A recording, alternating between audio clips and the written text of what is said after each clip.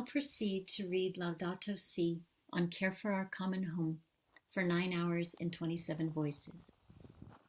And this is the decade to awaken to the call of Pope Francis and the community of scientists who informed this work of his. May this encyclical, an important and timely addition to the Church's Catholic social teaching, but also a rather universal letter to the world, be taken in the spirit it was meant to guide our right actions and our right relationships. I suspect that I've personally emerged from listening to it for hours on end, quietly nourished and strengthened.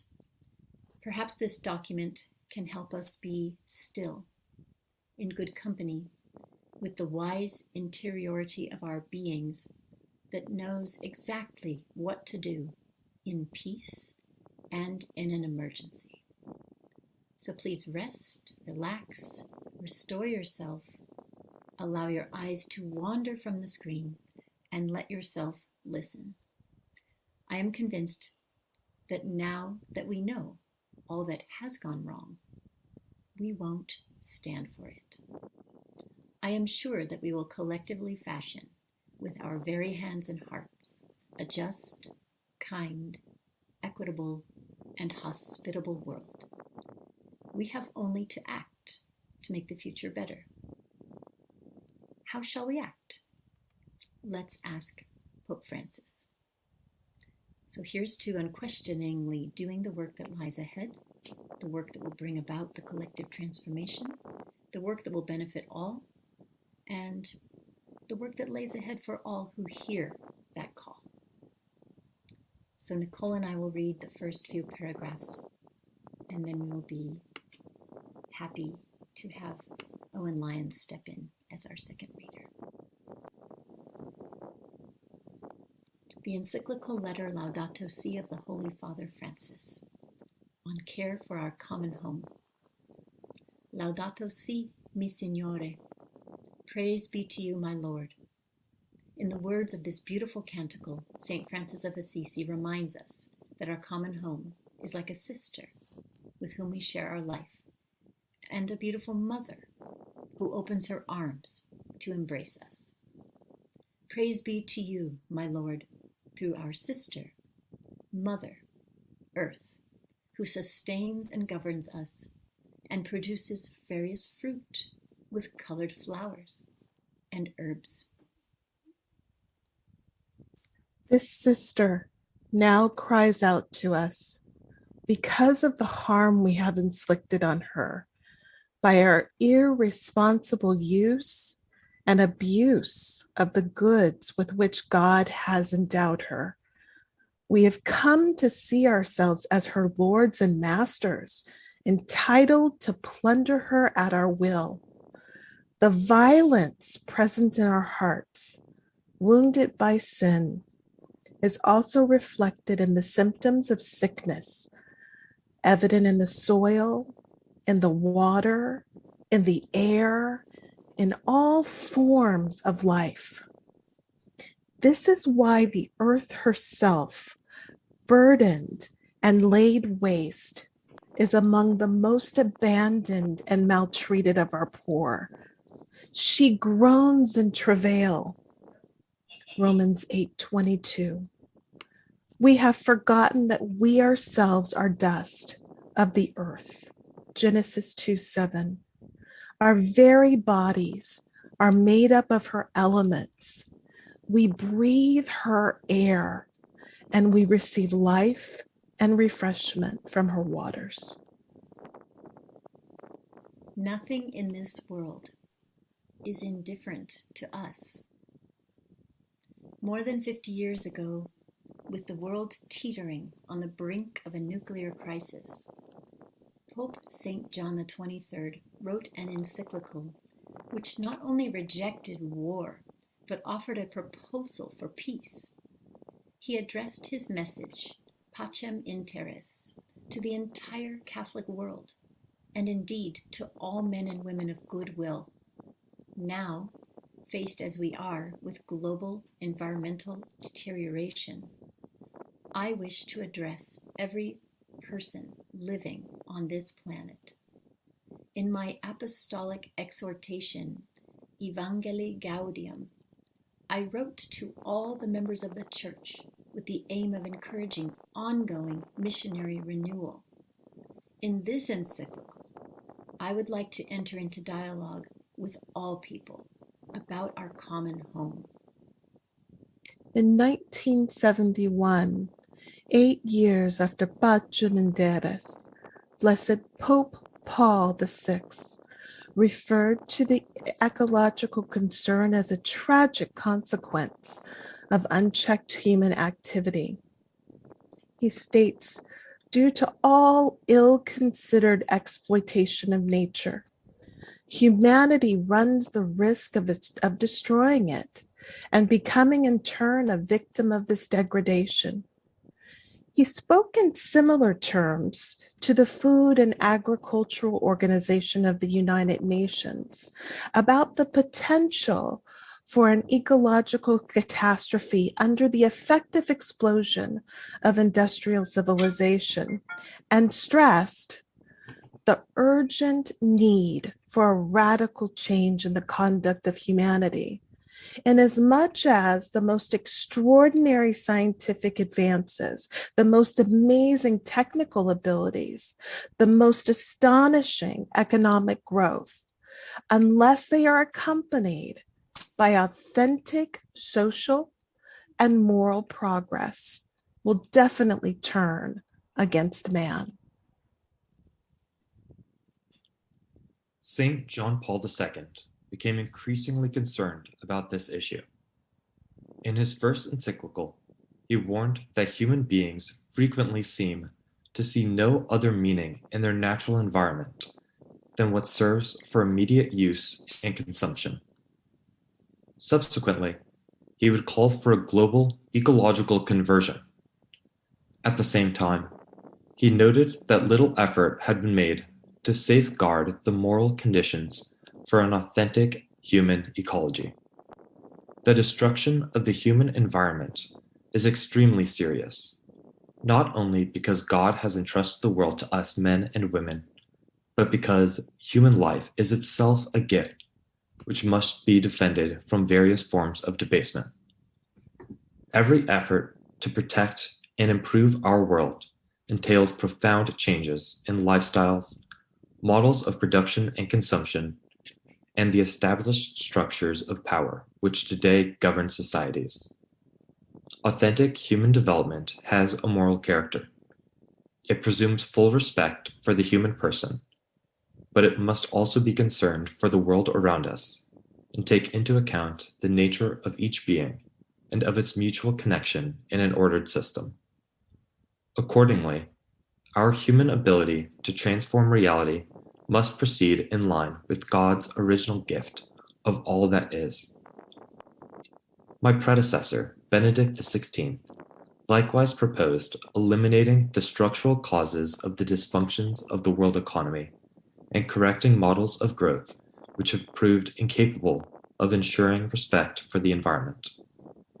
He proposed that the world cannot be analyzed by isolating only one of its aspects, since the book of nature is one and indivisible, and includes the environment, life, sexuality, the family, social relations, and so forth. It follows that the deterioration of nature is closely connected to the culture which shapes human coexistence.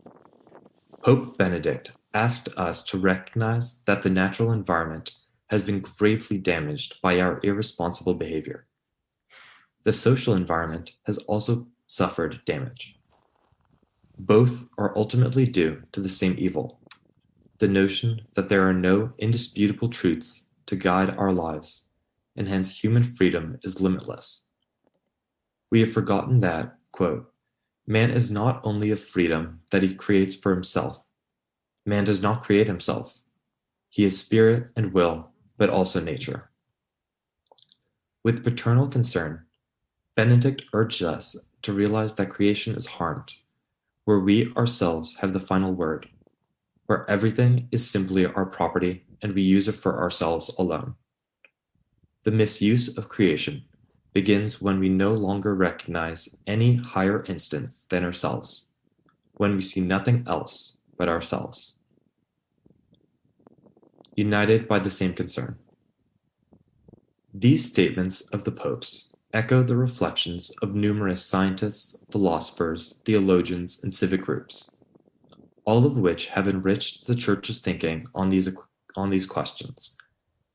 Outside the Catholic Church, other churches and Christian communities, and other religions as well, have expressed deep concern and offered valuable reflections on issues which all of us find disturbing. To give just one striking example, I would mention the statements made by the beloved ecumenical patriarch Bartholomew, with whom we share the hope of full ecclesial communion. Patriarch Bartholomew has spoken in particular of the need for each of us to repent of the ways we have harmed the planet, for, inasmuch as we all generate small ecological damage, we are called to acknowledge our contribution, smaller or greater, to the disfigurement and destruction of creation. He has repeatedly stated this firmly and persuasively, challenging us to acknowledge our sins against creation. For human beings to destroy the biological diversity of God's creation, for human beings to degrade the integrity of the earth by causing changes in its climate, by stripping the earth of its natural forests or destroying its wetlands, for human beings to contaminate the earth's waters, its land, its air, and its life. These are sins. For to commit a crime against the natural world is a sin against ourselves and a sin against God. At the same time, Bartholomew has drawn attention to the ethical and spiritual roots of environmental problems, which require that we look for solutions not only in technology, but in a change of humanity. Otherwise, we would be dealing merely with symptoms. He asks us to replace consumption with sacrifice, greed with generosity, wastefulness with the spirit of sharing, and asceticism, which entails learning to give and not simply to give up. It is a way of loving, of moving gradually away from what I want to do, what God's world needs. It is liberation from fear, greed, and compulsion. As Christians, we are also called to accept the world as a sacrament of communion, as a way of sharing with God and our neighbors on a global scale. It is our humble conviction that the divine and the human meet in the slightest detail in the seamless garment of God's creation, in the last speck of dust of our planet. St. Francis of Assisi. I do not want to write this encyclical without turning to that attractive and compelling figure whose name I took as my guide and inspiration when I was elected Bishop of Rome. I believe that St. Francis is the example par excellence of care for the vulnerable and of an integral ecology lived out joyfully and authentically. He is the patron saint of all who study and work in the area of ecology, and he is also much loved by non-Christians. He was particularly concerned for God's creation and for the poor and outcast. He loved and was deeply loved for his joy, his generous self-giving, his open-heartedness. He was a mystic and a pilgrim who lived in simplicity and in wonderful harmony with God, with others, with nature, and with himself. He shows us just how inseparable the bond is between concern for nature, justice for the poor, commitment to society, and interior peace. Francis helps us to see that an integral ecology calls for openness to categories, which transcend the language of mathematics and biology, and take us to the heart of what it is to be human. Just as happens when we fall in love with someone, whenever he would gaze at the sun, the moon, or the smallest of animals, he burst into song, drawing all other creatures into his praise. He communed with all creation, even preaching to the flowers, inviting them to praise the Lord, just as if they were endowed with reason. His response to the world around him was so much more than intellectual appreciation or economic calculus. For to him, each and every creature was a sister united to him by bonds of affection. That is why he felt called to care for all that exists. His disciple, St. Bonaventure, tells us that, from a reflection on the primary source of all things, filled with even more abundant piety, he would call creatures, no matter how small, by the name of brother or sister. Such a conviction cannot be written off as naive romanticism, for it affects the choices which determine our behavior. If we approach nature and the environment without its openness to awe and wonder, if we no longer speak the language of fraternity and beauty in our relationship with the world, our attitude will be that of masters, consumers, ruthless exploiters unable to set limits on their immediate needs.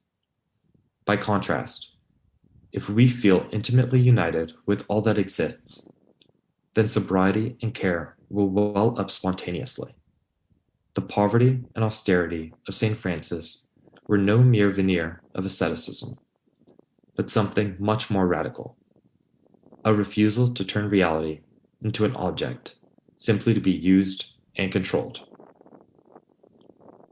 What is more, St. Francis, faithful to Scripture, invites us to see nature as a magnificent book in which God speaks to us and grants us a glimpse of his infinite beauty and goodness. Through the greatness and the beauty of creatures, one comes to know, by analogy, their maker.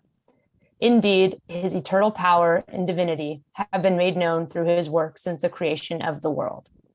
For this reason, Francis asked that part of the friary garden always be left untouched, so that wild flowers and herbs could grow there, and those who saw them could raise their minds to God, the creator of such beauty.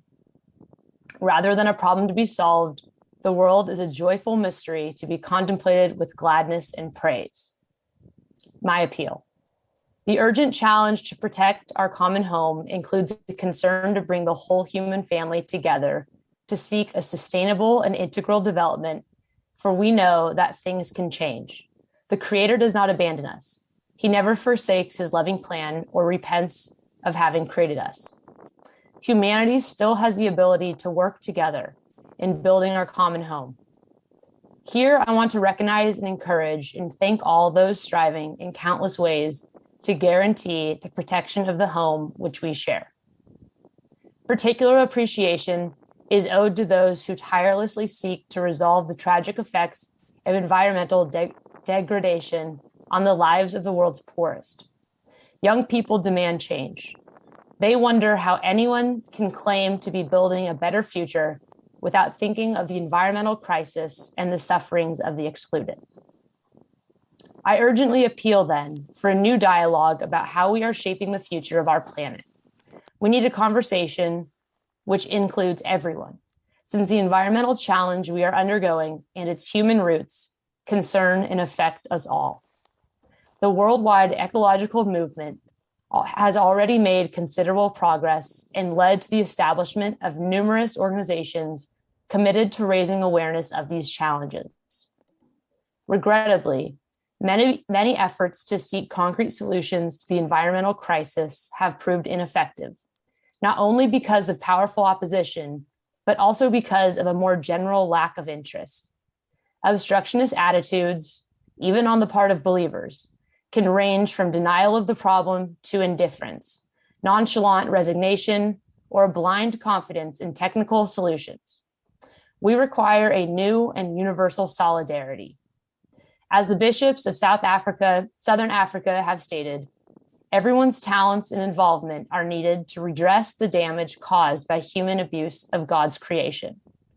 All of us can cooperate as instruments of God for the care of creation, each according to his or her own culture, experience, involvement, and talent.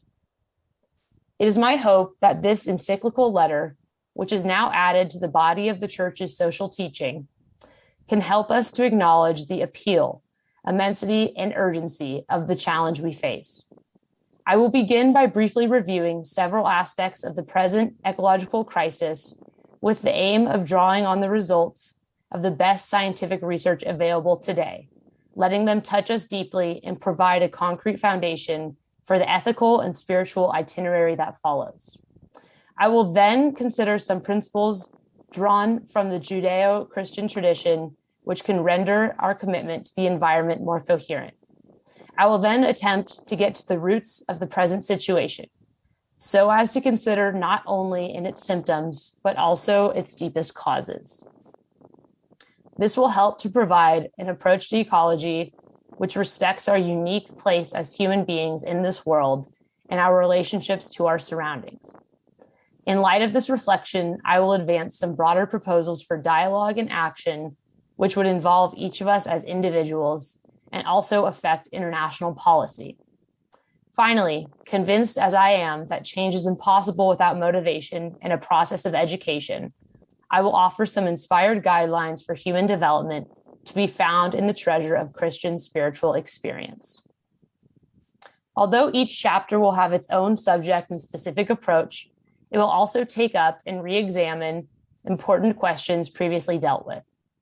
This is particularly the case with a number of themes which will reappear as the encyclical unfolds. As it is the intimate relationship between the poor and the fragility of the planet, the conviction that everything in the world is connected, the critique of the new paradigms and forms of power derived from technology, the call to seek other ways of understanding the economy and progress, the value proper to each creature, the human meaning of ecology, the need for forthright and honest debate, the serious responsibility of international and local policy, the throwaway culture, and the proposal of a new lifestyle. These questions will not be dealt with once and for all, but reframed and enriched again and again. Chapter 1, what is happening to our common home? Theological and philosophical reflections on the situation of humanity and the world can sound tiresome and abstract, unless they are grounded in a fresh analysis of our present situation, which is in many ways unprecedented in the history of humanity. So before considering how faith brings new incentives and requirements with regard to the world of which we are a part, I will briefly turn to what is happening to our common home. The continued acceleration of changes affecting humanity and the planet is coupled today with the more intensified pace of life and work, which might be called rapidification. Although change is part of the working of complex systems, the speed with which human activity has developed contrasts with the naturally slow pace of biological evolution. Moreover, the goals of this rapid and constant change are not necessarily geared to the common good or to the integral and sustainable human development. Change is something desirable, yet it becomes a source of anxiety when it causes harm to the world and to the quality of life of much of humanity. Following a period of irrational confidence in progress and human abilities, some sectors of society are now adopting a more critical approach. We see increasing sensitivity to the environment and the need to protect nature, along with a growing concern, both genuine and distressing, for what is happening to our planet. Let us review, however, cursorily, those questions which are troubling us today and which we can no longer sweep under the carpet. Our goal is not to amass information or to satisfy curiosity, but rather to become painfully aware, to dare to turn to what is happening to the world into our own personal suffering, and thus to discover what each of us can do about it. Pollution and climate change, pollution, waste, and the throwaway culture. Some forms of pollution are a part of people's daily experience. Exposure to atmospheric pollutants produces a broad spectrum of health hazards, especially for the poor, and causes millions of premature deaths. People take sick, for example, from breathing high levels of smoke from fuels used in cooking or heating. There is also pollution that affects everyone, caused by transport, industrial fumes, substances which contribute to the acidification of soil and water, fertilizers, insecticides, fungicides, herbicides, and agrotoxins in general. Technology, which linked to business interests, is presented as the only way of solving these problems. In fact, proves incapable of seeing the mysterious network of relations between things, and so sometimes solves one problem only to create others. Account must also be taken of the pollution produced by residue, including dangerous waste present in different areas. Each year, hundreds of millions of tons of water are generated, much of it non-biodegradable, highly toxic, and radioactive, from homes and businesses, from construction and demolition sites, from clinical, electronic, and industrial sources. The earth, our home, is beginning to look more and more like an immense pile of filth. In many parts of the planet, the elderly lament that once beautiful landscapes are now covered with rubbish. Industrial waste and chemical products utilized in cities and in agricultural areas can lead to bioaccumulation in the organisms of the local population, even when levels of toxins in those places are low. Frequently, no measures are taken until after people's health has been irreversibly affected. These problems are closely linked to a throwaway culture, which affects the excluded just as quickly as it quickly reduces things to rubbish. To cite one example, most of the paper we produce is thrown away and not recycled. It is hard for us to accept that the way natural ecosystems work is exemplary. Plants synthesize nutrients which feed herbivores. These in turn become food for carnivores, which produce significant quantities of organic waste, which give rise to new generations of plants. But our industrial system, at the end of its cycle of production and consumption, has not developed the capacity to absorb and reuse waste and byproducts.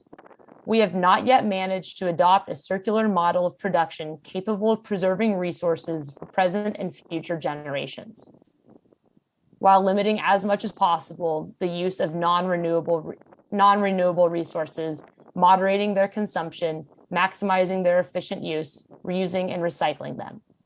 A serious consideration of this issue would be one way of counteracting the throwaway culture which affects the entire planet, but it must be said that only limited progress has been made in this regard. Climate as a common good.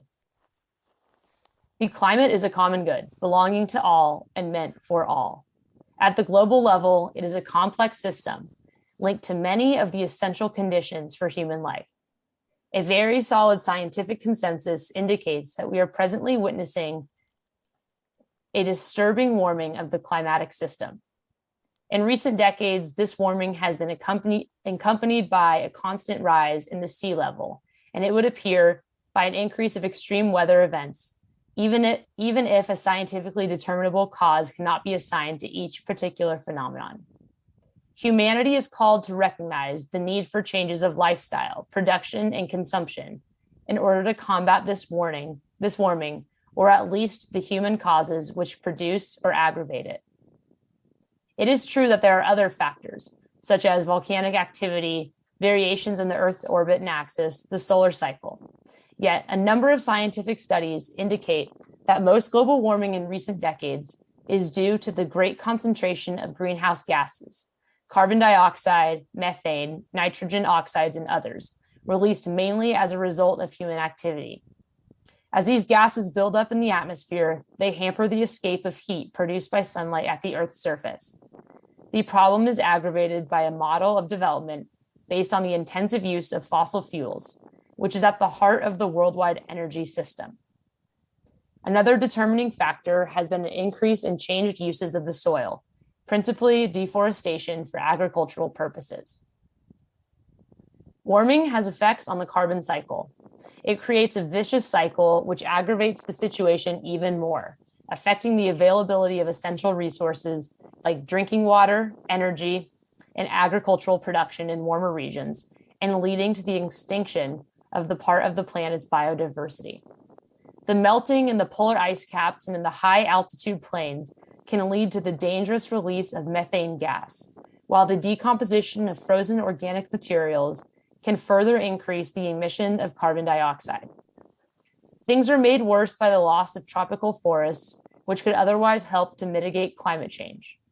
Carbon dioxide pollution increases the acidification of the oceans and compromises the marine food chain. If present trends continue, this century may well witness extraordinary climate change and an unprecedented destruction of ecosystems, with serious consequences for all of us. A rise in the sea level, for example, can create extremely serious situations. If we consider that a quarter of the world's population lives on the coast or nearby, and that the majority of our megacities are situated in coastal areas. Climate change is a global problem with grave implications: environmental, social, economic, political, and for the distribution of goods.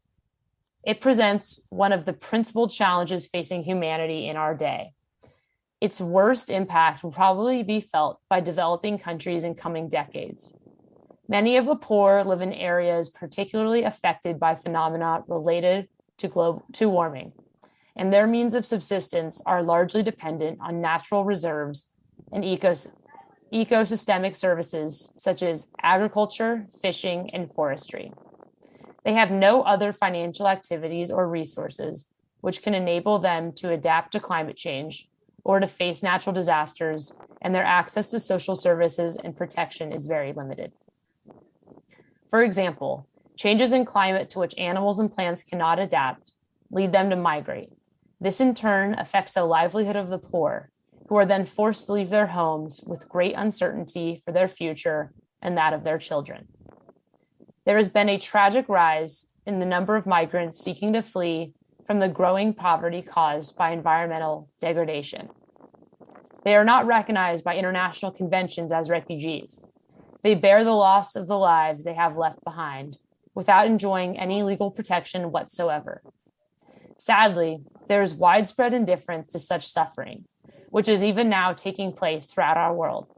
Our lack of response to these tragedies involving our brothers and sisters points to the loss of that sense of responsibility for our fellow men and women upon which all civil society is founded. Many of those who possess more resources and economic or political power seem mostly to be concerned with masking the problems or concealing their symptoms, simply making efforts to reduce some of the negative impacts of climate change. However, many of these symptoms indicate that such effects will continue to worsen if we continue with current models of production and consumption. There's an urgent need to develop policies so that in the next few years, the emission of carbon dioxide and other highly polluting gases can be drastically reduced. For example, substituting for fossil fuels and developing sources of renewable energy. Worldwide, there is minimal access to clean and renewable energy. There is still a need to develop adequate storage technologies. Some countries have made considerable progress, although it is far from constituting a significant proportion. Investments have also been made in means of production and transportation which consume less energy and require fewer raw materials, as well as in methods of construction and renovating buildings which improve their energy efficiency. But these good practices are still far from widespread. Section 2, the issue of water. Other indicators of the present situation have to do with the depletion of natural resources. We all know that it is not possible to sustain the present level of consumption in developed countries and wealthier sectors of society, where the habit of wasting and discarding has reached unprecedented levels.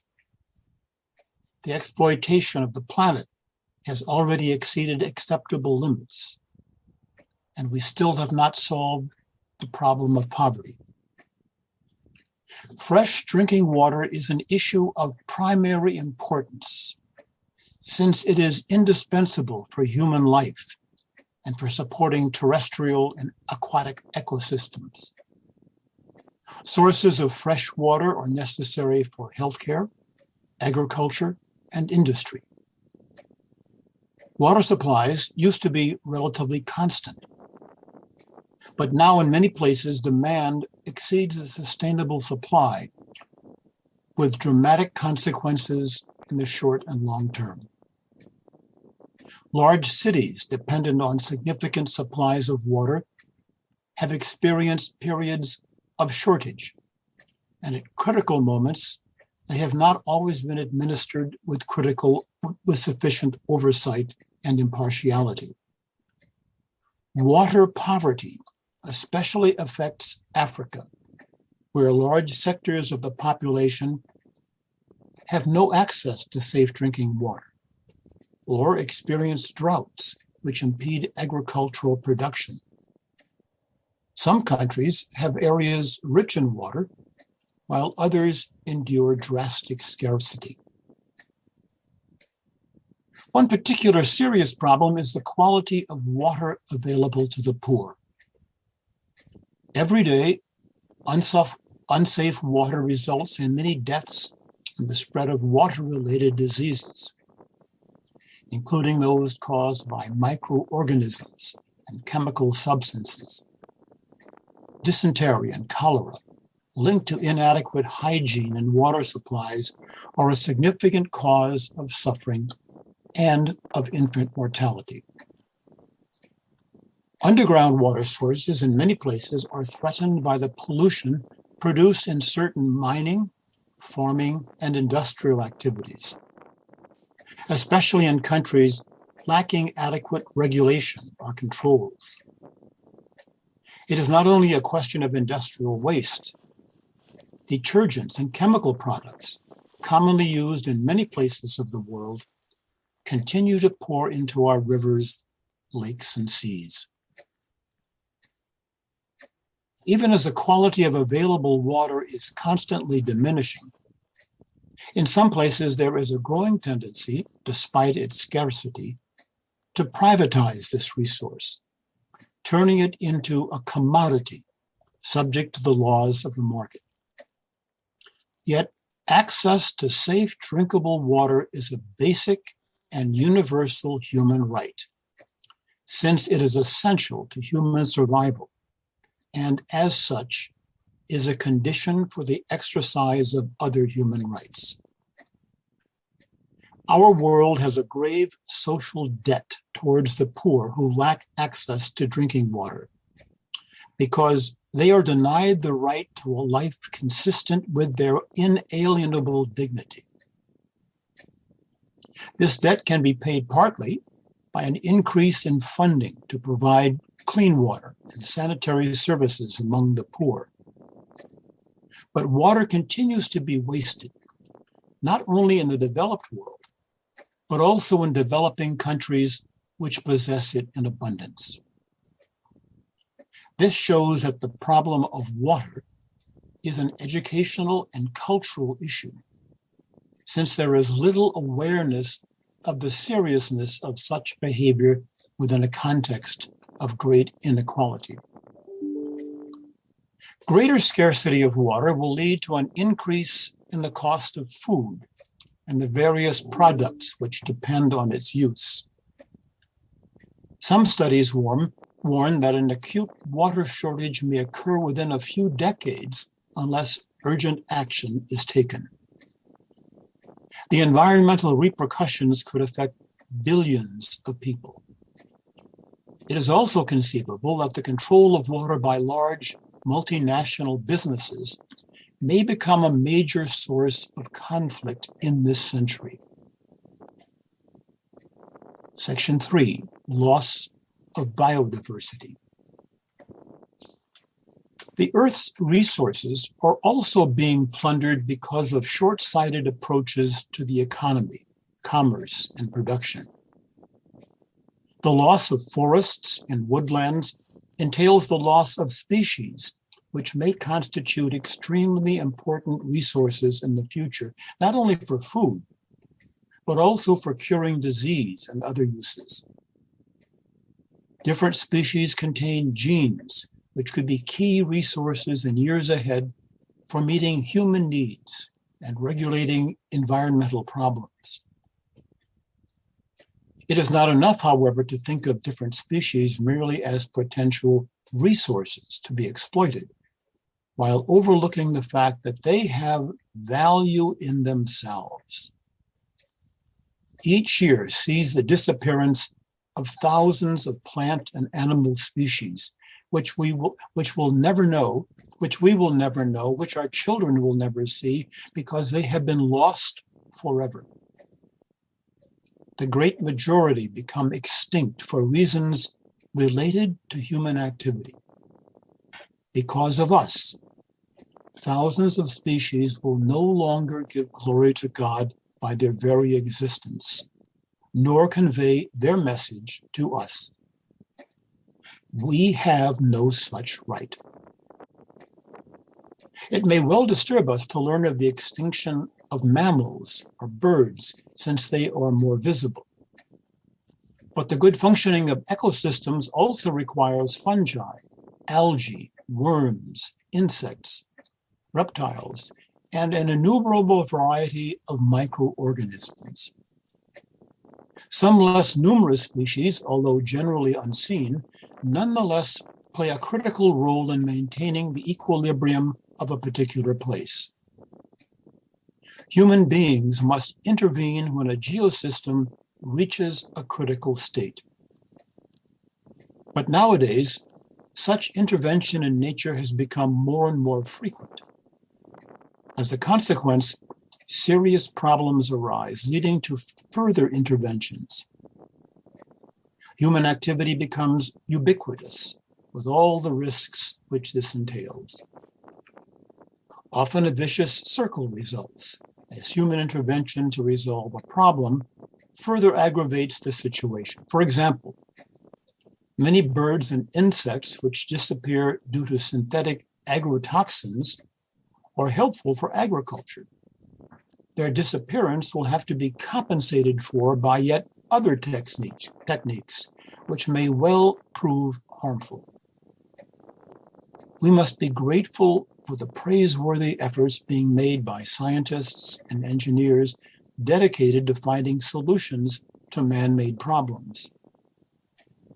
But a sober look at our world shows that the degree of human intervention, often in the service of business interests and consumerism, is actually making our earth less rich and beautiful, ever more limited and gray, even as technology advances and consumer goods continue to abound limitlessly.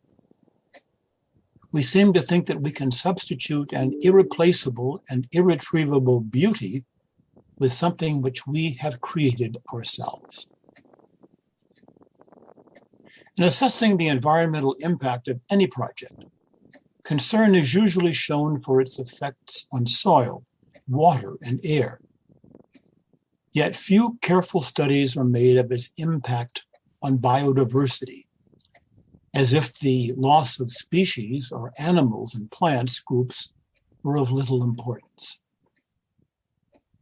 Highways, new plantations, the fencing off of certain areas, the damming of water sources, and similar developments crowd out natural habitats and at times break them up in such a way that animal population can no longer migrate or roam freely. As a result, some species face extinction. Alternatives exist which at least lessen the impact of these projects, like the creation of biological corridors. But few countries demonstrate such concern and foresight. Frequently, when certain species are exploited commercially, little attention is paid to studying their reproductive patterns in order to prevent their depletion and the consequent imbalance of the ecosystem. Caring for ecosystems demands farsightedness, since no one looking for quick and easy profit is truly interested in their preservation. But the cost of the damage caused by such selfish lack of concern is much greater than the economic benefits to be obtained.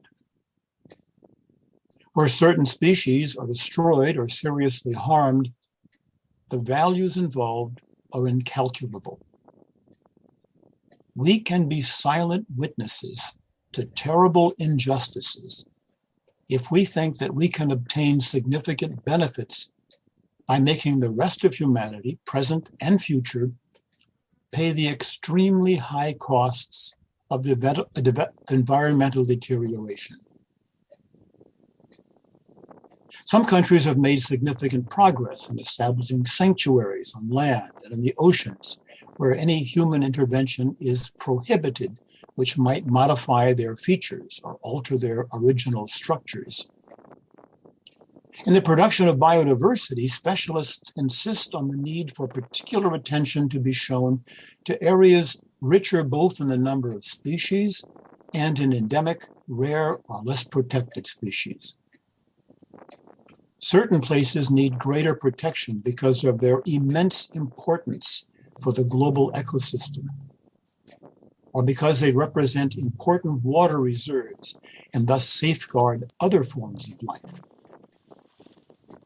Let us mention, for example, those richly biodiverse lungs of our planet, which are the Amazon and the Congo basins, or the great aquifers and glaciers. We know how important these are for the entire Earth and for the future of humanity. The ecosystems of tropical forests possess an enormously complex biodiversity, which is almost impossible to appreciate fully.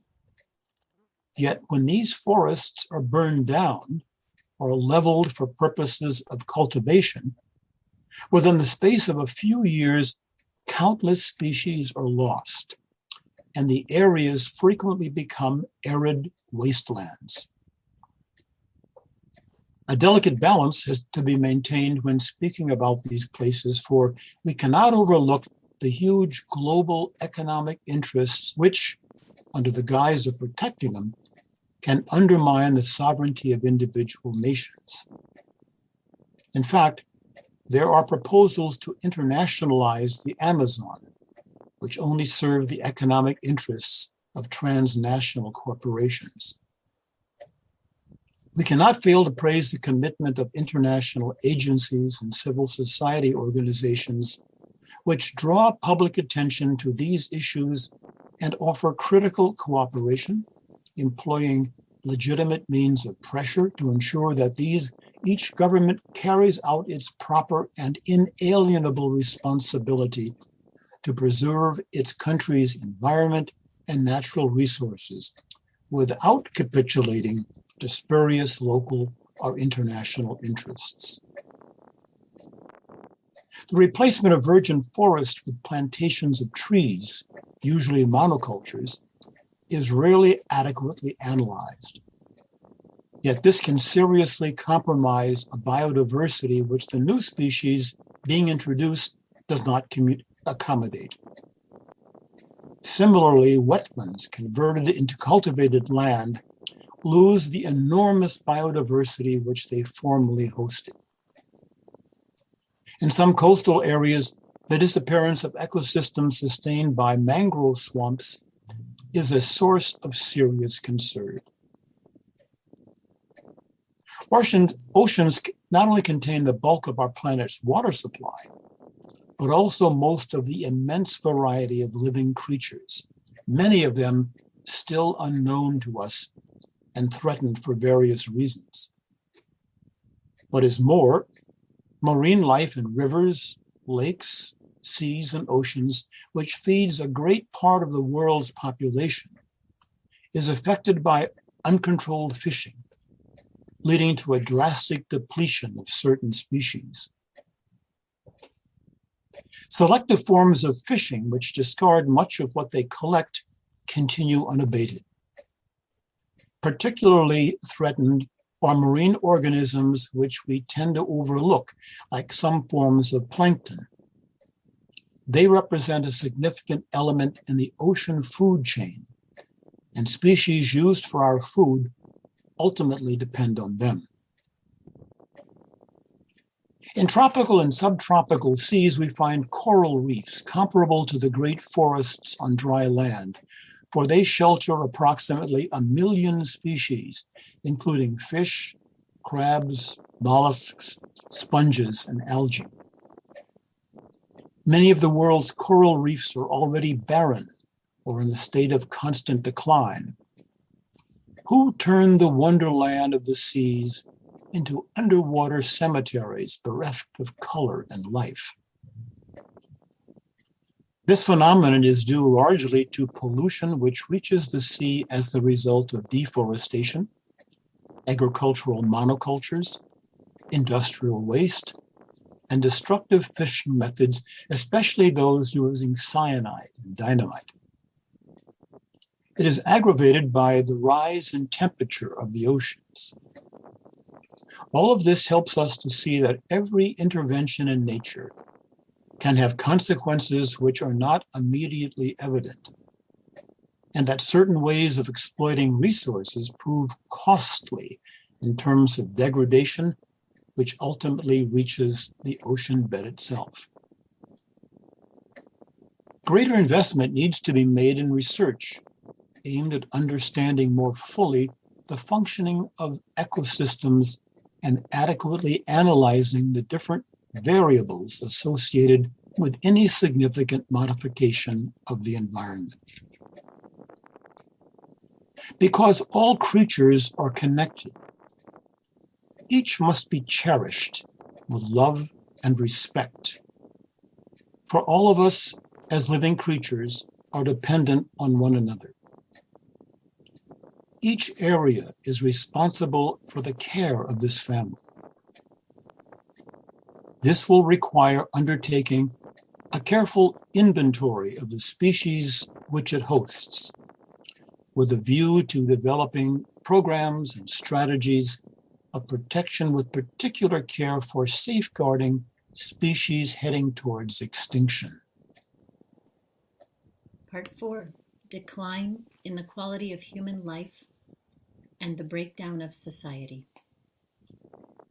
Human beings, too, are creatures of this world, enjoying a right to life and happiness, and endowed with unique dignity. So we cannot fail to consider the effects on people's lives of environmental deterioration, current models of development, and the throwaway culture. Nowadays, for example, we are conscious of the disproportionate and unruly growth of many cities, which have become unhealthy to live in, not only because of pollution caused by toxic emissions, but also as a result of urban chaos, poor transportation, and visual pollution and noise. Many cities are huge, inefficient structures, excessively wasteful of energy and water. Neighborhoods, even those recently built, are congested, chaotic, and lacking in sufficient green space. We were not meant to be inundated by cement, asphalt, glass, and metal, and deprived of physical contact with nature. In some places, rural and urban alike, the privatization of certain spaces has restricted people's access to places of particular beauty. In others, ecological neighborhoods have been created which are closed to outsiders in order to ensure an artificial tranquility. Frequently, we find beautiful and carefully manicured green spaces in so-called safer areas of cities, but not in the more hidden areas where the disposable of society live. The social dimensions of global change include the effects of technological innovations on employment, social exclusion, and inequitable distribution and consumption of energy and other services, social breakdown, increased violence, and a rise in new forms of social aggression, drug trafficking, growing drug use by young people, and the loss of identity. These are signs that the growth of the past 2 centuries has not always led to an integral development and an improvement in the quality of life. Some of these signs are also symptomatic of real social decline, the silent rupture of the bonds of integration and social cohesion. Furthermore, when media and the digital world become omnipresent, their influence can stop people from learning how to live wisely, to think deeply, and to love generously. In this context, the great sages of the past run the risk of going unheard amid the noise and distractions of an information overload.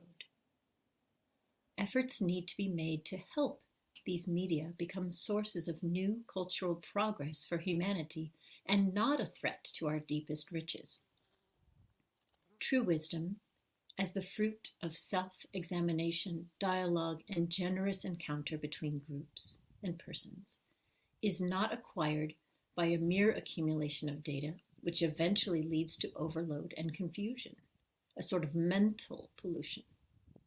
Real relationships with others, with all the challenges they entail, now tend to be replaced by a type of internet communication, which enables us to choose or eliminate relationships at whim, thus giving rise to a new type of contrived emotion, which has more to do with devices and displays than with other people and with nature. Today's media do enable us to communicate and to share our knowledge and affections. Yet, at times, they also shield us from direct contact with the pain, the fears, and the joys of others, and the complexity of their personal experiences. For this reason, we should be concerned that, alongside the exciting possibilities offered by these media, a deep and melancholic dissatisfaction with interpersonal relations, or a harmful sense of isolation, can also arise. Part 5, Global Inequality. The human environment and the natural environment deteriorate together. We cannot adequately combat environmental degradation issues unless we attend to causes related to human and social degradation. In fact, the deterioration of the environment and of society affects the most vulnerable people on the planet. Both everyday experience and scientific research show that the gravest effects of all attacks on the environment are suffered by the poorest.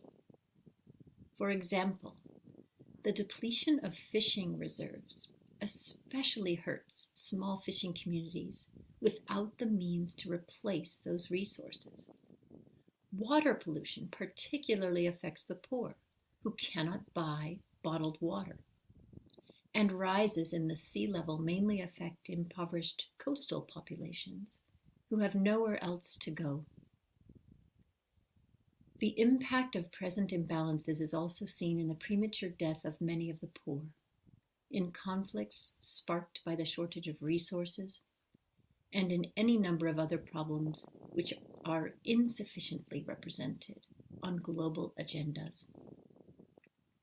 It needs to be said that, generally speaking, there is little in the way of clear awareness of problems which especially affect the excluded.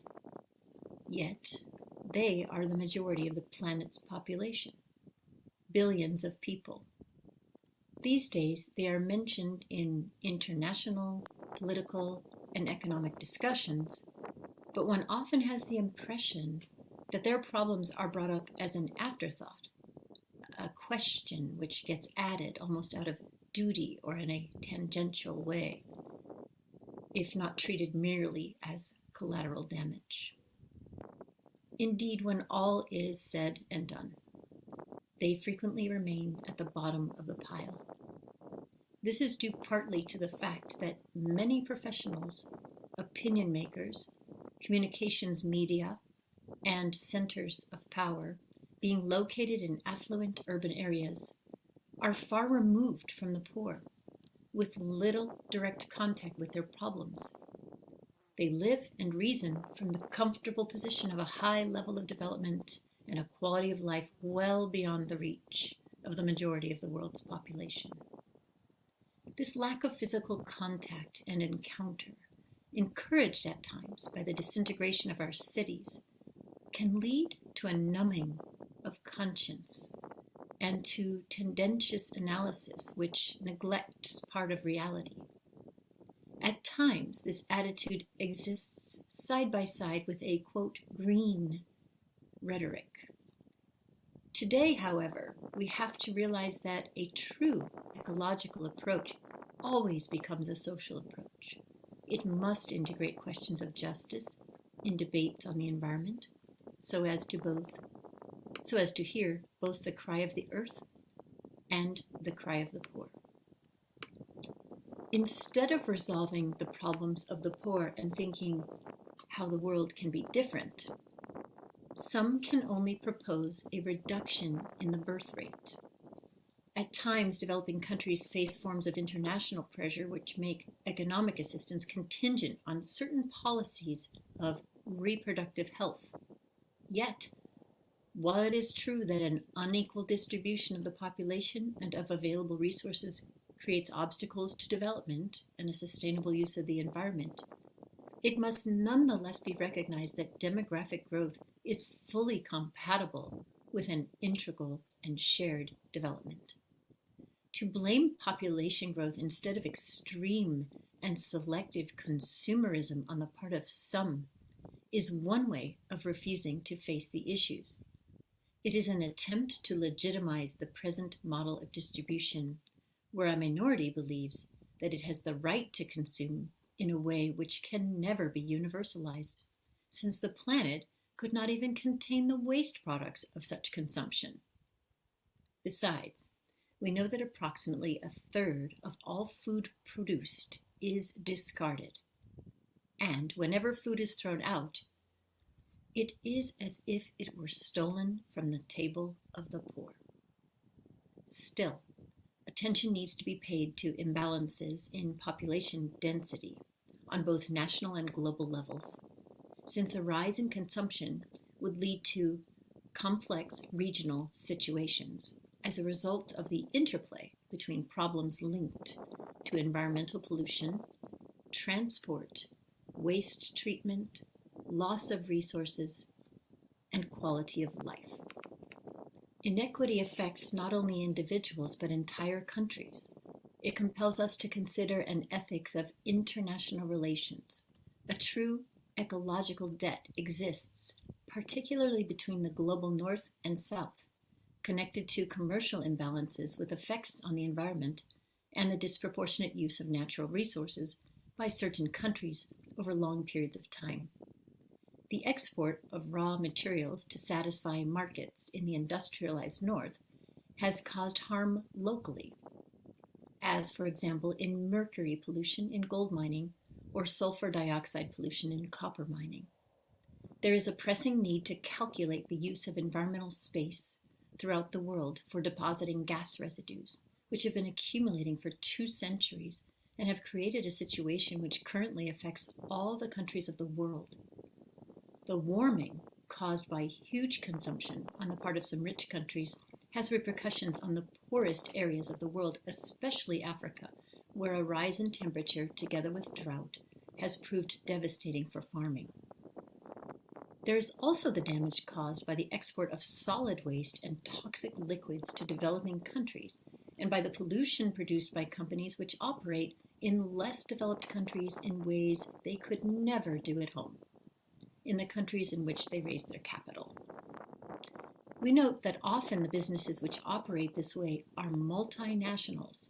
They do here what they would never do in developed countries or in the so-called first world.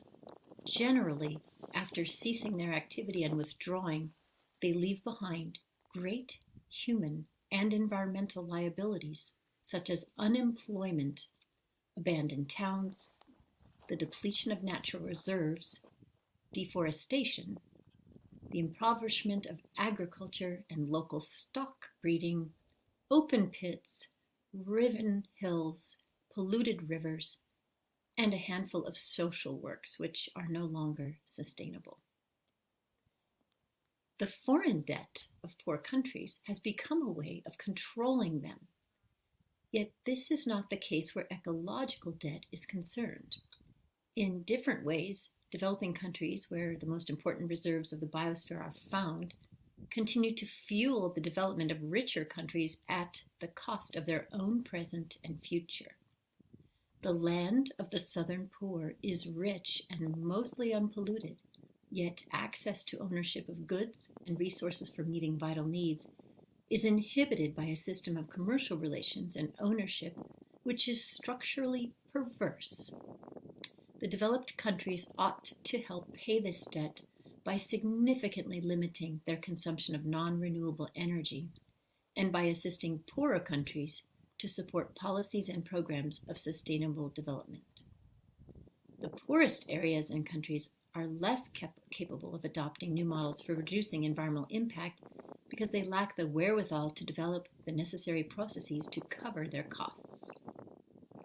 We must continue to be aware that, regarding climate change, there are differentiated responsibilities. As the United States bishops have said, greater attention must be given to the needs of the poor, the weak, and the vulnerable, in a debate often dominated by more powerful interests. We need to strengthen the conviction that we are one single human family. There are no frontiers or barriers, political or social, behind which we can hide. Still less is there room for the globalization of indifference. Section 6. Weak responses.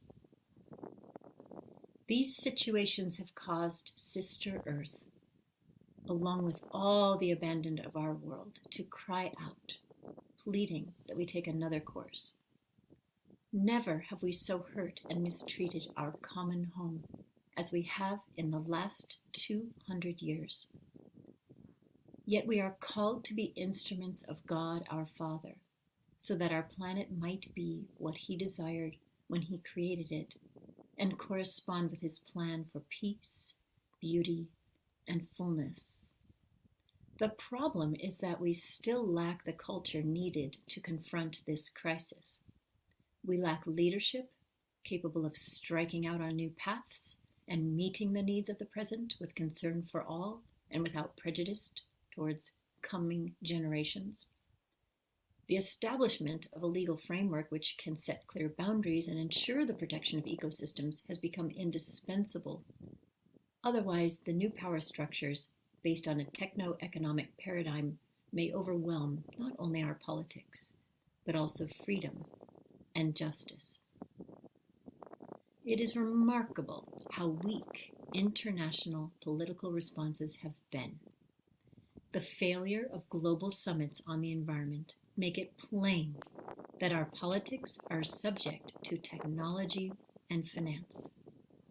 There are too many special interests and economic interests easily end up trumping the common good and manipulating information so that their own plans will not be affected.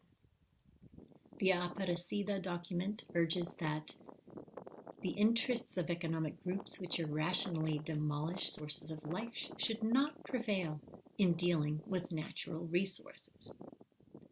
The alliance between the economy and technology ends up sidelining anything unrelated to its immediate interests.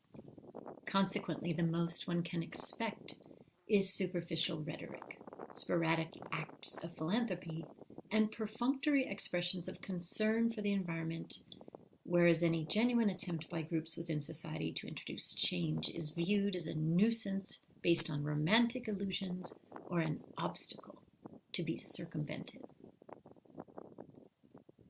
Some countries are gradually making significant progress, developing more effective controls and working to combat corruption. People may well have a growing ecological sensitivity, but it has not succeeded in changing their harmful habits of consumption, which, rather than decreasing, appear to be growing all the more. A simple example is the increasing use and power of air conditioning. The markets, which immediately benefit from sales, stimulate ever greater demand. An outsider looking at this world would be amazed at such behavior, which at times appears self-destructive. In the meantime, economic powers continue to justify the current global system, where priority tends to be given to speculation and the pursuit of financial gain, which fail to take the context into account, let alone the effects on human dignity and the natural environment. Here we see how environmental deterioration and human and ethical degradation are closely linked. Many people will deny doing anything wrong because distractions constantly dull our consciousness of just how limited and finite our world really is. As a result, whatever is fragile, like the environment, is defenseless before the interests of a deified market, which become the only rule. It is foreseeable that once certain resources have been depleted, the scene will be set for new wars, albeit under the guise of noble claims. War always does grave harm to the environment and to the cultural riches of peoples, risks which are magnified when one considers nuclear arms and biological weapons. Despite the international agreements which prohibit chemical, bacteriological, and biological warfare, the fact is that laboratory research continues to develop new offensive weapons capable of altering the balance of nature. Politics must pay greater attention to foreseeing new conflicts and addressing the causes which can lead to them. But powerful financial interests prove most resistant to this effort, and political planning tends to lack breadth and vision. What would induce anyone at this stage to hold on to power only to be remembered for their inability to take action when it was urgent and necessary to do so? In some countries, there are positive examples of environmental improvement. Rivers, polluted for decades, have been cleaned up. Native woodlands have been restored. Landscapes have been beautified thanks to environmental renewal projects. Beautiful buildings have been erected. Advances have been made in the production of non-polluting energy and in the improvement of public transportation. These achievements do not solve global problems, but they do show that men and women are still capable of intervening positively. For all of our limitations, gestures of generosity, solidarity, and care cannot but well up within us, since we were made for love. At the same time, we can note the rise of a false or superficial ecology, which bolsters complacency and a cheerful recklessness. As often occurs in periods of deep crisis, which require bold decisions, we are tempted to think that what is happening is not entirely clear. Superficially, apart from a few obvious signs of pollution and deterioration, things do not look that serious, and the planet could continue as it is for some time. Such evasiveness serves as a license to carrying on with our present lifestyles and models of production and consumption. This is the way human beings contrive to feed their self-destructive vices, trying not to see them, trying not to acknowledge them, delaying the important decisions, and pretending that nothing will happen. Section 7, a variety of opinions. Finally, we need to acknowledge that different approaches and lines of thought have emerged regarding this situation and its possible solutions. At one extreme, we find those who doggedly uphold the myth of progress and tell us that ecological problems will solve themselves simply with the application of new technology and without any need for ethical considerations or deep change. At the other extreme are those who view men and women and all their interventions as no more than a threat, jeopardizing the global ecosystem, and consequently, the presence of human beings on the planet should be reduced and all forms of intervention prohibited. Viable future scenarios will have to be generated between these extremes, since there is no one path to a solution. This makes a variety of proposals possible, all capable of entering into dialogue with a view to developing comprehensive solutions. On many concrete questions, the Church has no reason to offer a definitive opinion. She knows that honest debate must be encouraged among experts while respecting divergent views. But we need only take a frank look at the facts to see that our common home is falling into serious disrepair. Hope would have us recognize that there is always a way out, that we can always redirect our steps, that we can always do something to solve our problems. Still, we can see signs that things are now reaching a breaking point due to the rapid pace of change and degradation. These are evident in large-scale natural disasters, as well as social and even financial crises, for the world's problems cannot be analyzed or explained in isolation. There are regions now at high risk, and aside from all doomsday predictions, the present world system is certainly unsustainable from a number of points of view, for we have stopped thinking about the goals of human activity. If we scan the regions of our planet, we immediately see that humanity has disappointed God's expectations. Chapter 2, the Gospel of Creation. Why should this document, addressed to all people of goodwill, include a chapter dealing with the convictions of believers? I am well aware that in the areas of politics and philosophy, there are those who firmly reject the idea of a creator or consider it irrelevant, and consequently dismiss as irrational the rich contribution which religions can make towards an integral ecology and the full development of humanity. Others view religions simply as a subculture to be tolerated. Nonetheless, science and religion, with their distinctive approaches in understanding reality, can enter into an intense dialogue, fruitful for both. Section 1, the light offered by faith. Given the complexity of the ecological crisis and its multiple causes, we need to realize that the solutions will not emerge from just one way of interpreting and transforming reality. Respect must also be shown for the various cultural riches of different peoples, their art and poetry, their interior life and spirituality.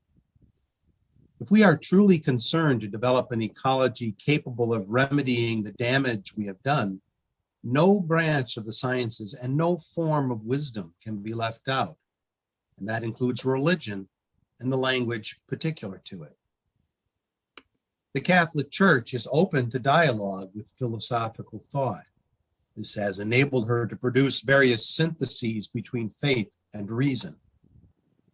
The development of the Church's social teaching represents such a synthesis with regard to social issues. This teaching is called to be enriched by taking up new challenges.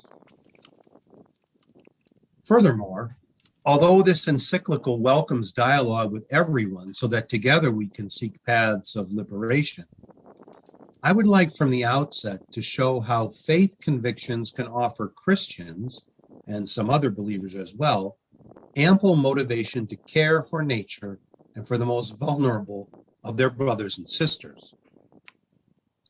If the simple fact of being human moves people to care for the environment of which they are a part, Christians, in their turn, realize that their responsibility within creation and their duty towards nature and the Creator are an essential part of their faith. It is good for humanity and the world at large when we believers better recognize the ecological commitments which stem from our convictions. Section 2, the wisdom of the biblical accounts. Without repeating the entire theology of creation, we can ask what the great biblical narratives say about the relationship of human beings with the world. In the first creation account in the book of Genesis, God's plan includes creating humanity. After the creation of man and woman, God saw everything that he had made, and behold, it was very good. The Bible teaches that every man and woman is created out of love and made in God's image and likeness. This shows us the immense dignity of each person, who is not just something, but someone. He is capable of self-knowledge, of self-possession, and of freely giving himself and entering into communion with other persons. St. John Paul II stated that the special love of the Creator for each human being confers upon him or her an infinite dignity. Those who are committed to defending human dignity can find in the Christian faith the deepest reasons for this commitment. How wonderful is the certainty that each human life is not adrift in the midst of hopeless chaos, in a world ruled by pure chance or endlessly recurring cycles. The Creator can say to each one of us, "Before I formed you in the womb, I knew you." We were conceived in the heart of God, and for this reason, each of us is the result of a thought of God. Each of us is willed, each of us is loved, each of us is necessary. The creation accounts in the book of Genesis contain, in their own symbolic and narrative language, profound teachings about human existence and its historical reality.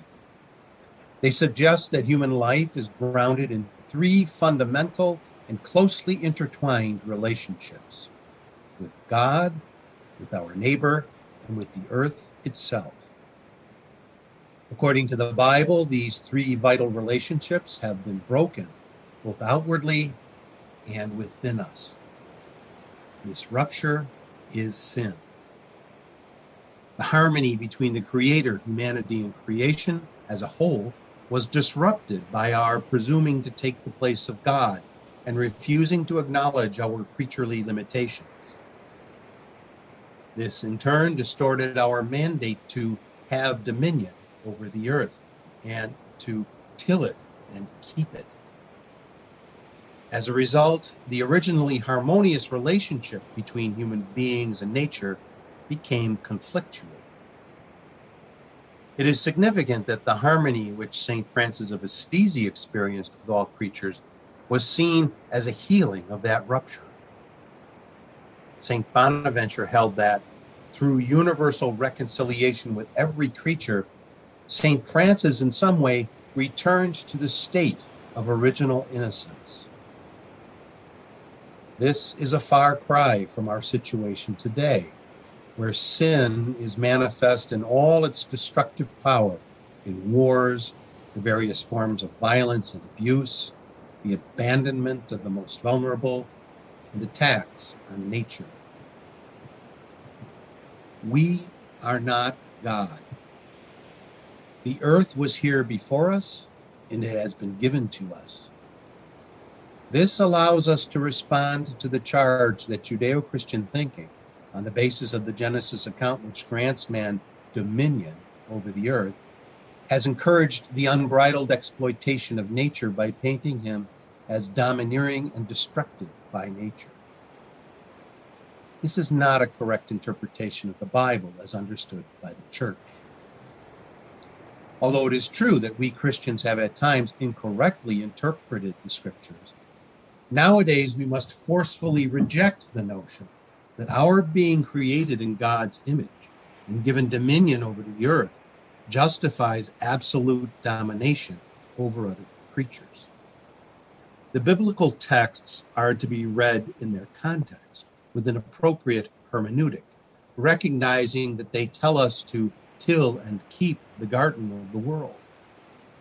Tilling refers to cultivating, plowing, or working, while keeping means caring, protecting, overseeing, and preserving. This implies a relationship of mutual responsibility between human beings and nature. Each community can take from the bounty of the earth whatever it needs for subsistence, but it also has the duty to protect the earth and to ensure its fruitfulness for coming generations. The earth is the Lord's. To him belongs the earth with all that is within it. Thus, God rejects every claim to absolute ownership.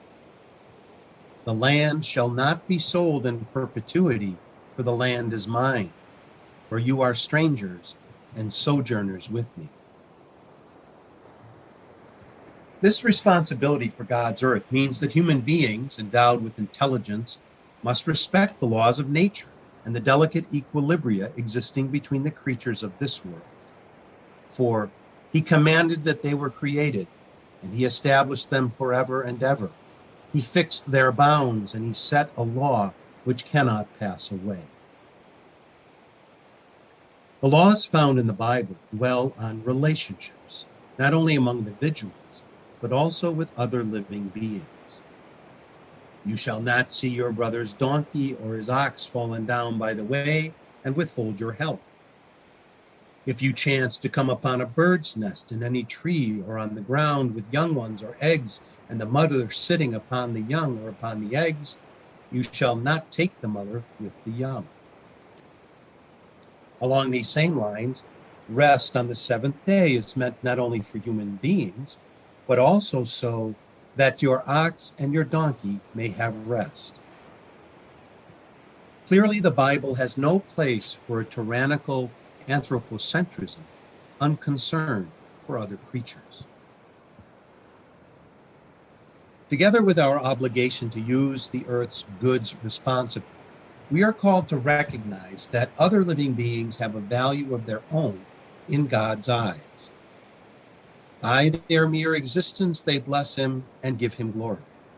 And indeed, the Lord rejoices in all his works.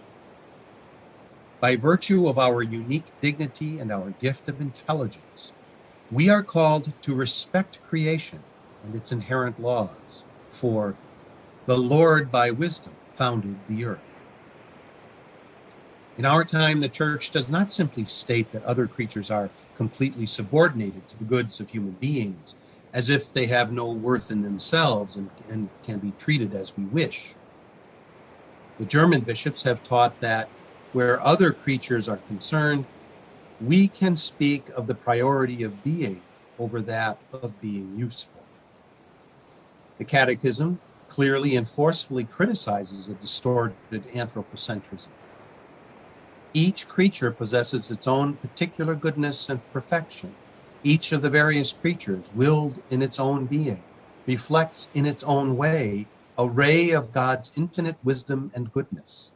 Man must therefore respect the particular goodness of every creature to avoid any disordered use of things.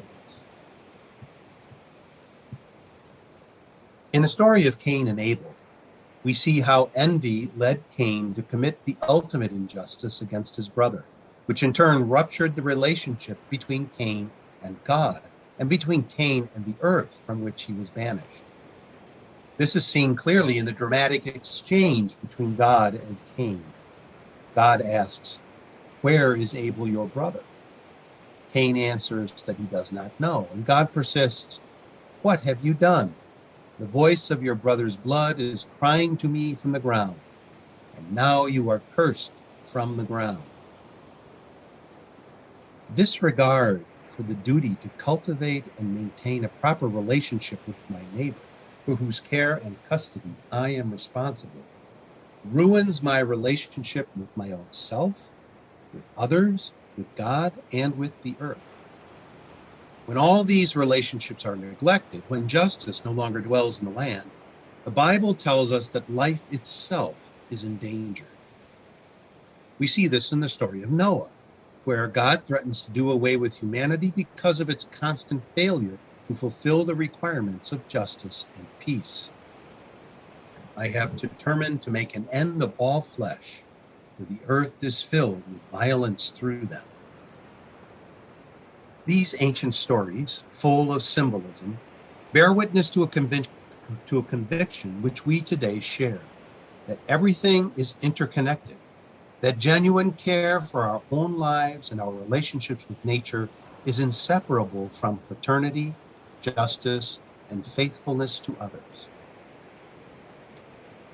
Although the wickedness of man was great in the earth, and the Lord was sorry that he had made man on the earth, nonetheless, through Noah, who remained innocent and just, God decided to open a path of salvation. In this way, he gave humanity the chance of a new beginning. All it takes is one good person to restore hope.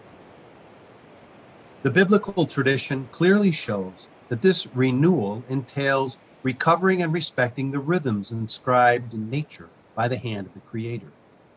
We see this, for example, in the law of the Sabbath. On the seventh day, God rested from all his work. He commanded Israel to set aside each seventh day as a day of rest, a Sabbath. Similarly, every 7 years, a sabbatical year was set aside for Israel, a complete rest for the land, when sowing was forbidden, and one reaped only what was necessary to live on and to feed one's household. Finally, after 7 weeks of years, which is to say 49 years, the Jubilee was celebrated as a year of general forgiveness and liberty throughout the land for all its inhabitants. This law came about as an attempt to ensure balance and fairness in their relationships with others and with the land on which they lived and worked. At the same time, it was an acknowledgement that the gift of the earth with its fruits belongs to everyone. Those who tilled and kept the land were obliged to share its fruits, especially with the poor, with widows, orphans, and foreigners in their midst. When you reap the harvest of your land, you shall not reap your field to its very border, neither shall you gather the gleanings after the harvest, and you shall not strip your vineyard bare, neither shall you gather the fallen grapes of your vineyard. You shall leave them for the poor and for the sojourner. The Psalms frequently exhort us to praise God the Creator, who spread out the earth on the waters, for his steadfast love endures forever. They also invite other creatures to join us in this praise.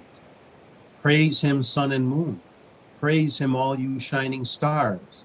Praise him, you highest heavens, and you waters above the heavens. Let them praise the name of the Lord, for he commanded, and they were created. We do not only exist by God's mighty power, we also live with him and beside him. This is why we adore him. The writings of the prophets invite us to find renewed strength in times of trial by contemplating the all-powerful God who created the universe.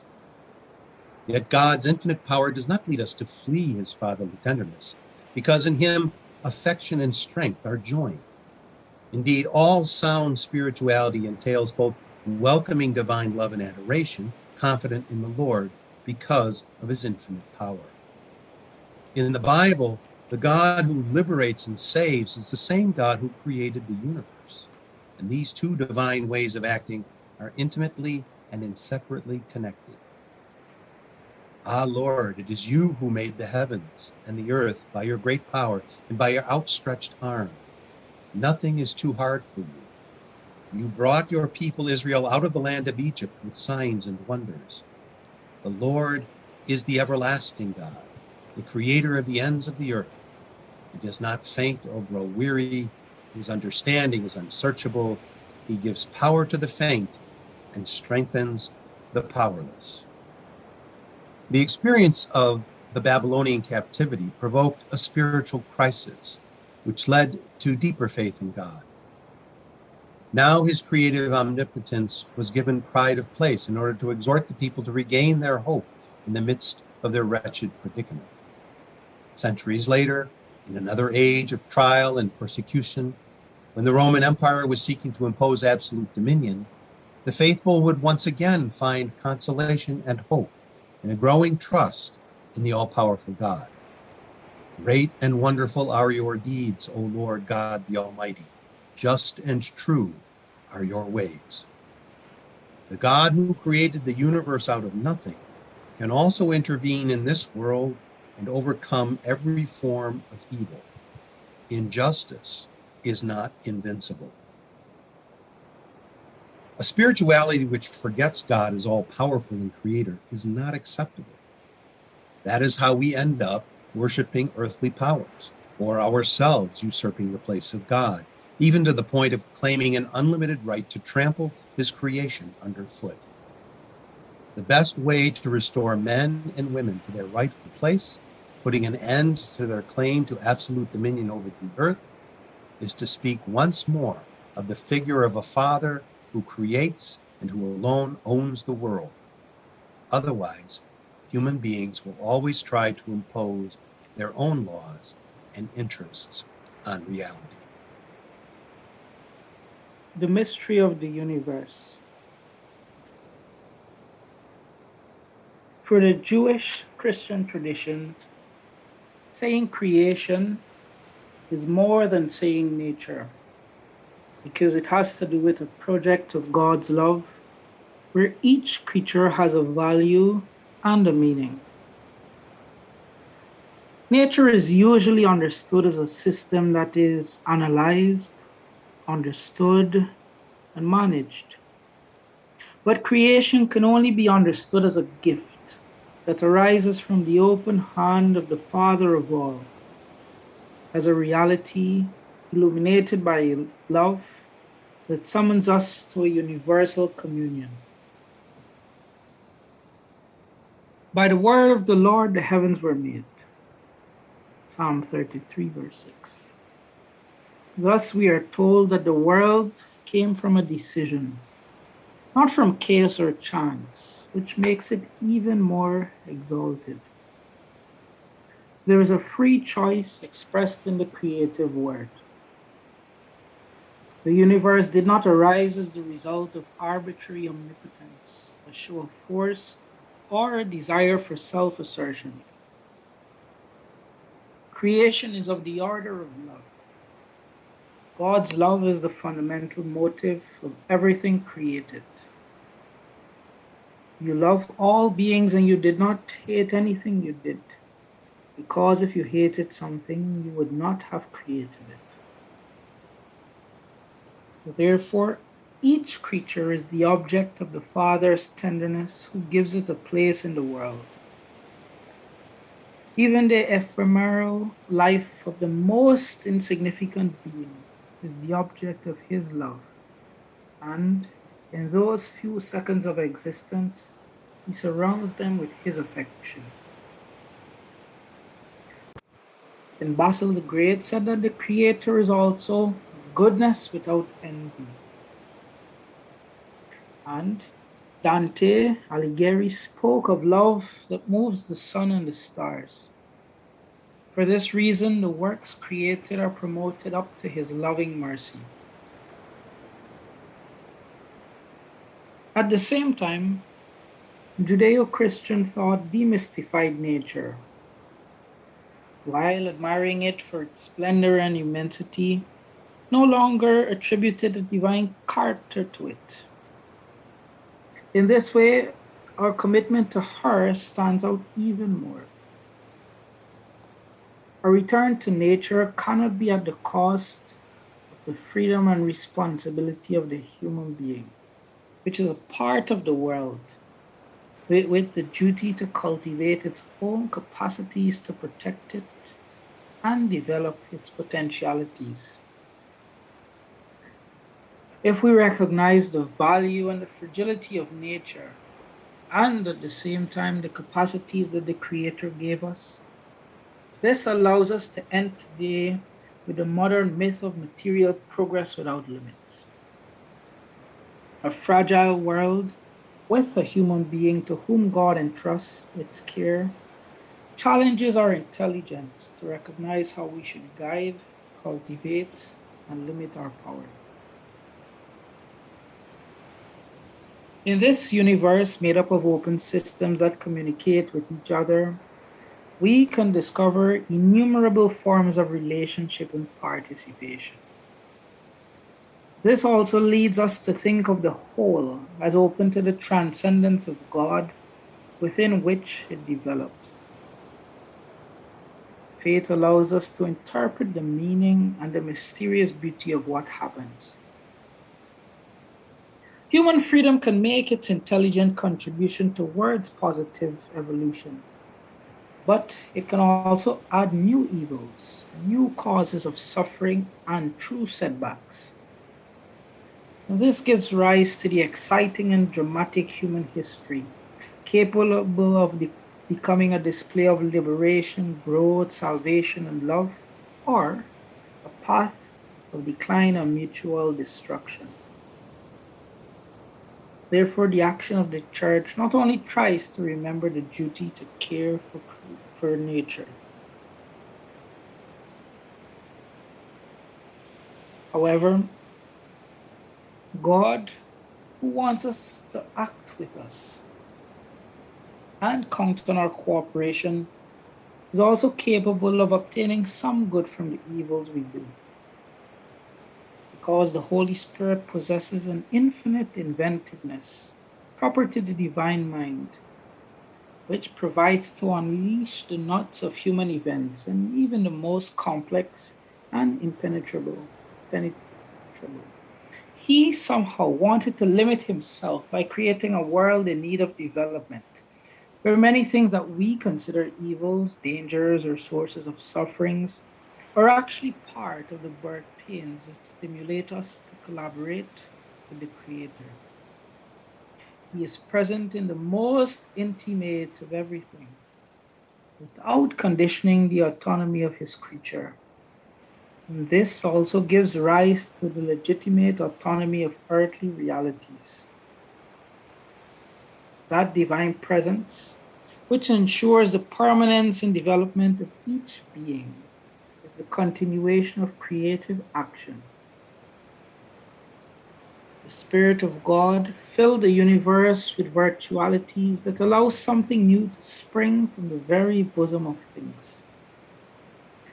Nature is nothing but the reason for a certain art, specifically divine art, inscribed in things, by which things themselves move towards a certain end. As if the master shipbuilder could grant the wood that it could move itself to take the shape of the ship. The human being, although it supposes evolutionary processes, implies a novelty that cannot be fully explained by the evolution of other open systems. Each one of us has in him or herself a personal identity, capable of entering into dialogue with others and with God himself. Capacity for reflection, for argumentation, creativity, interpretation, artistic elaboration, and other unprecedented capacities show a singularity that transcends the physical and biological sphere.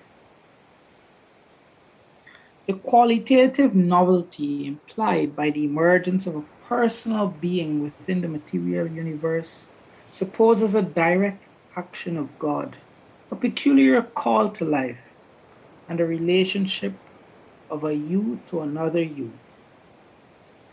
From the biblical accounts, we consider the human being as a subject who can never be reduced to the category of object. But it would also be wrong to think that other living beings should be considered as mere objects, subjected to arbitrary human domination. When a vision of nature is proposed solely as an object of profit and interest, this also has serious consequences for society. The vision that consolidates the arbitrariness of the strongest has led to immense inequalities, injustices, and violence for the majority of humanity. Because the resources become the first to arrive, or the one with the most power, the winner takes everything. The ideal of harmony, justice, brotherhood, and peace that Jesus proposes is in the antipodes of such a model, and he expressed it thus with respect to the powers of his time. The powerful of the nations dominated them as absolute lords. The great oppressed them with their power. Matthew 20, verses 25 to 26. The end of the march of the universe is in the fullness of God, which has already been reached by the risen Christ, the axis of universal maturation. Thus, we add one more argument to reject all despotic and irresponsible domination of human beings over other creatures. The ultimate goal of other creatures is not us, but they all advance together with us and through us towards the common term, which is God, in a transcendent fullness, where the risen Christ embraces and illuminates everything. Because the human being, endowed with intelligence and love, and attracted by the fullness of Christ, is called to lead all creatures back to their Creator.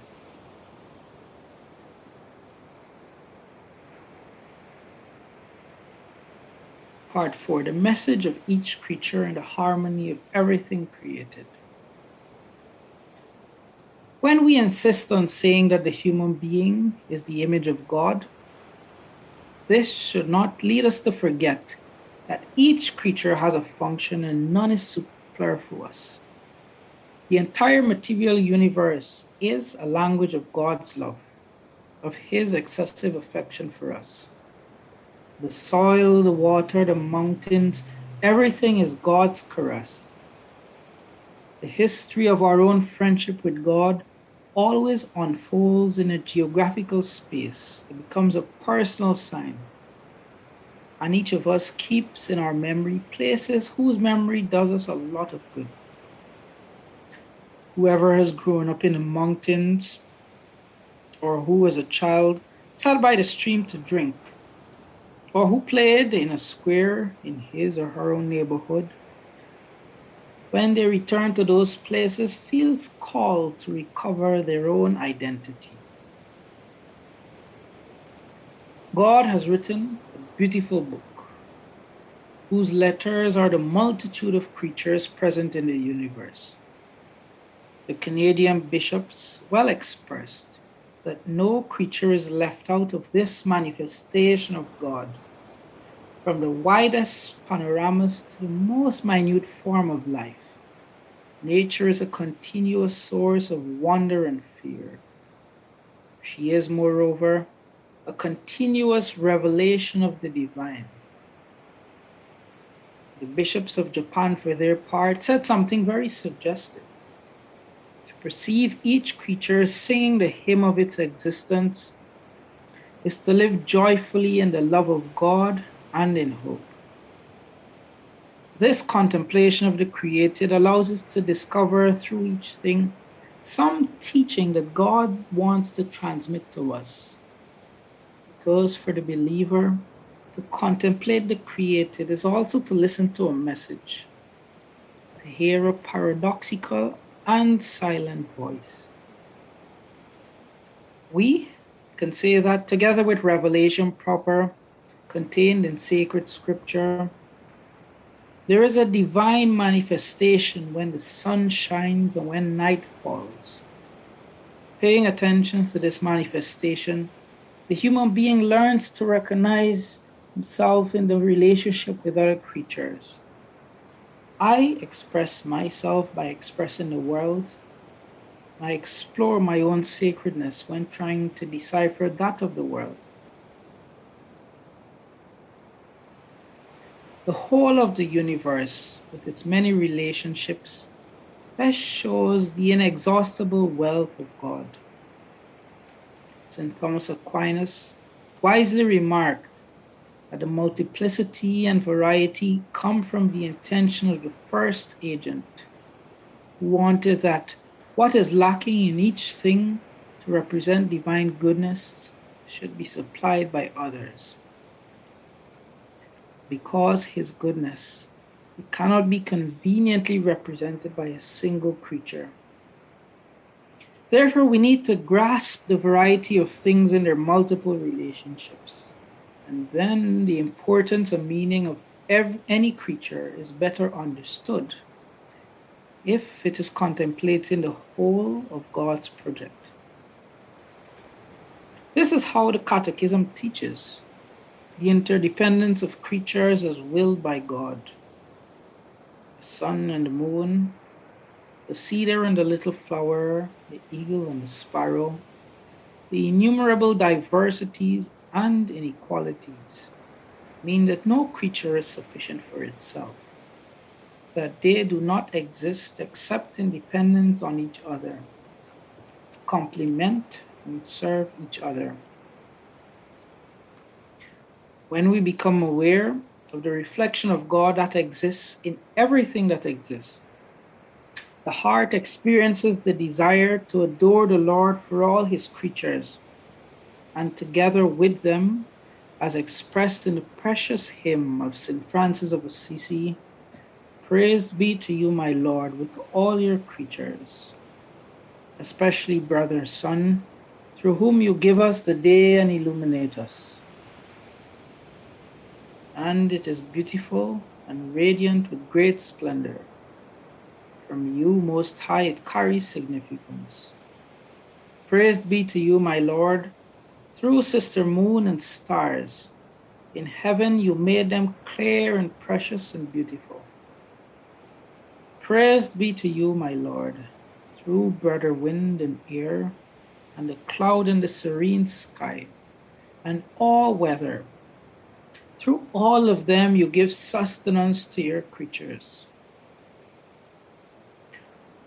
Praised be to you, my Lord, through sister water, who is very humble, precious, and chaste.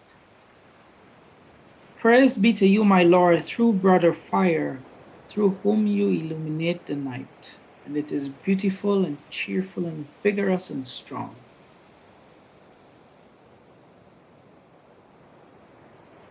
The bishops of Brazil have stressed that in all nature, in addition to manifesting God, is the place of his presence. His life-giving spirit dwells in each creature, calling us to a relationship with him. The discovery of this presence stimulates in us the development of ecological virtues. But when we say this, do not forget that there is also an infinite distance, that the things of this world do not possess the fullness of God. Otherwise, we would not do creatures any good either, because we would not recognize their own true place, and we would end up unduly demanding from them what, in their smallness, they cannot give us. Part 5. The Universal Communion. The creatures of this world cannot be considered a good without an owner. They are yours, Lord, who live life. This provokes the conviction that, being created by the same Father, all beings in the universe are united by invisible ties and form a kind of universal family, a sublime connection that moves us towards a sacred, loving, and humble respect. I want to remember that God has united us so closely to the world around us that the desertification of the soil is like a disease for each one, and we can mourn the extinction of a species as if it were a mutilation. This is not to put all living beings on the same level, nor to deprive human beings of their unique worth and the tremendous responsibility it entails. Nor does it imply a divisionation of the earth which would prevent us from working on it and protecting it in its fragility. Such notions would end up creating new imbalances which would deflect us from the reality which challenges us. At times, we see an obsession with denying any preeminence to the human person. More zeal is shown in protecting other species than is defending the dignity which all human beings share in equal measure. Certainly, we should be concerned lest other living beings be treated irresponsibly. But we should be particularly indignant at the enormous inequalities in our midst, whereby we continue to tolerate some considering themselves more worthy than others. We fail to see that some are mired in desperate and degrading poverty, with no way out, while others have not the faintest idea of what to do with their possessions, vainly showing off their supposed superiority and leaving behind them with so much waste, which, if it were the case everywhere, would destroy the planet. In practice, we continue to tolerate that some consider themselves more human than others, as if they had been born with greater rights. A sense of deep communion with the rest of nature cannot be real if our hearts lack tenderness, compassion, and concern for our fellow human beings. It is clearly inconsistent to combat trafficking in endangered species while remaining completely indifferent to human trafficking, unconcerned about the poor, or undertaking to destroy other human beings deemed unwanted. This compromises the very meaning of our struggle for the sake of the environment. It is no coincidence that in the canticle in which St. Francis praises God for his creatures, he goes on to say, "Praise be you, my Lord, through those who give pardon for your love." Everything is connected. Concern for the environment thus needs to be joined to a sincere love for our fellow human beings and an unwavering commitment to resolving the problems of society. Moreover, when our hearts are authentically open to universal communion, this sense of fraternity excludes nothing and no one. It follows that our indifference or cruelty towards fellow creatures of this world sooner or later affects the treatment we met out to other human beings. We have only one heart, and the same wretchedness which leads us to mistreat an animal will not be long in showing itself in our relationships with other people. Every act of cruelty towards any creature is contrary to human dignity. We can hardly consider ourselves to be fully loving if we disrespect any aspect of reality. Peace, justice, and the preservation of creation are three absolutely interconnected themes, which cannot be separated and treated individually without once again falling into reductionism. Everything is related, and we as human beings are united as brothers and sisters on a wonderful pilgrimage, woven together by the love God has for each of us, his creatures, and which also unites us in fond affection with brother sun, sister moon, brother river, and mother earth. The common destination of goods. Whether believers or not, we are agreed today that the earth is essentially a shared inheritance, whose fruits are meant to benefit everyone. For believers, this becomes a question of fidelity to the Creator, since God created the world for everyone. Hence, every ecological approach tends to incorporate a social perspective, which takes into account the fundamental rights of the poor and the underprivileged.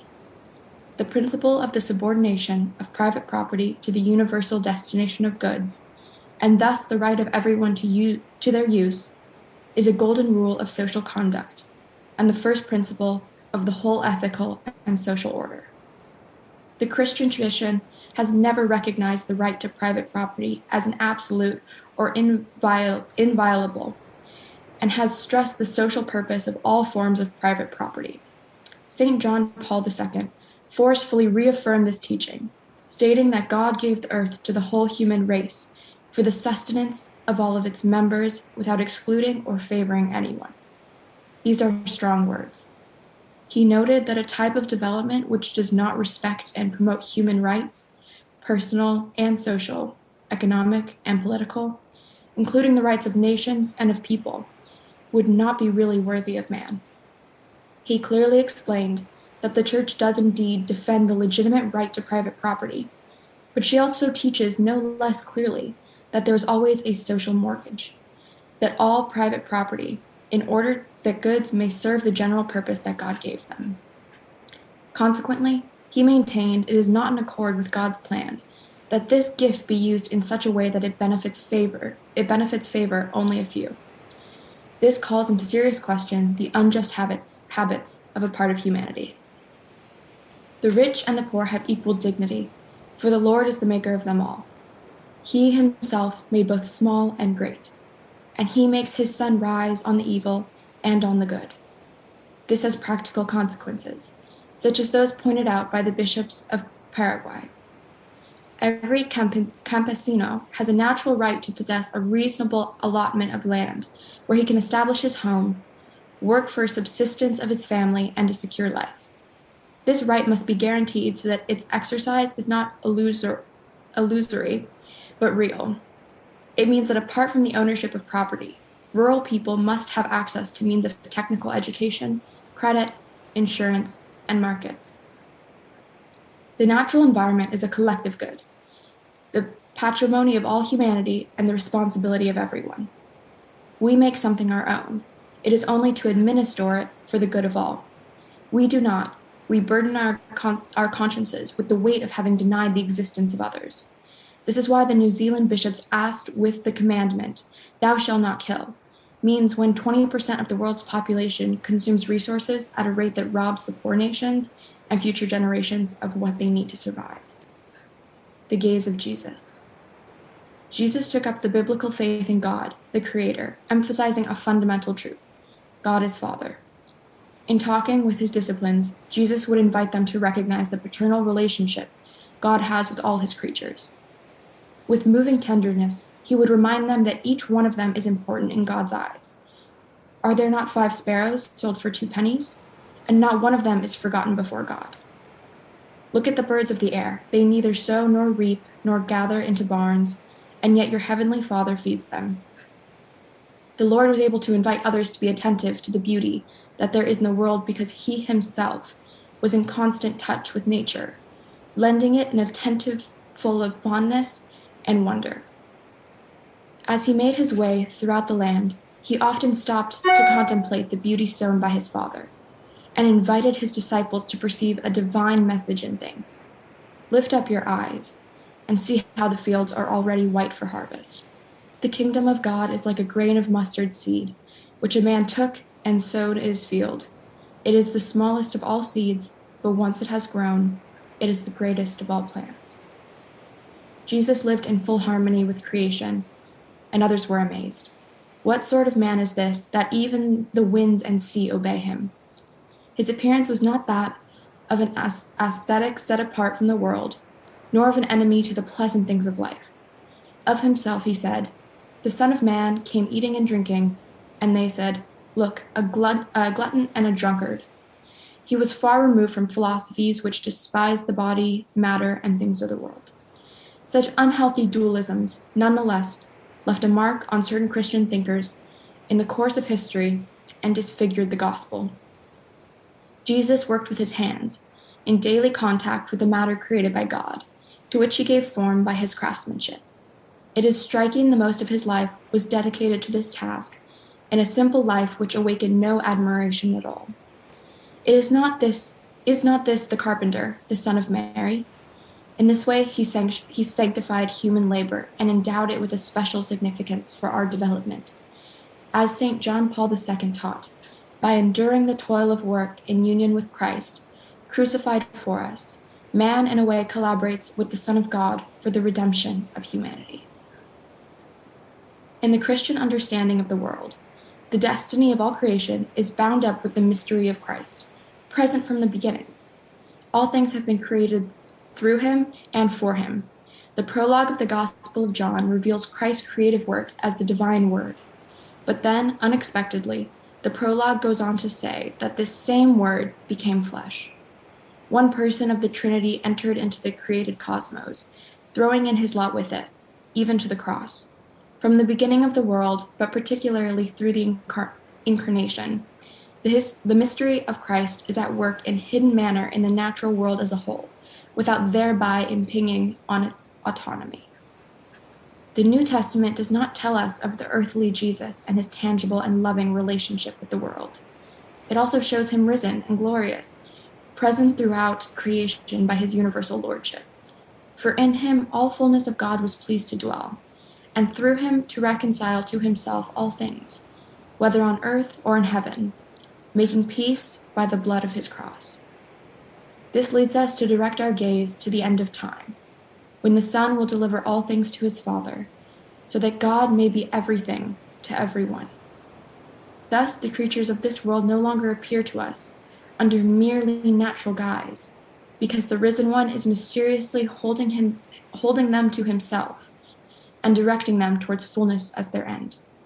The very flowers of the field and the birds which has his human eyes contemplated and admired are now imbued with his radiant presence.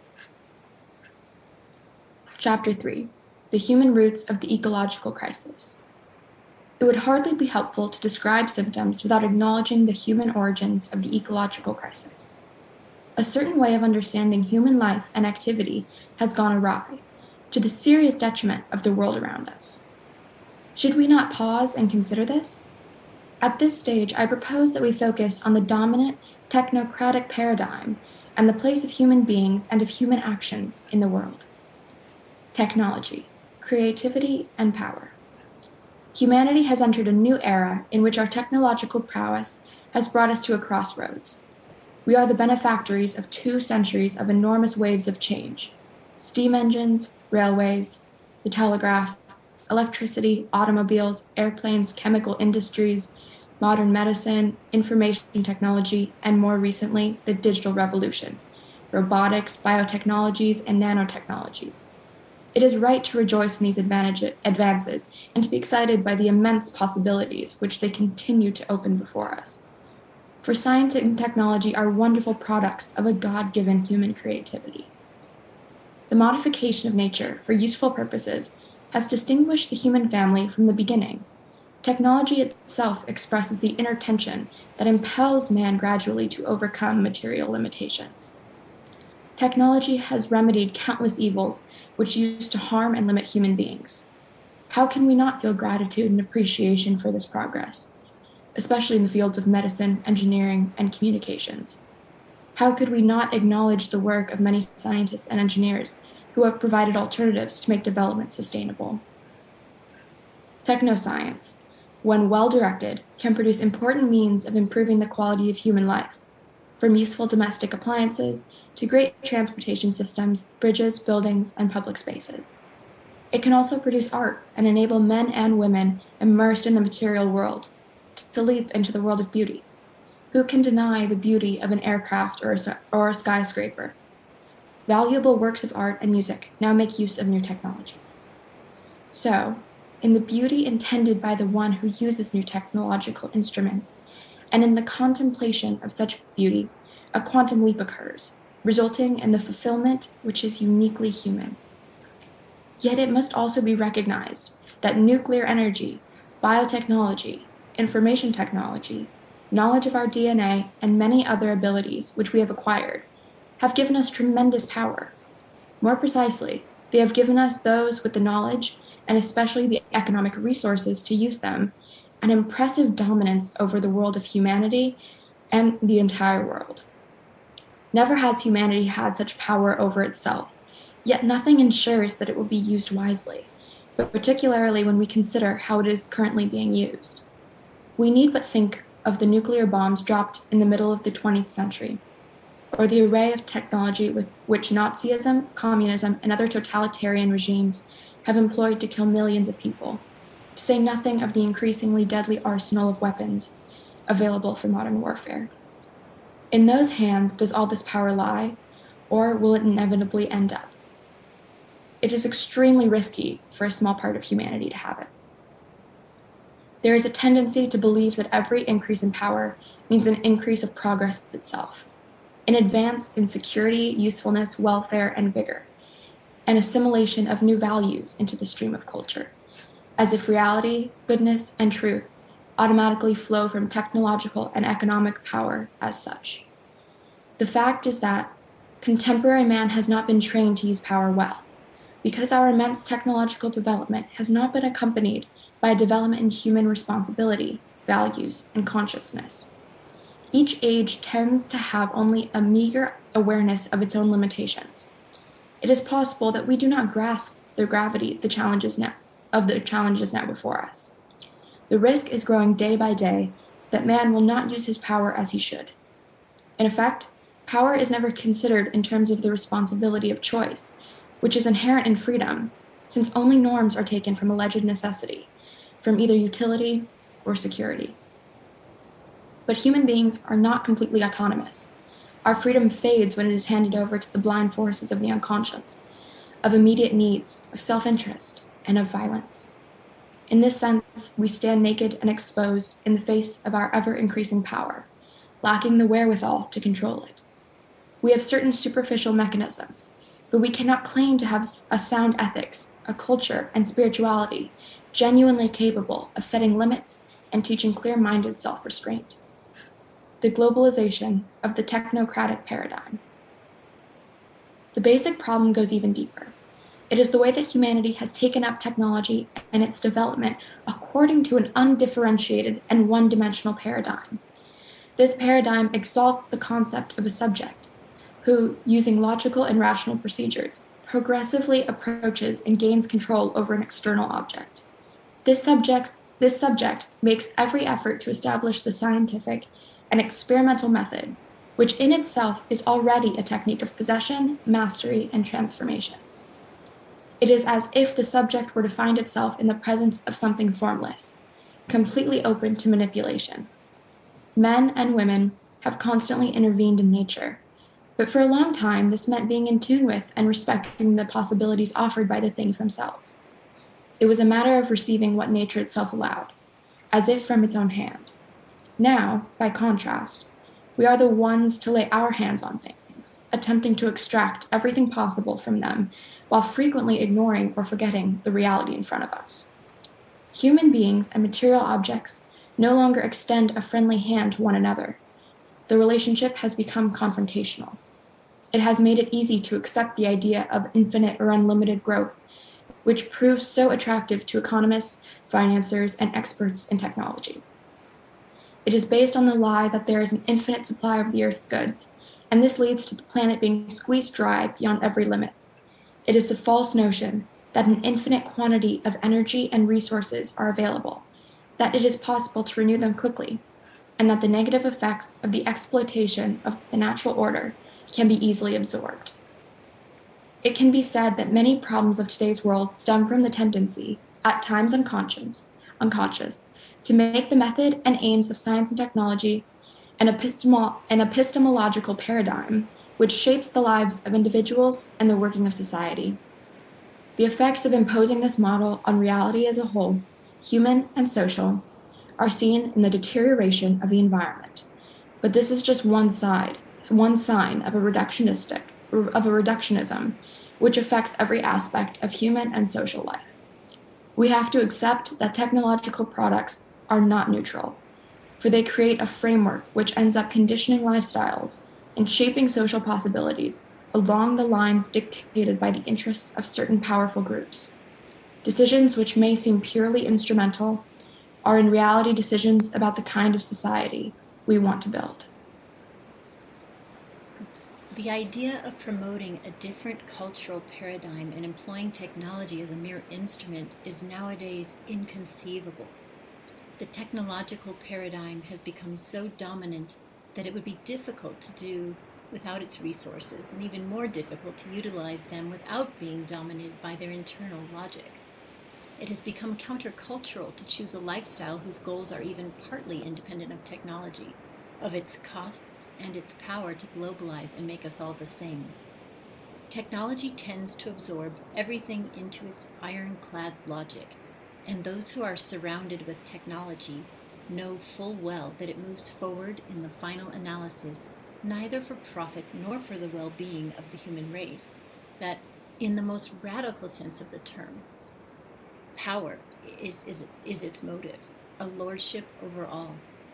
As a result, man seizes hold of the naked elements of both nature and human nature. Our capacity to make decisions, a more genuine freedom, and the space for each one's alternative creativity are diminished. The technocratic paradigm also tends to dominate economic and political life. The economy accepts every advance in technology with a view to profit, without concern for its potentially negative impact on human beings. Finance overwhelms the real economy. The lessons of the global financial crisis have not been assimilated, and we are learning all too slowly the lessons of environmental deterioration. Some circles maintain that current economics, and technology will solve all environmental problems, and argue, in popular and non-technical terms, that the problems of global hunger and poverty will be resolved simply by market growth.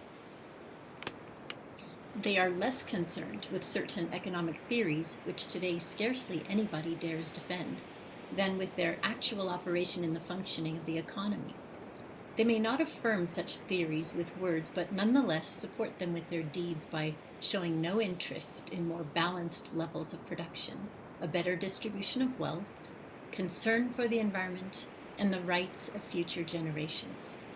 Their behavior shows that for them, maximizing profits is enough.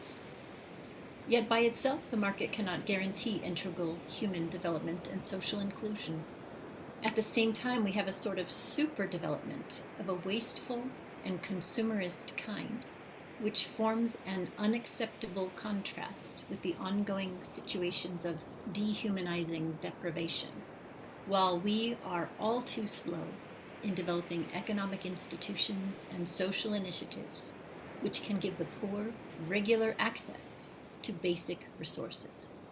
We fail to see the deepest roots of our present failures, which have to do with the direction, goals, meaning, and social implications of technological and economic growth.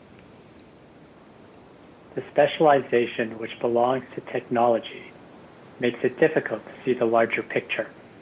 The fragmentation of knowledge proves helpful for concrete applications, and yet it often leads to a loss of appreciation for the whole, for the relationships between things, and for the broader horizon, which then becomes irrelevant.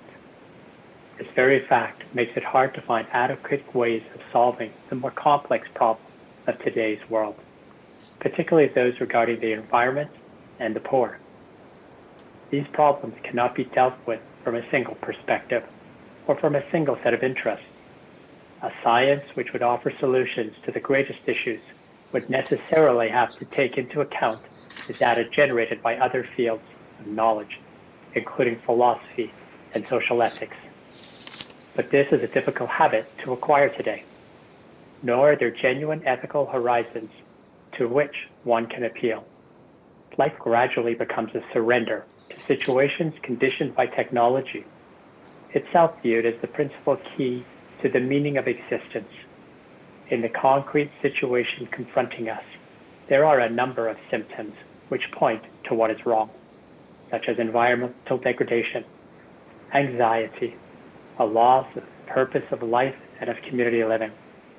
Once more, we see that realities are more important than ideas.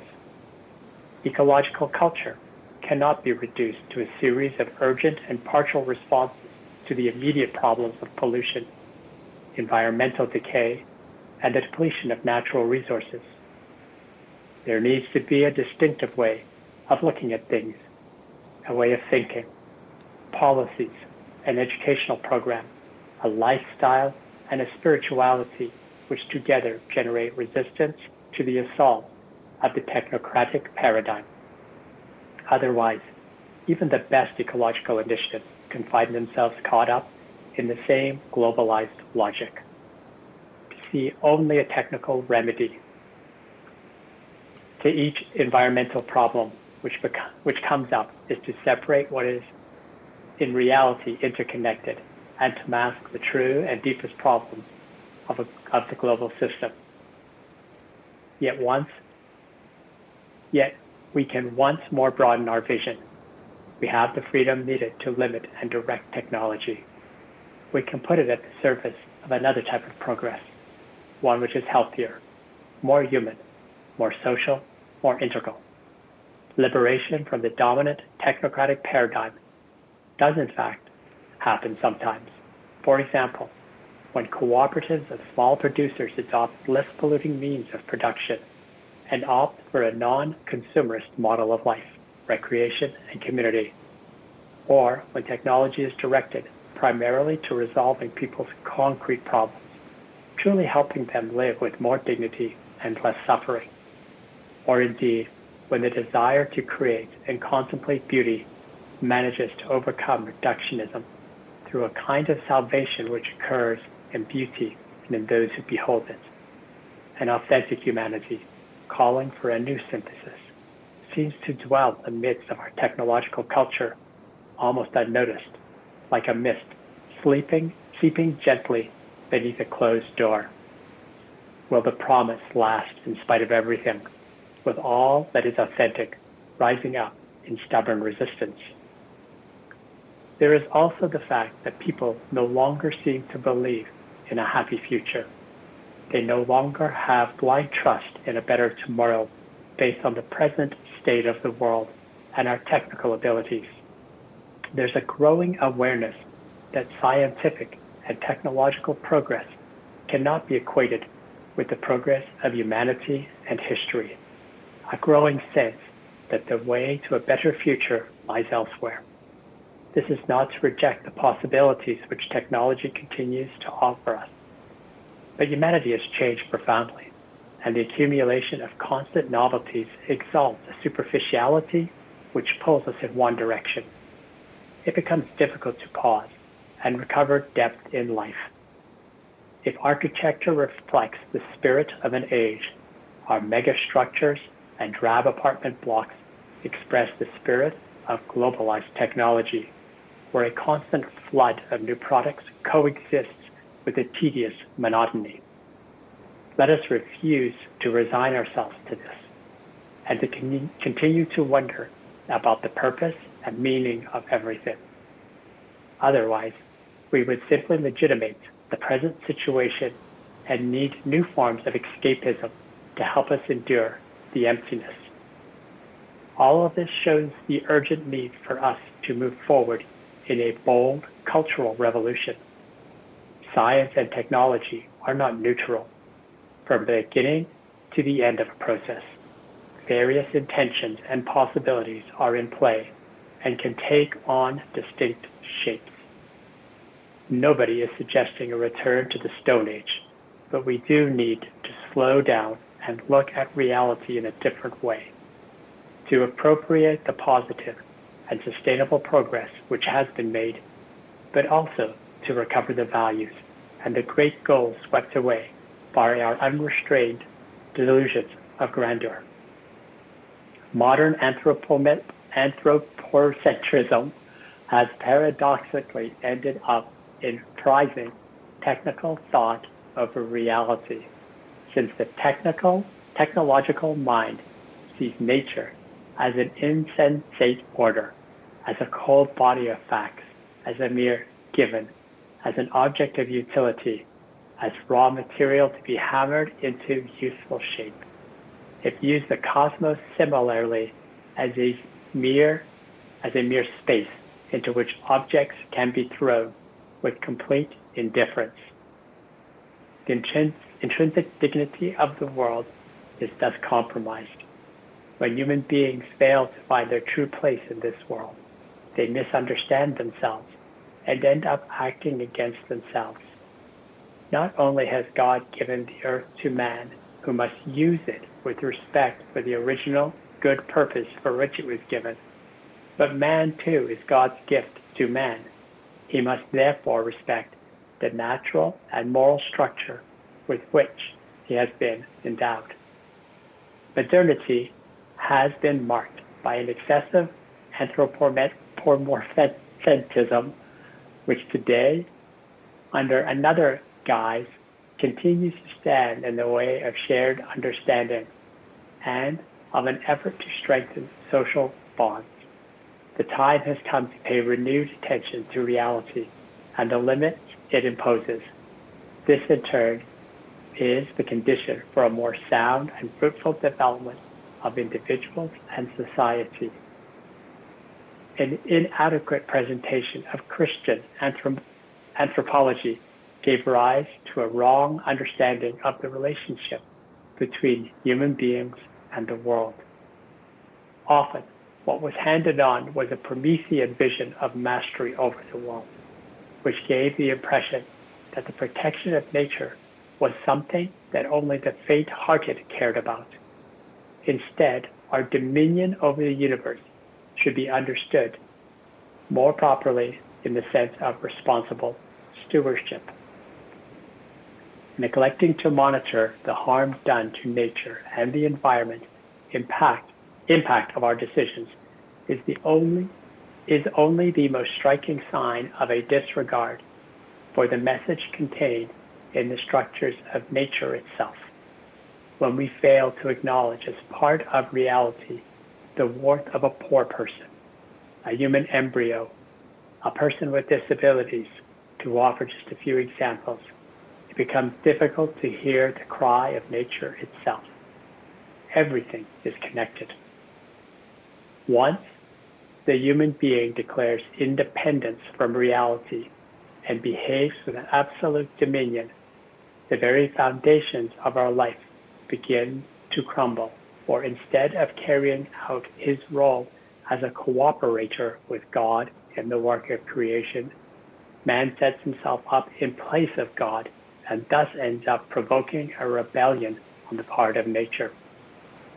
This situation has led to a constant schizophrenia, wherein a technocracy which sees no intrinsic value in lesser being coexists with the other extreme, which sees no special value in human beings. But one cannot prescind from humanity.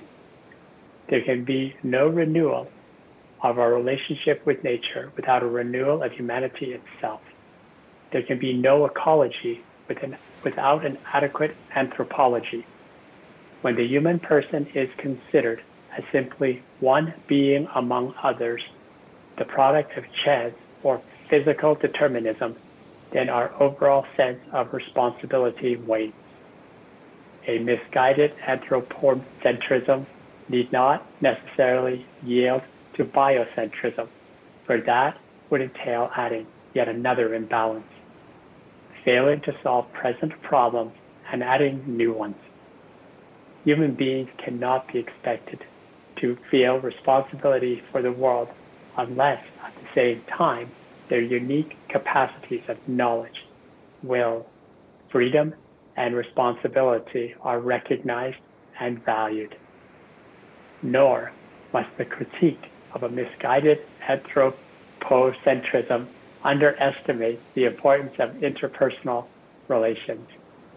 If the present ecological crisis is one small sign of the ethical, cultural, and spiritual crisis of modernity, we cannot presume to heal our relationship with nature and the environment without healing all fundamental human relationships. Christian thought sees human beings as possessing a particular dignity above other creatures. It thus inculcates esteem for each person and respect for others. Our openness to others, each of whom is a Tao, capable of knowing, loving, and entering into dialogue, remains the source of our nobility as human persons. A correct relationship with the created world demands that we not weaken in this social dimension of openness to others, much less the transcendent dimension of our openness to the Tao of God. Our relationship with the environment can never be isolated from our relationship with others and with God. Otherwise, it would be nothing more than romantic individualism dressed up in ecological garb, locking us into a stifling immanence. Since everything is interrelated, concern for the protection of nature is also incompatible with the justification of abortion. How can we genuinely teach the importance of concern for other vulnerable human beings, however troublesome or inconvenient they may be, if we fail to protect a human embryo, even when its presence is uncomfortable and creates difficulties? If personal and social sensitivity towards the acceptance of the new life is lost, then other forms of acceptance that are valuable for society also wither away. We need to develop a new synthesis capable of overcoming the false arguments of recent centuries. Christianity, in fidelity to its own identity and the rich deposit of truth which it has received from Jesus Christ, continues to reflect on these issues in fruitful dialogue with changing historical situations. In doing so, it reveals its eternal newness. A misguided anthropocentrism leads to a misguided lifestyle. In the apostolic exhortation Evangelii Gaudium, I noted that the practical relativism typical of our age is even more dangerous than the doctrinal relativism. When human beings place themselves at the center, they give absolute priority to immediate convenience, and all else becomes relative. Hence, we should not be surprised to find, in conjunction with the omnipresent technocratic paradigm and the cult of unlimited human power, the rise of a relativism which sees everything as irrelevant unless it serves one's own immediate interests.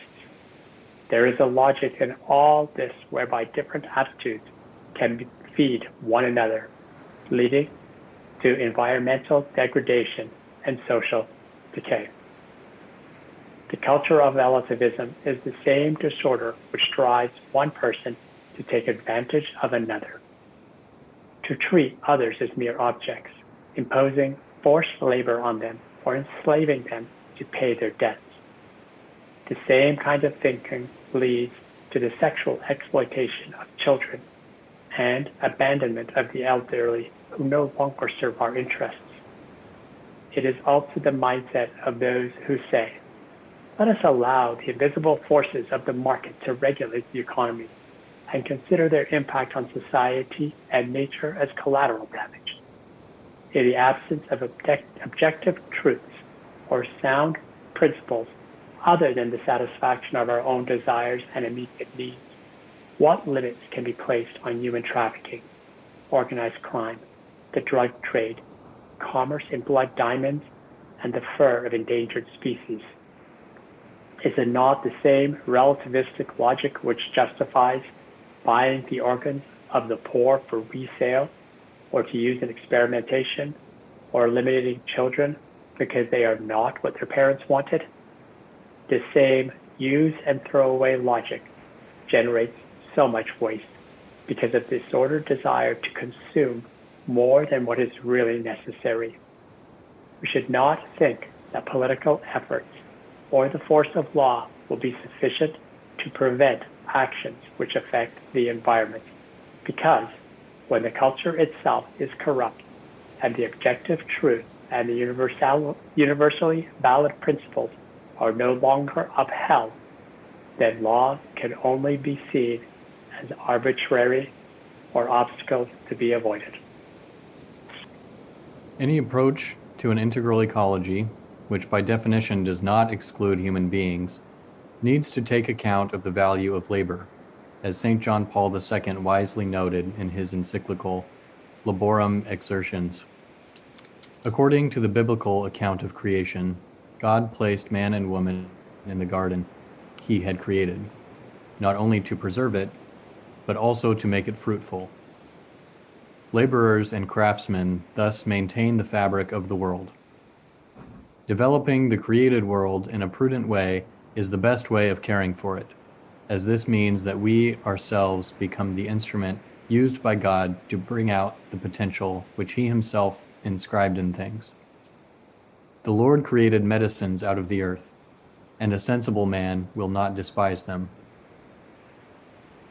If we reflect on the proper relationship between human beings and the world around us, we see the need for a correct understanding of work. If we talk about the relationship between human beings and things, the question arises as to the meaning and purpose of all human activity. This has to do not only with manual or agricultural labor, but with any activity involving a modification of existing reality, from producing a social report to the design of a technological development. Underlying every form of work is a concept of the relationship which we can and must have with what is other than ourselves. Together with the awe-filled contemplation of creation, which we find in St. Francis of Assisi, the Christian spiritual tradition has also developed a rich and balanced understanding of the meaning of work, as, for example, in the life of Blessed Charles de Foucauld and his followers. We can also look to the great tradition of monasticism. Originally, it was a kind of flight from the world, an escape from the decadence of the cities. The monks sought the desert, convinced that it was the best place for encountering the presence of God. Later, Saint Benedict of Nursia proposed that his monks live in community, combining prayer and spiritual reading with manual labor. Seeing manual labor as spiritually meaningful proved revolutionary. Personal growth and sanctification came to be sought in the interplay of recollection and work. This way of experiencing work makes us more protective and respectful of the environment. It imbues our relationship to the world with a healthy sobriety. We are convinced that man is the source, the focus, and the aim of all economic and social life. Nonetheless, once our human capacity for contemplation and reverence is impaired, it becomes easy for the meaning of work to be misunderstood. We need to remember that men and women have the capacity to improve their lot, to further their moral growth, and to develop their spiritual endowments. Work should be the setting for this rich personal growth, where many aspects of life enter into play. Creativity, planning for the future, developing our talents, living out our values, relating to others, giving glory to God. It follows that, in the reality of today's global society, it is essential that we continue to prioritize the goal of access to steady employment for everyone, no matter the limited interests of business and dubious economic reasoning. We were created with a vocation to work.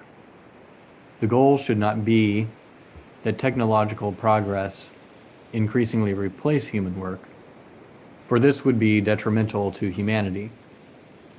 Work is a necessity, part of the meaning of life on this earth, a path to growth, human development, and personal fulfillment. Helping the poor financially must always be a provisional solution in the face of pressing needs. The broader objective should always be to allow them a dignified life through work. Yet the orientation of the economy has favored a kind of technological progress in which the costs of production are reduced by laying off workers and replacing them with machines. This is yet another way in which we can end up working against ourselves. The loss of jobs also has a negative impact on the economy through the progressive erosion of social capital, the network of relationships of trust, dependability, and respect for rules, all of which are indispensable for any form of civil coexistence. In other words, human costs always include economic costs, and economic dysfunctions always involve human costs. To stop investing in people in order to gain greater short-term financial gain is bad business for society. In order to continue providing employment, it is imperative to promote an economy which favors productive diversity and business creativity. For example, There is a great variety of small-scale food production systems which feed the greater part of the world's peoples, using a modest amount of land and producing less waste, be it in small agricultural parcels, in orchards and gardens, hunting and wild harvesting, or local fishing. Economies of scale, especially in the agricultural sector, end up forcing smallholders to sell their land or to abandon their traditional crops. Their attempts to move to other, more diversified means of production prove fruitless because of the difficulty of linkage with regional and global markets, or because the infrastructure for sales and transport is geared to larger businesses. Civil authorities have the right and duty to adopt clear and firm measures in support of small producers and differentiated production. To ensure economic freedom from which all can effectively benefit, restraints occasionally have to be imposed on those possessing greater resources and financial power. To claim economic freedom while real conditions bar many people from actual access to it, and while possibilities for employment continue to shrink, is to practice a doublespeak which brings politics into disrepute. Business is a noble vocation, directed to producing wealth and improving our world.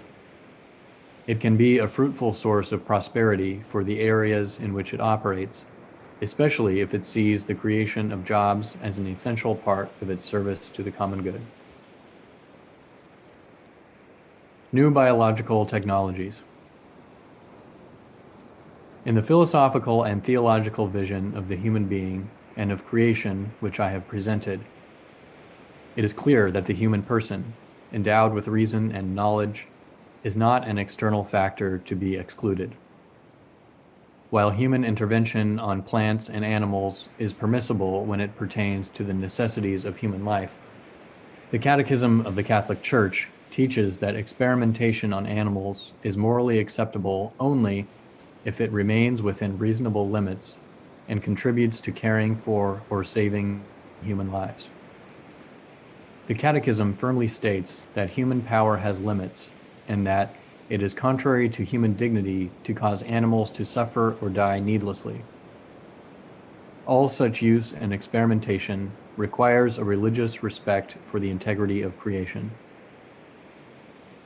Here I would recall the balanced position of St. John Paul II, who stressed the benefits of scientific and technological progress as evidence of the nobility of the human vocation to participate responsibly in God's creative action, while also noting that we cannot interfere in one area of the ecosystem without paying due attention to the consequences of such interference in other areas.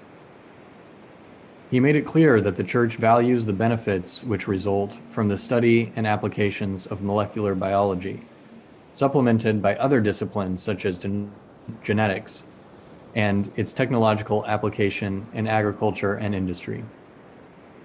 But he also pointed out that this should not lead to an indiscriminate genetic manipulation, which ignores the negative effects of such interventions. Human creativity cannot be suppressed.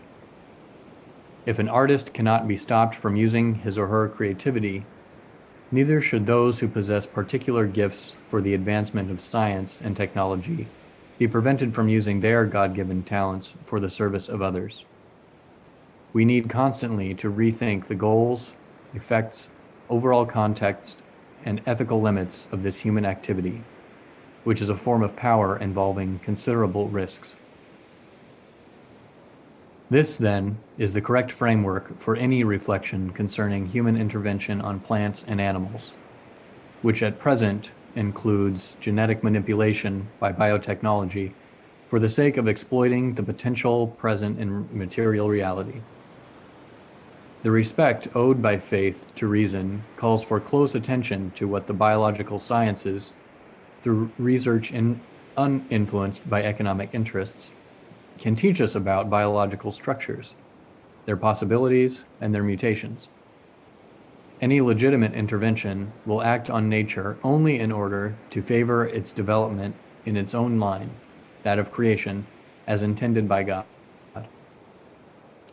It is difficult to make a general judgment about genetic modification, whether vegetable or animal, medical or agricultural, since these vary greatly among themselves and call for specific considerations. The risks involved are not always due to the techniques used, but rather to their improper or excessive application. Genetic mutations, in fact, have often been, and continue to be, caused by nature itself. Nor are mutations caused by human intervention a modern phenomenon. The domestication of animals, the crossbreeding of species, and other older and universally accepted practices can be mentioned as examples. We need but recall that scientific developments in GM cereals began with the observation of natural bacteria which spontaneously modified plant genomes. In nature, however, this process is slow and cannot be compared to the fast pace induced by contemporary technological advances, even when the latter built upon several centuries of scientific progress. Although no conclusive proof exists that GM cereals may be harmful to human beings, and in some regions their use has brought about economic growth which has helped to resolve problems, there remain a number of significant difficulties which should not be underestimated. In many places, following the introduction of these crops, productive land is concentrated in the hands of a few owners due to the progressive disappearance of small producers who, as a consequence of the loss of the exploited lands, are obliged to withdraw from direct production. The most vulnerable of these become temporary laborers, and many rural workers end up moving to poverty-stricken urban areas. The expansion of these crops has the effect of destroying the complex network of ecosystems, diminishing the diversity of production, and affecting regional economies, now and in the future. In various countries, we see an expansion of oligopolies for the production of cereals and other products needed for their cultivation. This dependency would be aggravated were the production of infertile seeds to be considered. The effect would be to force farmers to purchase them from large producers. Certainly, these issues require constant attention and a concern for their ethical implications. A broad, responsible scientific and social debate needs to take place, one capable of considering all the available information and of calling things by their name. It sometimes happens that complete information is not put on the table. A selection is made on the basis of particular interests, be they politico-economic or ideological. This makes it difficult to reach a balanced and prudent judgment on different questions, one which takes into account all the pertinent variables. Discussions are needed in which all those directly or indirectly affected, farmers, consumers, civil authorities, scientists, seed producers, people living near fumigated fields, and others, can make known their problems and concerns and have access to adequate and reliable information in order to make decisions for the common good, present and future. This is a complex environmental issue. It calls for a comprehensive approach which would require, at the very least, greater efforts to finance various lines of independent, interdisciplinary research capable of shedding new light on the problem. On the other hand, it is troubling that when some ecological movements defend the integrity of the environment, rightly demanding that certain limits be imposed on scientific research, they sometimes fail to apply those same principles to human life. There is a tendency to justify transgressing all boundaries when experimentation is carried out on living human embryos. We forget that the inalienable worth of a human being transcends his or her degree of development. In the same way, when technology disregards the great ethical principles, it ends up considering any practice whatsoever as licit. As we have seen in this chapter, a technology severed from ethics will not easily be able to limit its own power. Chapter 4, Integral Ecology. Since everything is closely interrelated, and today's problems call for a vision capable of taking into account every aspect of the global crisis, I suggest that we now consider some elements of an integral ecology, one which clearly respects its human and social dimensions. Environmental, economic, and social ecology. Ecology studies the relationship between living organisms and the environment in which they develop. This necessarily entails reflection and debate about the conditions required for life and the survival of society, and the honesty needed to question certain models of development, production, and consumption. It cannot be emphasized enough how everything is interconnected. Time and space are not independent of one another, and not even atoms or subatomic particles can be considered in isolation. Just as the different aspects of the planet, physical, chemical, and biological, are interrelated, so too are living species part of a network which we will never fully explore and understand. A good part of our genetic code is shared by many living beings. It follows that the fragmentation of knowledge and the isolation of bits of information can actually become a form of ignorance, unless they are integrated into a broader vision of reality. When we speak of the environment, what we really mean is a relationship existing between nature and the society which lives in it. Nature cannot be regarded as something separate from ourselves or as a mere setting in which we live. We are part of nature, included in it, and thus in constant interaction with it. Recognizing the reasons why a given area is polluted requires a study of the workings of society, its economy, its behavior patterns, and the ways it grasps reality. Given the scale of change, it is no longer possible to find a specific, discrete answer for each part of the problem. It is essential to seek comprehensive solutions which consider the interactions within natural systems themselves and with social systems. We are faced not with two separate crises, one environmental and the other social, but rather with one complex crisis which is both social and environmental. Strategies for a solution demand an integrated approach to combating poverty, restoring dignity to the excluded, and at the same time protecting nature. Due to the number and variety of factors to be taken into account when determining the environmental impact of a concrete undertaking, it is essential to give researchers their due role, to facilitate their interaction, and to ensure broad academic freedom. Ongoing research should also give us a better understanding of how different creatures relate to one another and making up the larger units which today we term ecosystems. We take these systems into account not only to determine how best to use them, but also because they have an intrinsic value independent of their usefulness. Each organism, as a creature of God, is good and admirable in itself. The same is true of the harmonious ensemble of organisms existing in a defined space and functioning as a system. Although we are often not aware of it, we depend on these larger systems for our own existence. We need only recall how ecosystems interact in dispersing carbon dioxide, purifying water, controlling illnesses in academics, forming soil, breaking down waste, and in many other ways which we overlook or simply do not know about. Once they become conscious of this, many people realize that we live and act on the basis of a reality which has previously been given to us, which precedes our existence and our abilities. So when we speak of sustainable use, consideration must always be given to each ecosystem's regenerative ability in its different areas and aspects. Paragraph 41. Economic growth, for its part, tends to produce predictable reactions and a certain standardization with the aim of simplifying procedures and reducing costs. This suggests the need for an economic ecology capable of appealing to a broader vision of reality. The protection of the environment is in fact an integral part of the development process and cannot be considered in isolation from it. We urgently need a humanism capable of bringing together the different fields of knowledge, including economics, in the service of a more integral and integrating vision. Today, the analysis of environmental problems cannot be separated from the analysis of human, family, work-related, and urban contexts, nor from how individuals relate to themselves, which leads in turn to how they relate to others and to the environment.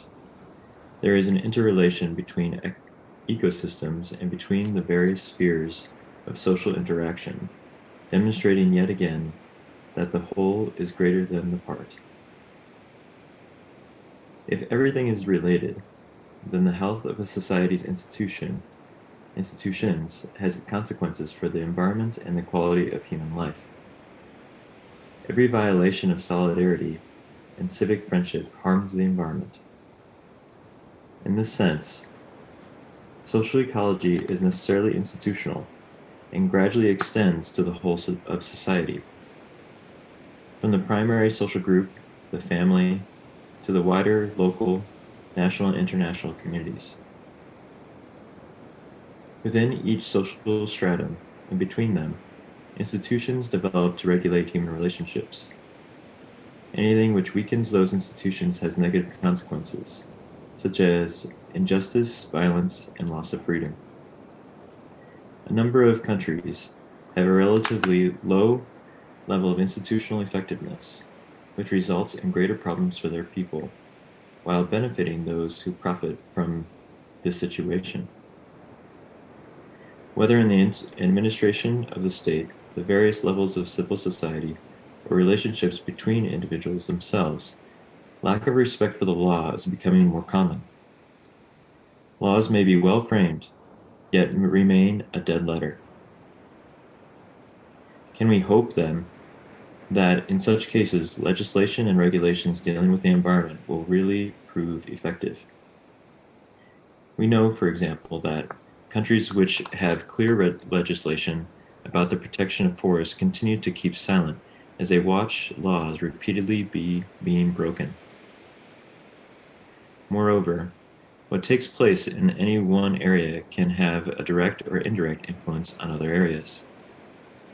Thus, for example, drug use in affluent societies creates a continual and growing demand for products imported from poor regions where behavior is corrupted, lives are destroyed, and the environment continues to deteriorate. Section 2 of Chapter 4, Cultural Ecology. Together with the patrimony of nature, there is also a historic, artistic, and cultural patrimony, which is likewise under threat. This patrimony is part of the shared identity of each place and a foundation upon which to build a habitable city. It is not a matter of tearing down and building new cities, supposedly more respectful and of the environment, yet not always more attractive to live in. Rather, there is a need to incorporate the history, culture, and architecture of each place, thus preserving its original identity. Ecology, then, also involves protecting the cultural treasures of humanity in the broadest sense. More specifically, it calls for greater attention to local cultures when studying environmental problems, favoring a dialogue between scientific, technical language and the language of the people. Culture is more than what we have inherited from the past. It is also, and above all, a living, dynamic, and participatory present reality, which cannot be excluded as we rethink the relationship between human beings and the environment.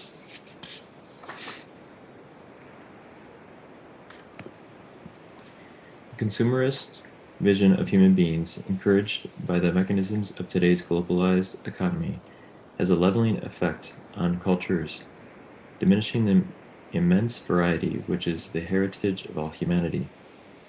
Attempts to resolve all problems through uniform regulations or technical interventions can lead to overlooking the complexities of local problems, which demand the active participation of all members of the community. New processes taking shape cannot always fit into frameworks imported from outside. They need to be based in the local culture itself.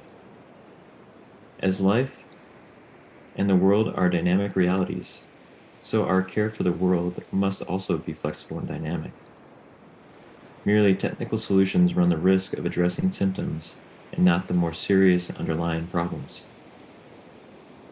There is a need to respect the rights of peoples and cultures, and to appreciate the development of social groups of a social group presupposes a historical process which takes place within a cultural context and demands the constant and active involvement of local people from within their proper culture. Nor can the notion of the quality of life be imposed from without, for quality of life must be understood within the world of symbols and customs proper to each human group. Many intensive forms of environmental exploitation and degradation not only exhaust the resources which provide local communities with their livelihood, but also undo the social structures which, for a long time, shaped cultural identity and their sense of meaning of life and community. The disappearance of a culture can be just as serious, or even more serious, than the disappearance of a species of plant or animal. The imposition of a dominant lifestyle linked to a single form of production can be just as harmful as the altering of ecosystems. In this sense, it is essential to show special care for the indigenous communities and their cultural traditions. They are not merely one minority among others, but should be the principal dialogue partners, especially when large projects affecting their land are proposed. For them, land is not a commodity, but rather a gift from God and from their ancestors who rest there, a sacred space with which they need to interact if they are to maintain their identity and values. When they remain on their land, they themselves care for it best. Nevertheless, in various parts of the world, pressure is being put on them to abandon their homelands to make room for agricultural and mining projects, which are undertaken without regard for the degradation of nature and culture. Section 3 of Section 3 of Chapter 4, Ecology of Daily Life. Authentic development includes efforts to bring about an integral improvement in the quality of human life, and this entails considering the setting in which people live their lives.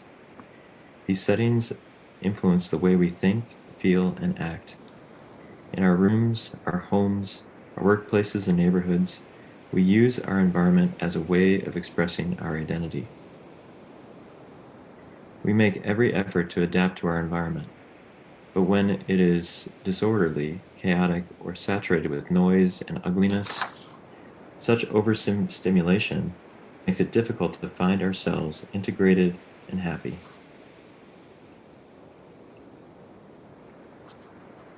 An admirable creativity and generosity is shown by persons and groups who respond to environmental limitations by alleviating the adverse effects of their surroundings and learning to orient their lives amid disorder and uncertainty. For example, in some places where the facades of buildings are derelict, people show great care for the interior of their homes, or find contentment in the kindness and friendliness of others. A wholesome social life can light up a seemingly undesirable environment. At times, a commendable human ecology is practiced by the poor despite numerous hardships.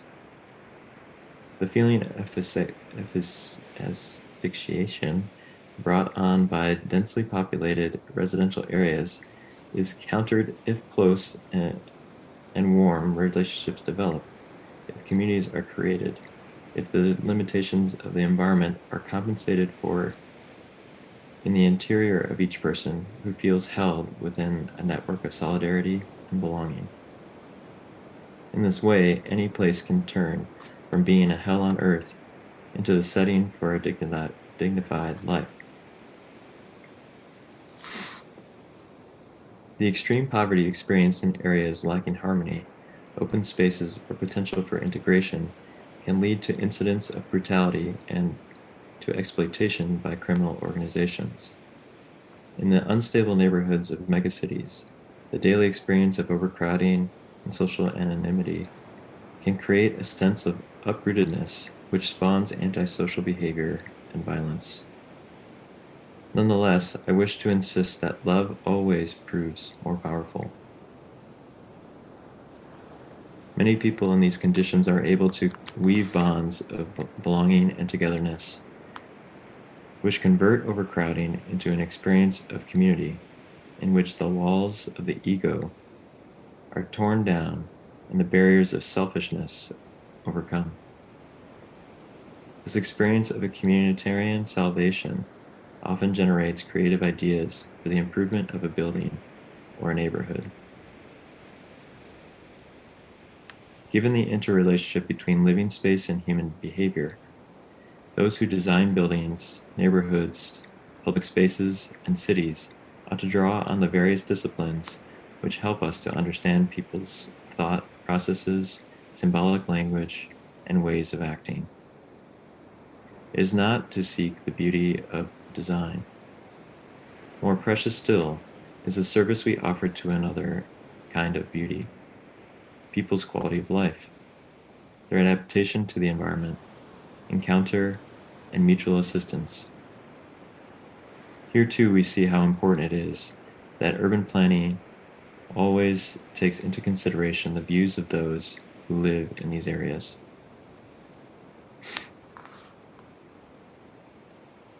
There is also a need to protect those common areas, visual landmarks, and urban landscapes which increase our sense of belonging, of rootedness, of feeling at home within a city which includes us and brings us together. It is important that the different parts of a city be well integrated and that those who live there have a sense of the whole, rather than being confined to one neighborhood and failing to see the larger city as space which they share with others. Interventions which affect the urban or rural landscape should take into account how various elements combine to form a whole, which is perceived by its inhabitants as a coherent and meaningful framework for their lives. Others will then no longer be seen as strangers, but as part of a we, which all of us are working to create. For the same reason, in both urban and rural settings, it is helpful to set aside some places which can be preserved and protected from constant changes brought by human intervention. Lack of housing is a grave problem in many parts of the world, both in rural areas and in large cities, since state budgets usually cover only a small portion of the demand. Not only the poor, but many other members of society as well find it difficult to own a home. Having a home has much to do with a sense of personal dignity and the growth of families. This is a major issue for human ecology.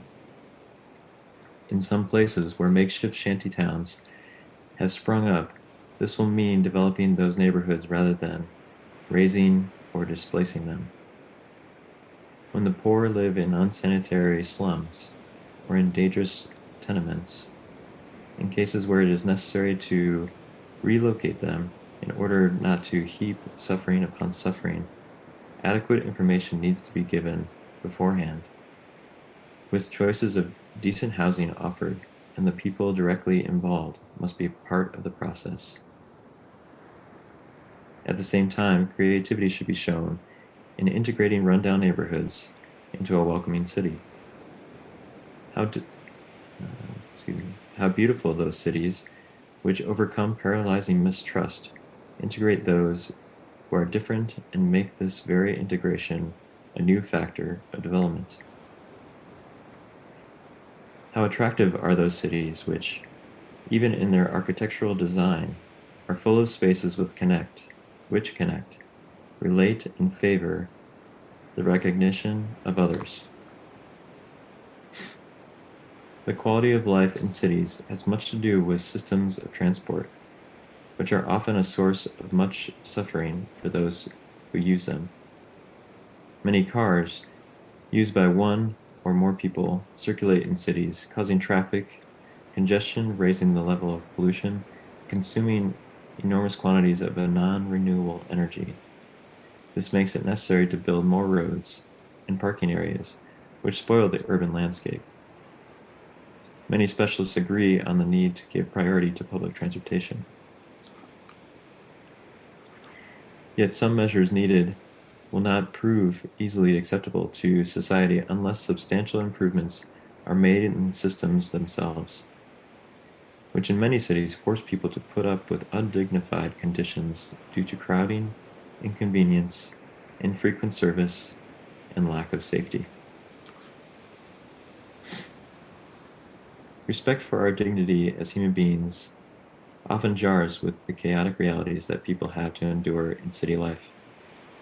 Yet this should not make us overlook the abandonment and neglect also experienced by some rural populations which lack access to essential services and where some workers are reduced to conditions of servitude without rights or even the hope of a more dignified life. Human ecology also implies another profound reality, the relationship between human life and the moral law, which is inscribed in our nature and is necessary for the creation of a more dignified environment. Pope Benedict XVI spoke of an ecology of man, based on the fact that man too has a nature that he must respect and that he cannot manipulate at will. It is enough to recognize that our body itself establishes us in a direct relationship with the environment and with other living beings. The acceptance of our bodies as God's gift is vital for welcoming and accepting the entire world as a gift from the Father and our common home. Whereas thinking that we enjoy absolute power over our own bodies turns, often subtly, into thinking that we enjoy absolute power over creation. Learning to accept our body, to care for it, and to respect its full meaning is an essential element of any genuine human ecology. Also valuing one's body in its femininity or masculinity is necessary if I am going to be able to recognize myself in an encounter with someone who is different. In this way, we can joyfully accept the specific gifts of another man or woman, the work of God the Creator, and find mutual enrichment. It is not a healthy attitude which would seek to cancel out sexual difference because it no longer knows how to confront it. The principle of the common good, section 4 of chapter 4. Human ecology is inseparable from the notion of the common good, a central and unifying principle of social ethics. The common good is the sum of those conditions of social life which allow social groups and their individual members relatively thorough and ready access to their own fulfillment. Okay, you want to help me out? Okay. Underlying the principle of the common good is respect for the human human person. person. As such, okay, thank you. As such, endowed with basic and inalienable rights, ordered to his or her integral development. It has also to do with the overall welfare of society and the development of a variety of intermediate groups, applying the principle of subsidiarity. Outstanding among those groups is the family as the basic cell of society. Finally, the common good calls for social peace, the stability and security provided by a certain order, which cannot be achieved without particular concern for distributive justice. Whenever this is violated, violence always ensues. Society as a whole, and the state in particular, are obliged to defend and promote the common good. In the present condition of global society, where injustices abound and growing numbers of people are deprived of basic human rights and considered expendable, the principle of the common good immediately becomes logically and inevitably a summons to solidarity and a preferential option for the poorest of our brothers and sisters. This option entails recognizing the implications of the universal destination of the world's goods. But as I mentioned in the apostolic exhortation Evangelii Gaudium, it demands before all else an appreciation of the immense dignity of the poor in light of our deepest convictions as believers. We need only look around us to see that today, this option is in fact an ethical imperative, essential for effectively attaining the common good. The notion of the common good also extends to future generations. The global economic crises have made painfully obvious the detrimental effects of disregarding our common destiny, which cannot exclude those who come after us. We can no longer speak of sustainable development apart from intergenerational solidarity. Once we start to think about the kind of world we are leaving to future generations, we look at things differently. We realize that the world is a gift which we have freely received and must share with others. Since the world has been given to us, we can no longer view reality in a purely utilitarian way, in which efficiency and productivity are entirely geared to our individual benefit. Intergenerational solidarity is not optional, but rather a basic question of justice, since the world we have received also belongs to those who will follow us. The Portuguese bishops have called upon us to acknowledge this obligation of justice. They say the environment is part of a logic of receptivity. It is on loan to each generation, which must then hand it on to the next. An integral ecology is marked by this broader vision. What kind of world do we want to leave to those who come after us, to children who are now growing up? This question not only concerns the environment in isolation, the issue cannot be approached piecemeal. When we ask ourselves what kind of world we want to leave behind, we think in the first place of its general direction, its meaning, and its values. I do not believe that our concern for ecology will produce significant results.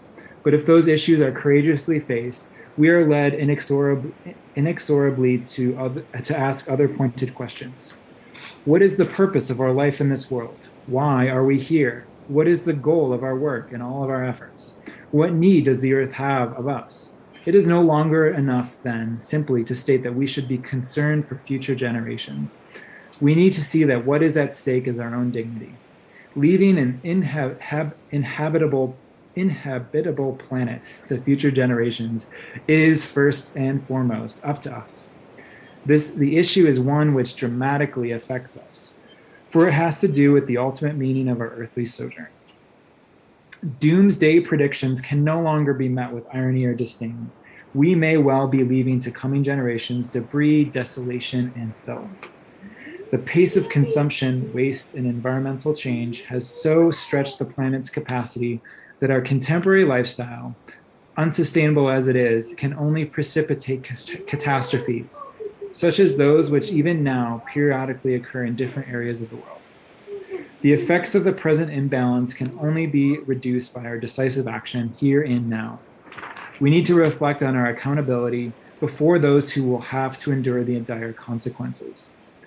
Our difficulty in taking up this challenge seriously has much to do with an ethical and cultural decline, which has accompanied the deterioration of the environment. Men and women of our postmodern world run the risk of rampant individualism, and many problems of society are connected with today's self-centered culture of instant gratification. We see this in the crises of family and social ties and the difficulties of recognizing the other. Parents can be prone to impulsive and wasteful consumption, which then affects their children, who find it increasingly difficult to acquire a home of their own and build a family. Furthermore, our inability to think seriously about future generations is linked to our inability to broaden the scope of our present interests and to give consideration to those who remain excluded from development. Let us not only keep the poor of the future in mind, but also today's poor, whose life on this earth is brief and who cannot keep on waiting. Hence, in addition to a fairer sense of the intergenerational solidarity, there is also an urgent moral need for a renewed sense of intra-generational solidarity. Chapter 5, Lines of Approach and Action. So far, I have attempted to take stock of our present situation, pointing to the cracks in the planet that we inhabit, as well as to the profoundly human causes of environmental degradation. Although the contemplation of this reality in itself has already shown the need for a change of direction and other courses of action, now we shall try to outline the major paths of dialogue, which can help us escape the spiral of self-destruction which currently engulfs us. Beginning in the middle of the last century and overcoming many difficulties, there has been a growing conviction that our planet is a homeland and that humanity is one people living in a common home.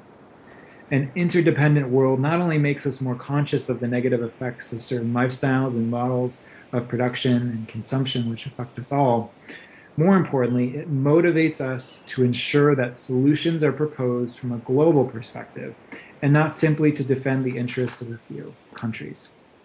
Interdependence obliges us to think of one world with a common plan.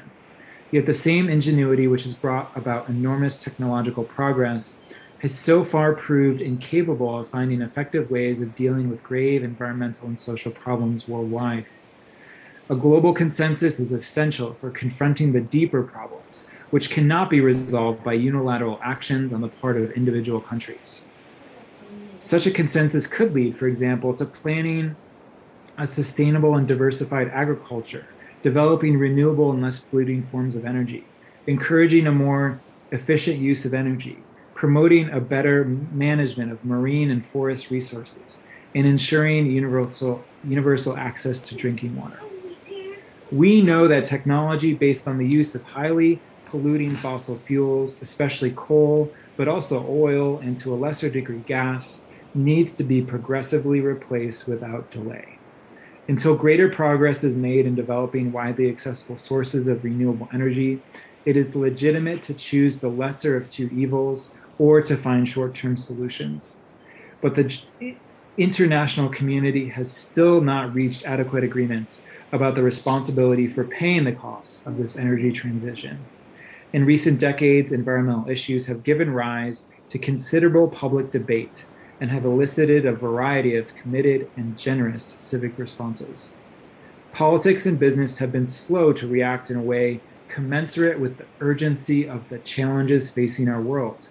Although the post-industrial period may well be remembered as one of the most irresponsible in history, nonetheless, there is reason to hope that humanity at the dawn of the 21st century will be remembered for having generously shouldered its grave responsibilities. Worldwide, the ecological movement has made significant advances, thanks to the efforts of many organizations of civil society. It is possible here to mention them all, or to review the history.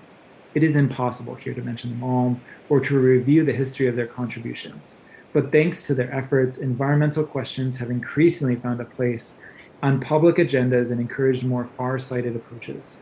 This notwithstanding, recent world summits on the environment have not lived up to expectations because, due to lack of political will, they were unable to reach truly meaningful and effective global agreements on the environment. The 1992 Earth Summit in Rio de Janeiro is worth mentioning. It proclaimed that human beings are at the center of concerns for sustainable development. Echoing the 1972 Stockholm Declaration, it enshrined international cooperation to care for the ecosystem of the entire Earth. The obligation of those who cause pollution to assume its costs, and the duty to assess the environmental impact of given projects and works. It set the goal of limiting greenhouse gas concentration in the atmosphere in an effort to reverse the trend of global warming. It also drew up an agenda with an action plan and a convention on biodiversity, and stated principles regarding forests. Although the summit was a real step forward and prophetic for its time, its accords have been poorly implemented due to the lack of suitable mechanisms for oversight, periodic review, and penalties in cases of noncompliance. The principles which it proclaims still await an efficient and flexible means of practical implementation. Among positive experiences in this regard, we might mention, for example, the Basel Convention on Hazardous Waste, with its system of reporting, standards, and controls. There is also the binding Convention on International Trade in Endangered Species of Wild Fauna and Flora, which includes on-site visits of verifying effective compliance. Thanks to the Vienna Convention for the Protection of the Ozone Layer and its implementation through the Montreal Protocol and amendments, the problem of the layers thinning seems to have entered a phase of resolution. As far as the protection of biodiversity and issues related to desertification are concerned, progress has been far less significant. With regard to climate change, the advances have been regrettably few. Reducing greenhouse gases requires honesty, courage, and responsibility, above all on the parts of those countries which are more powerful and pollute the most. The Conference of the United Nations on Sustainable Development, Rio Plus 20, issued a wide-ranging but ineffectual outcome document. International negotiations cannot make significant progress due to positions taken by countries which place their national interests above the global common good. Those who will have to suffer the consequences of what we are trying to hide will not forget this failure of conscience and responsibility. Even as this encyclical was being prepared, the debate was intensifying. We believers cannot fail to ask God for a positive outcome to the present discussions, so that future generations will not have to suffer the effects of our ill-advised delays. Some strategies for lowering pollutant gas emissions call for the internationalization of environmental costs, which would risk imposing on countries with fewer resources burdensome commitments to reducing emissions comparable to those of the more industrialized countries. Imposing such measures penalizes those countries most in need of development. A further injustice is perpetuated under the guise of protecting the environment. Here also the poor end up paying the price. Furthermore, since the effects of climate change will be felt for a long time to come, even if stringent measures are taken now, some countries with scarce resources will require assistance in adapting to the effects already being produced, which affect their economies. In this context, there is need for common and differentiated responsibilities. As the bishops of Bolivia have stated, the countries which have benefited from a high degree of industrialization at the cost of enormous emissions of greenhouse gases have a greater responsibility providing a solution to the problems they have caused. The strategy of buying and selling carbon credits can lead to a new form of speculation which would not help reduce the emissions of polluting gases worldwide. This system seems to provide a quick and easy solution under the guise of a certain commitment to the environment, but in no way does it allow for the radical change which present circumstances require. Rather, it may simply become a ploy which permits maintaining the excessive consumption of some countries and sectors. For poor countries, the priorities must be to eliminate extreme poverty and to promote the social development of their people. At the same time, they need to acknowledge the scandalous level of consumption in some privileged sectors of their population and to combat corruption more effectively. They are likewise bound to develop less polluting forms of energy production, but to do so, they require the help of countries which have experienced great growth at the cost of the ongoing pollution of the planet. Taking advantage of abundant solar energy will require the establishment of mechanisms and subsidies which allow developing countries access to technology transfer, technical assistance, and financial resources, but in a way which respects their concrete situations, since the compatibility of infrastructures with the context for which they have been designed is not always adequately assessed. The cost of this would be low compared to the risks of climate change. In any event, these are primarily ethical decisions rooted in solidarity between all peoples. Enforceable international agreements are urgently needed since local authorities are not always capable of effective intervention. Relations between states must be respectful of each other's sovereignty, but must also lay down mutually agreed upon means of averting regional disasters, which would eventually affect everyone. Global regulatory norms are needed to impose obligations and prevent unacceptable actions. For example, when powerful companies dump contaminated waste or offshore polluting industries in other countries. Let us also mention the system of governance of the oceans. International and regional conventions do exist, but fragmentation and the lack of strict mechanisms of regulation, control, and penalization end up undermining these efforts. The growing problem of marine waste and the protection of the open seas represent particular challenges. What is needed, in effect, is an agreement on systems of governance for the whole range of so-called global commons. The same mindset which stands in the way of making radical decisions to reverse the trend of global warming also stands in the way of achieving the goal of eliminating poverty. A more responsible overall approach is needed to deal with both problems, the reduction of pollution and the development of poorer countries and regions. The 21st century, while maintaining systems of governance inherited from the past, is witnessing a weakening of the power of nation states, chiefly because the economic and financial sectors, being transnational, tends to prevail over the political. Given this situation, it is essential to devise stronger and more efficiently organized international institutions with functionaries who are appointed fairly by agreement among national governments and empowered to impose sanctions. As Benedict the 16th has affirmed in continuity with the social teachings of the Church, to manage the global economy, to revive economies hit by the crisis, to avoid any deterioration of the present crisis and the greater imbalances that would result, to bring about integral and timely disarmament, food security and peace, to guarantee the protection of the environment and to regulate migration.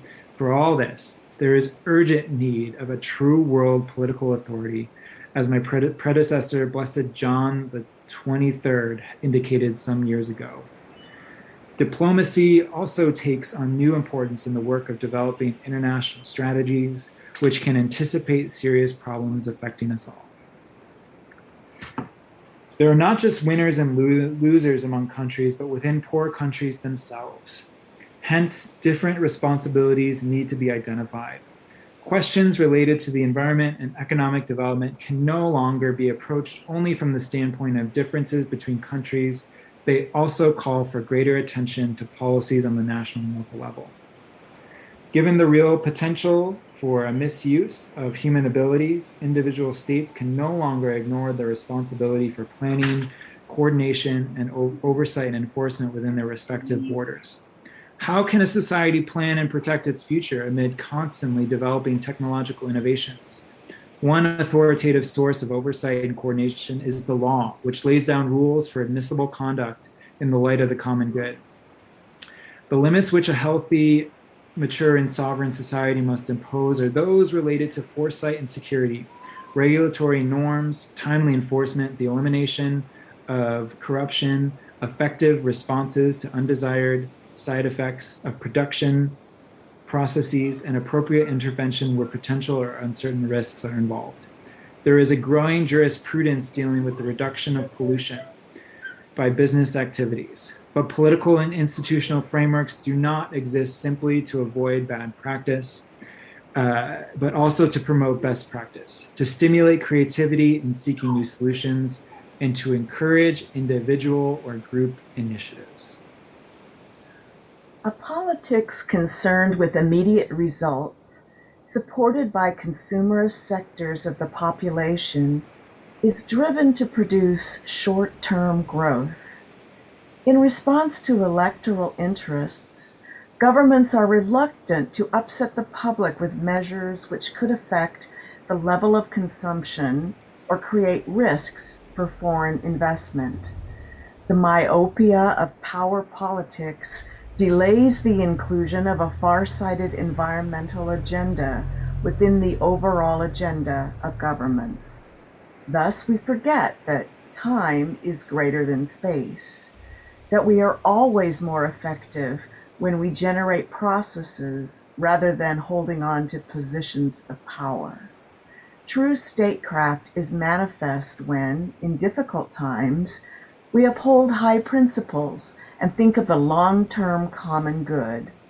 Political powers do not find it easy to assume this duty in the work of nation building. In some places, cooperatives are being developed to exploit renewable sources of energy which ensure local self-sufficiency and even the sale of surplus energy. This simple example shows that while the existing world order proves powerless to assume its responsibilities, local individuals and groups can make a real difference. They are able to instill a greater sense of responsibility, a strong sense of community, a readiness to protect others, a spirit of creativity, and a deep love for the land. They are also concerned about what they will eventually leave to their children and grandchildren. These values are deeply rooted in Indigenous peoples. Because the enforcement of laws is at times inadequate due to corruption, public pressure has to be exerted in order to bring about decisive political action. Society, through non-governmental organizations and intermediate groups, must put pressure on governments to develop more rigorous regulations, procedures, and controls. Unless citizens control political power, national, regional, and municipal, it will not be possible to control damage to the environment. Local legislation can be more effective too if agreements exist between neighboring communities to support the same environmental policies. There are no uniform recipes because each country or region has its own problems and limitations. It is also true that political realism may call for transitional measures and technologies, so long as these are accompanied by the gradual framing and acceptance of binding commitments. At the same time, on the national and local levels, much still needs to be done, such as promoting ways of conserving energy. These would include favoring forms of industrial production with maximum energy efficiency and diminished use of raw materials, removing from the market products which are less energy efficient or more polluting, improving transport systems, and encouraging the construction and repair of buildings aimed at reducing their energy consumption and levels of pollution. Political activity on the local level could also be directed to modifying consumption, developing an economy of waste disposal and recycling, protecting certain species, and planning a diversified agriculture and the rotation of crops. Agriculture in poorer regions can be improved through investment in rural infrastructures, a better organization of local or national markets, systems of irrigation through investment in rural infrastructures, a better organization of local or national markets, systems of irrigation, and the development of techniques of sustainable agriculture. New forms of cooperation and community organization can be encouraged in order to defend the interests of small producers and preserve local ecosystems from destruction. Truly, much can be done. Here, continuity is essential because policies related to climate change and environmental protection cannot be altered with every change of government. Results take time and demand immediate outlays which may not produce tangible effects within any one government's term. That is why, in the absence of pressure from the public and from civic institutions, political authorities will always be reluctant to intervene, all the more when urgent needs must be met. To take up these responsibilities and the costs they entail, politicians will inevitably clash with the mindset of short-term gain and results, which dominates present-day economics and politics. But if they are courageous, they will attest to their God-given dignity and leave behind a testimony of selfless responsibility. A healthy politics is sorely needed, capable of reforming and coordinating institutions, promoting best practices, and overcoming undue pressure and bureaucratic inertia. It should be added, though, that even the best mechanisms can break down when there are no worthy goals and values, or a genuine and profound humanism to serve as the basis of a noble and generous society. Part 3. Dialogue and transparency in decision-making. An assessment of the environmental impact of business ventures and projects demands transparent political processes involving a free exchange of views. On the other hand, the forms of corruption which conceal the actual environmental impact of a given project in exchange for favors usually produce specious arguments which fail to inform adequately and to allow for full debate. Environmental impact assessment should not come after the drawing up of a business proposition or the proposal of a particular policy, plan, or program. It should be part of the process from the beginning and be carried out in a way which is interdisciplinary, transparent, and free of all economic or political pressure. It should be linked to a study of working conditions and possible effects on people's physical and mental health, on the local economy, and on public safety. Economic returns can thus be forecast more realistically, taking into account potential scenarios and the eventual need for further investment to correct possible undesired effects. A consensus should always be reached between the different stakeholders, who can offer a variety of approaches, solutions, and alternatives. The local population should have a special place at the table. They are concerned about their own future and that of their children, and can consider goals transcending immediate economic interest. We need to stop thinking in terms of interventions to save the environment in favor of policies developed and debated by all interested parties.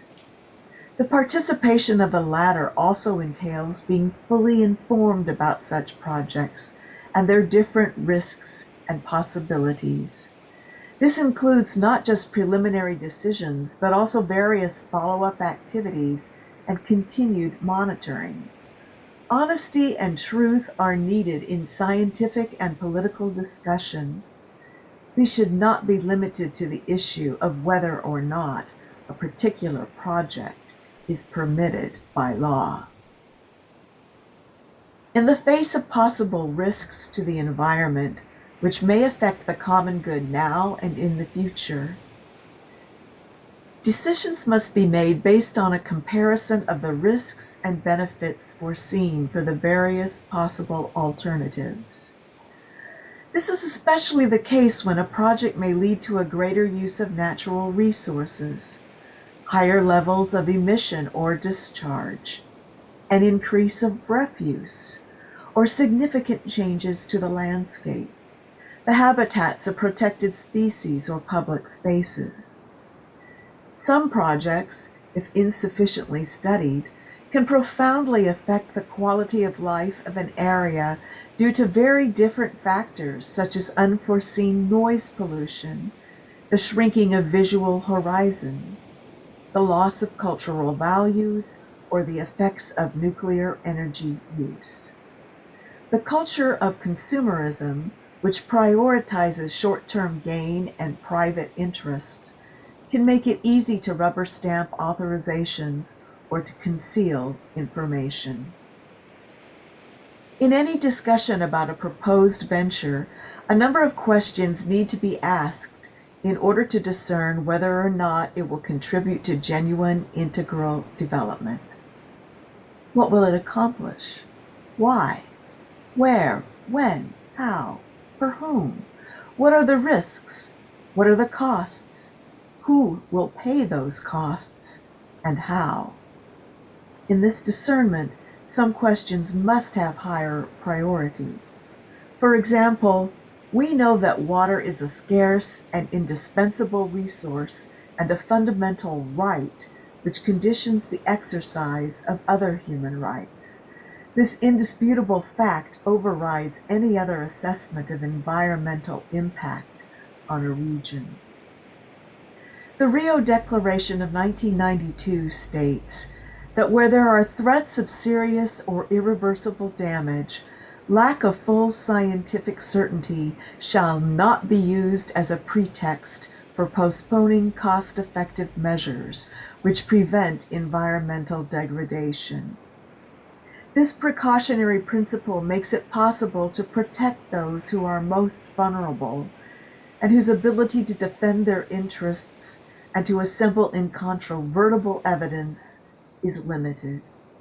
If objective information suggests that serious and irreversible damage may result, a project should be halted or modified, even in the absence of indisputable proof. Here the burden of proof is effectively reversed, since in such cases objective and conclusive demonstrations will have to be brought forward to demonstrate that the proposed activity will not cause serious harm to the environment or to those who inhabit it. This does not mean being opposed to any technological innovations which can bring about an improvement in the quality of life. But it does mean that profit cannot be the sole criterion to be taken into account, and that when significant new information comes to light, a reassessment should be made with the involvement of all interested parties. The outcome may be a decision not to proceed with a given project, to modify it, or to consider alternative proposals. There are certain environmental issues where it is not easy to achieve a broad consensus. Here I would state once more that the Church does not presume to settle scientific questions or to replace politics. But I am concerned to encourage an honest and open debate so that particular interests or ideologies will not prejudice the common good. Part 4. Politics and Economy in Dialogue for Human Fulfillment. Politics must not be subject to the economy, nor should the economy be subject to the dictates of an efficiency-driven paradigm of technocracy. Today, in view of the common good, there is urgent need for politics and economics to enter into a frank dialogue in the service of life, especially human life. Saving banks at any cost, making the public pay the price, foregoing a firm commitment to reviewing and reforming the entire system, only reaffirms the absolute power of a financial system, a power which has no future and will only give rise to new crises after a slow, costly, and only apparent recovery. The financial crisis of 2007 to 2008 provided an opportunity to develop a new economy more attentive to ethical principles and new ways of regulating speculative financial practices and virtual wealth. But the response to the crisis did not include rethinking the outdated criteria which continue to rule the world. Production is not always rational and is usually tied to economic variables which assign to products a value that does not necessarily correspond to their real worth. This frequently leads to an overproduction of some commodities, with unnecessary impact on the environment and with negative results on regional economies. The financial bubble also tends to be a productive bubble. The problem of the real economy is not confronted with vigor, yet it is the real economy which makes diversification and improvement in production possible, helps companies to function well, and enables small and medium businesses to develop and create employment. Here, too, it should always be kept in mind that environmental protection cannot be assured solely on the basis of financial calculations of costs and benefits. The environment is one of those goods that cannot be adequately safeguarded or promoted by market forces. Once more, we need to reject a magical conception of the market, which would suggest that problems can be solved simply by an increase in the profits of companies or individuals. Is it realistic to hope that those who are obsessed with maximizing profits will stop to reflect on the environmental damage which they will leave behind for future generations? Where profits alone count, there can be no thinking about the rhythms of nature, its phases of decay and regeneration, or the complexity of ecosystems which may be gravely upset by human intervention. Moreover, biodiversity is considered at most a deposit of economic resources available for exploitation, with no serious thought for the real value of things, their significance for persons and cultures, or the concerns and needs of the poor. Whenever these questions are raised, some react by accusing others of irrationally attempting to stand in the way of progress and human development. But we need to grow in the conviction that a decrease in the pace of production and consumption can at times give rise to another form of progress and development.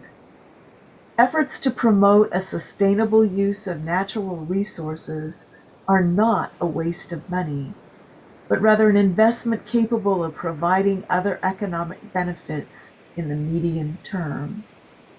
If we look at the larger picture, we can see that more diversified and innovative forms of production, which impact less on the environment, can prove very profitable.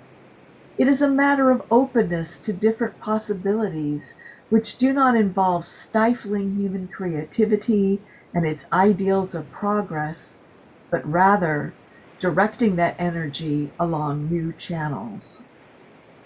For example, a path of productive development, which is more creative and better directed, could correct the present disparity between excessive technological investment in consumption and insufficient investment in resolving urgent problems facing the human family. It could generate intelligent and profitable ways of reusing, revamping, and recycling, and it could also improve the energy efficiency of cities. Productive diversification offers the fullest possibilities to human ingenuity to create and innovate, while at the same time protecting the environment and creating more sources of employment. Such creativity would be a worthy expression of our most noble human qualities, for we would be striving intelligently, boldly, and responsibly to promote a sustainable and equitable development within the context of a broader concept of quality of life.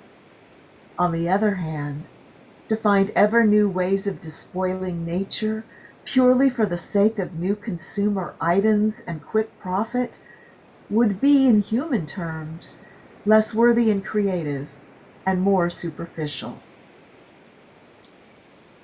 In any event, if in some cases sustainable development were to involve new forms of growth, in other cases, given the insatiable and irresponsible growth produced over many decades, we need also to think of containing growth by setting some reasonable limits and even retracing our steps before it is too late. We know how unsustainable is the behavior of those who constantly consume and destroy, while others are not yet able to live in a way worthy of their human dignity. That is why the time has come to accept decreased growth in some parts of the world, in order to provide resources for other places to experience healthy growth. Benedict XVI has said that technologically advanced societies must be prepared to encourage more sober lifestyles while reducing their energy consumption and improving its efficiency. For new models of progress to arise, there is a need to change models of global development. This will entail a responsible reflection on the meaning of the economy and its goals, with an eye to correcting its malfunctions and misapplications. It is not enough to balance in the medium term the protection of nature with financial gain or the preservation of the environment with progress. Halfway measures simply delay the inevitable disaster. Put simply, it is a matter of redefining our notion of progress, a technological and economic development which does not leave in its wake a better world and an integrally higher quality of life cannot be considered progress. Frequently, in fact, people's quality of life actually diminishes by the deterioration of the environment, the low quality of food, or the depletion of resources in the midst of economic growth. In this context, talk of sustainable growth usually becomes a way of distracting attention and offering excuses. It absorbs the language and values of ecology into the categories of finance and technology, technocracy, and the social and environmental responsibility of business often gets reduced to a series of marketing and image-enhancing measures. The principle of the maximization of profits, frequently isolated from other considerations, reflects a misunderstanding of the very concept of the economy. As long as production is increased, little concern is given to whether it is at the cost of future resources or the health of the environment. As long as the clearing of a forest increases production, no one calculates the losses entailed in the desertification of the land, the harm done to biodiversity, or the increased pollution.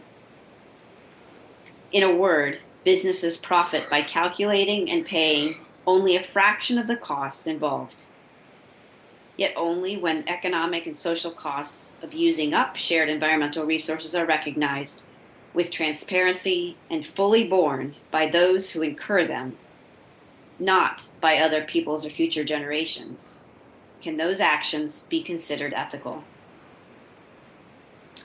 An instrumental way of reasoning, which provides a purely static analysis of realities in the service of present needs, is at work, whether resources are allocated by the market or by state central planning.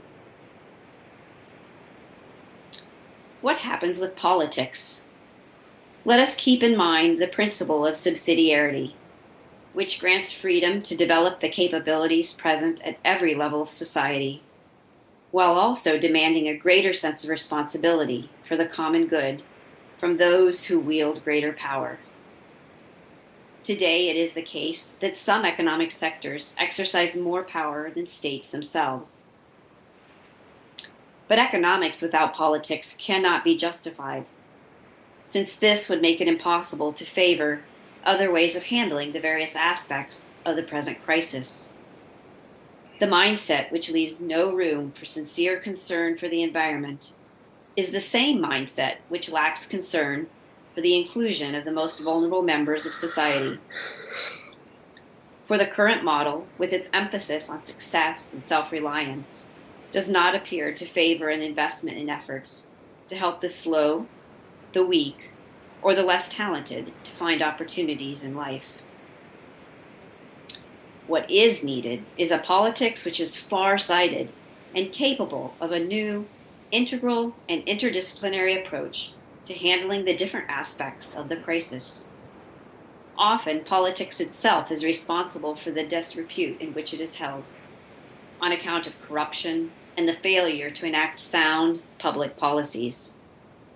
If in a given region, the state does not carry out its responsibilities, some business groups can come forward in the guise of benefactors, wield real power, and consider themselves exempt from certain rules, to the point of tolerating different forms of organized crime, human trafficking, the drug trade, and violence, all of which become very difficult to eradicate.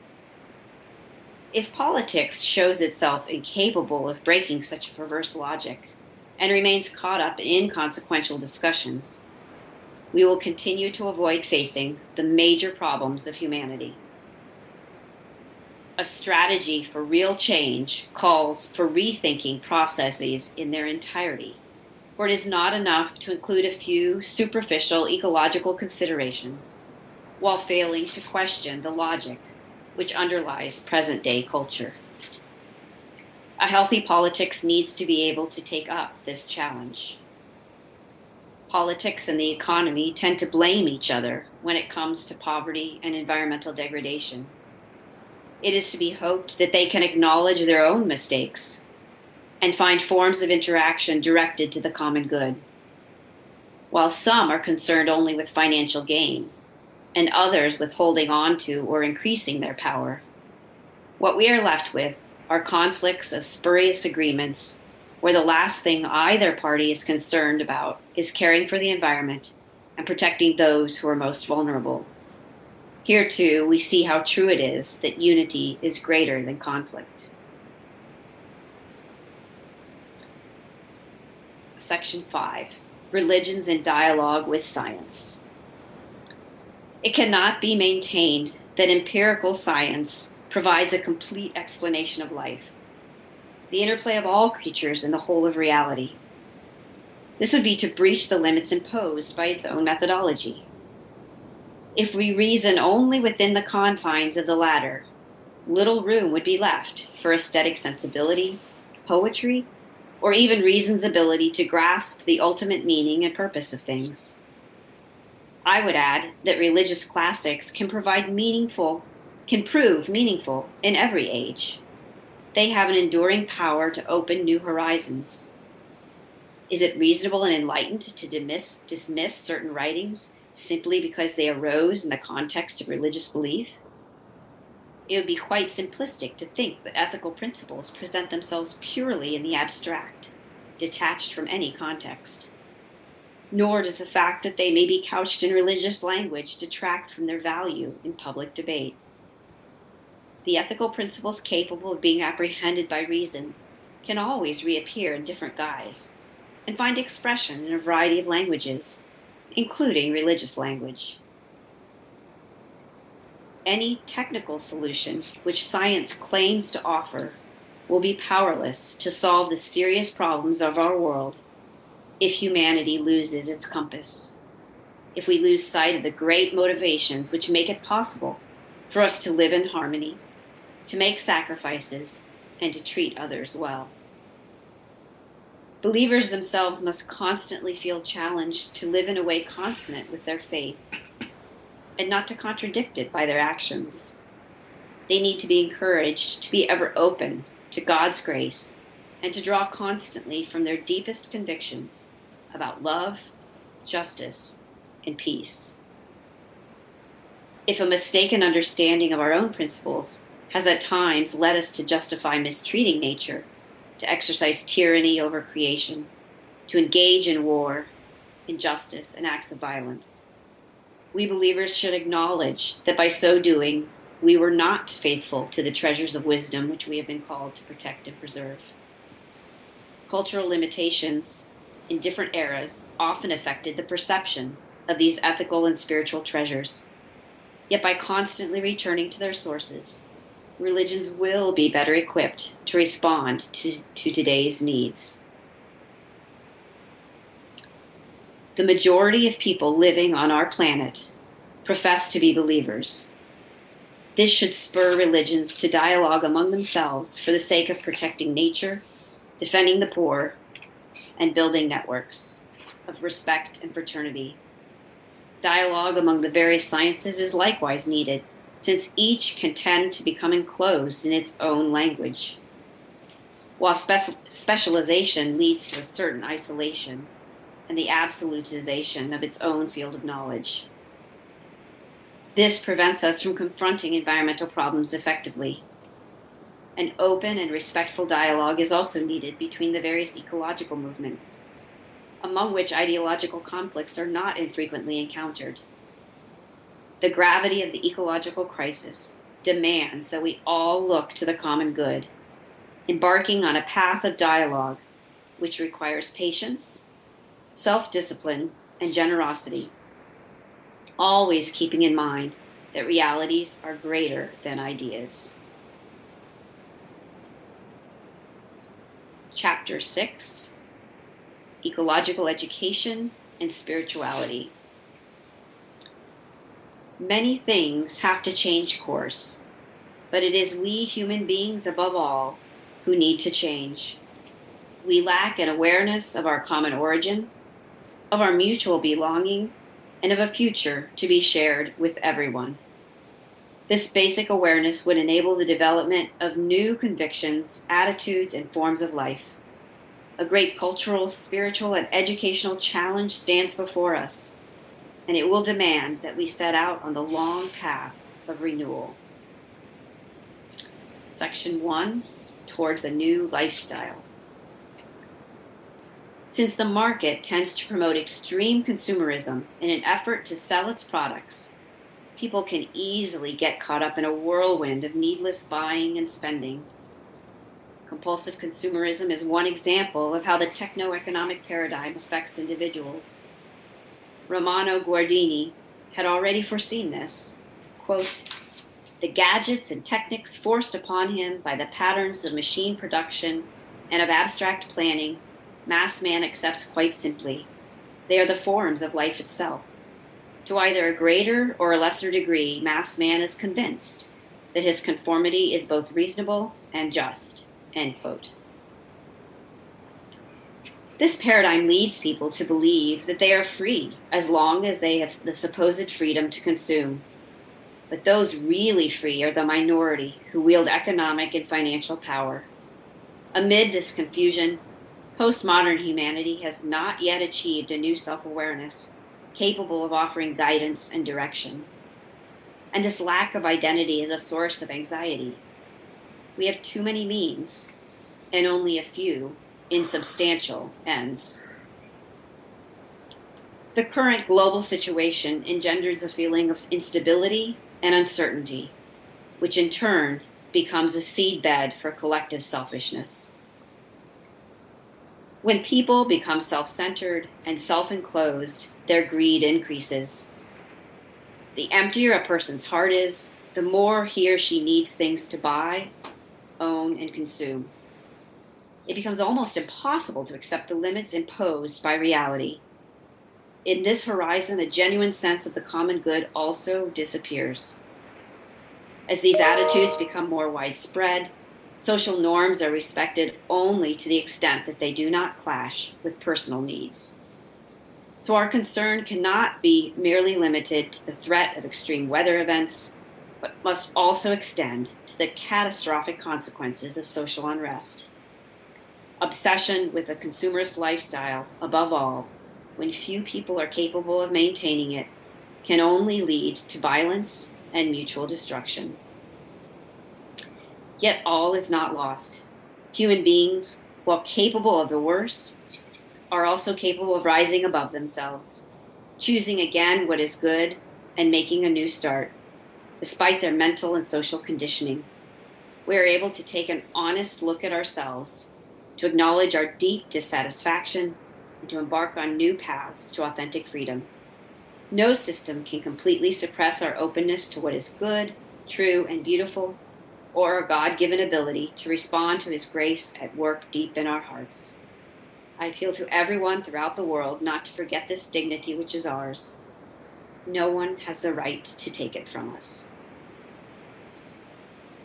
A change in lifestyle could bring healthy pressure to bear on those who wield political, economic, and social power.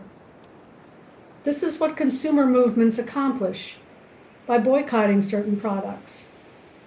They prove successful in changing the way businesses operate, forcing them to consider their environmental footprint and their patterns of production.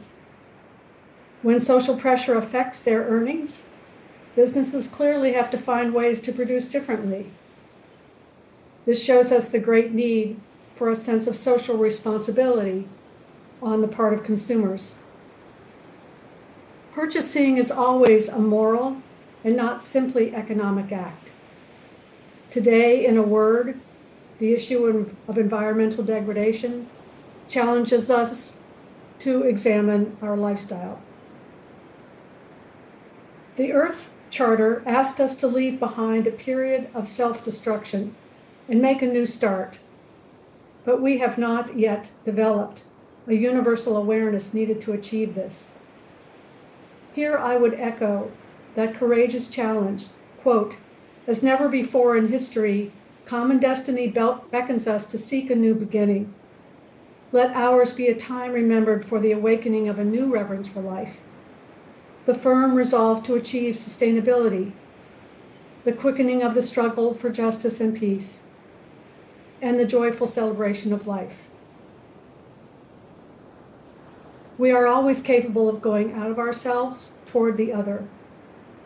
Unless we do this, other creatures will not be recognized for their true worth.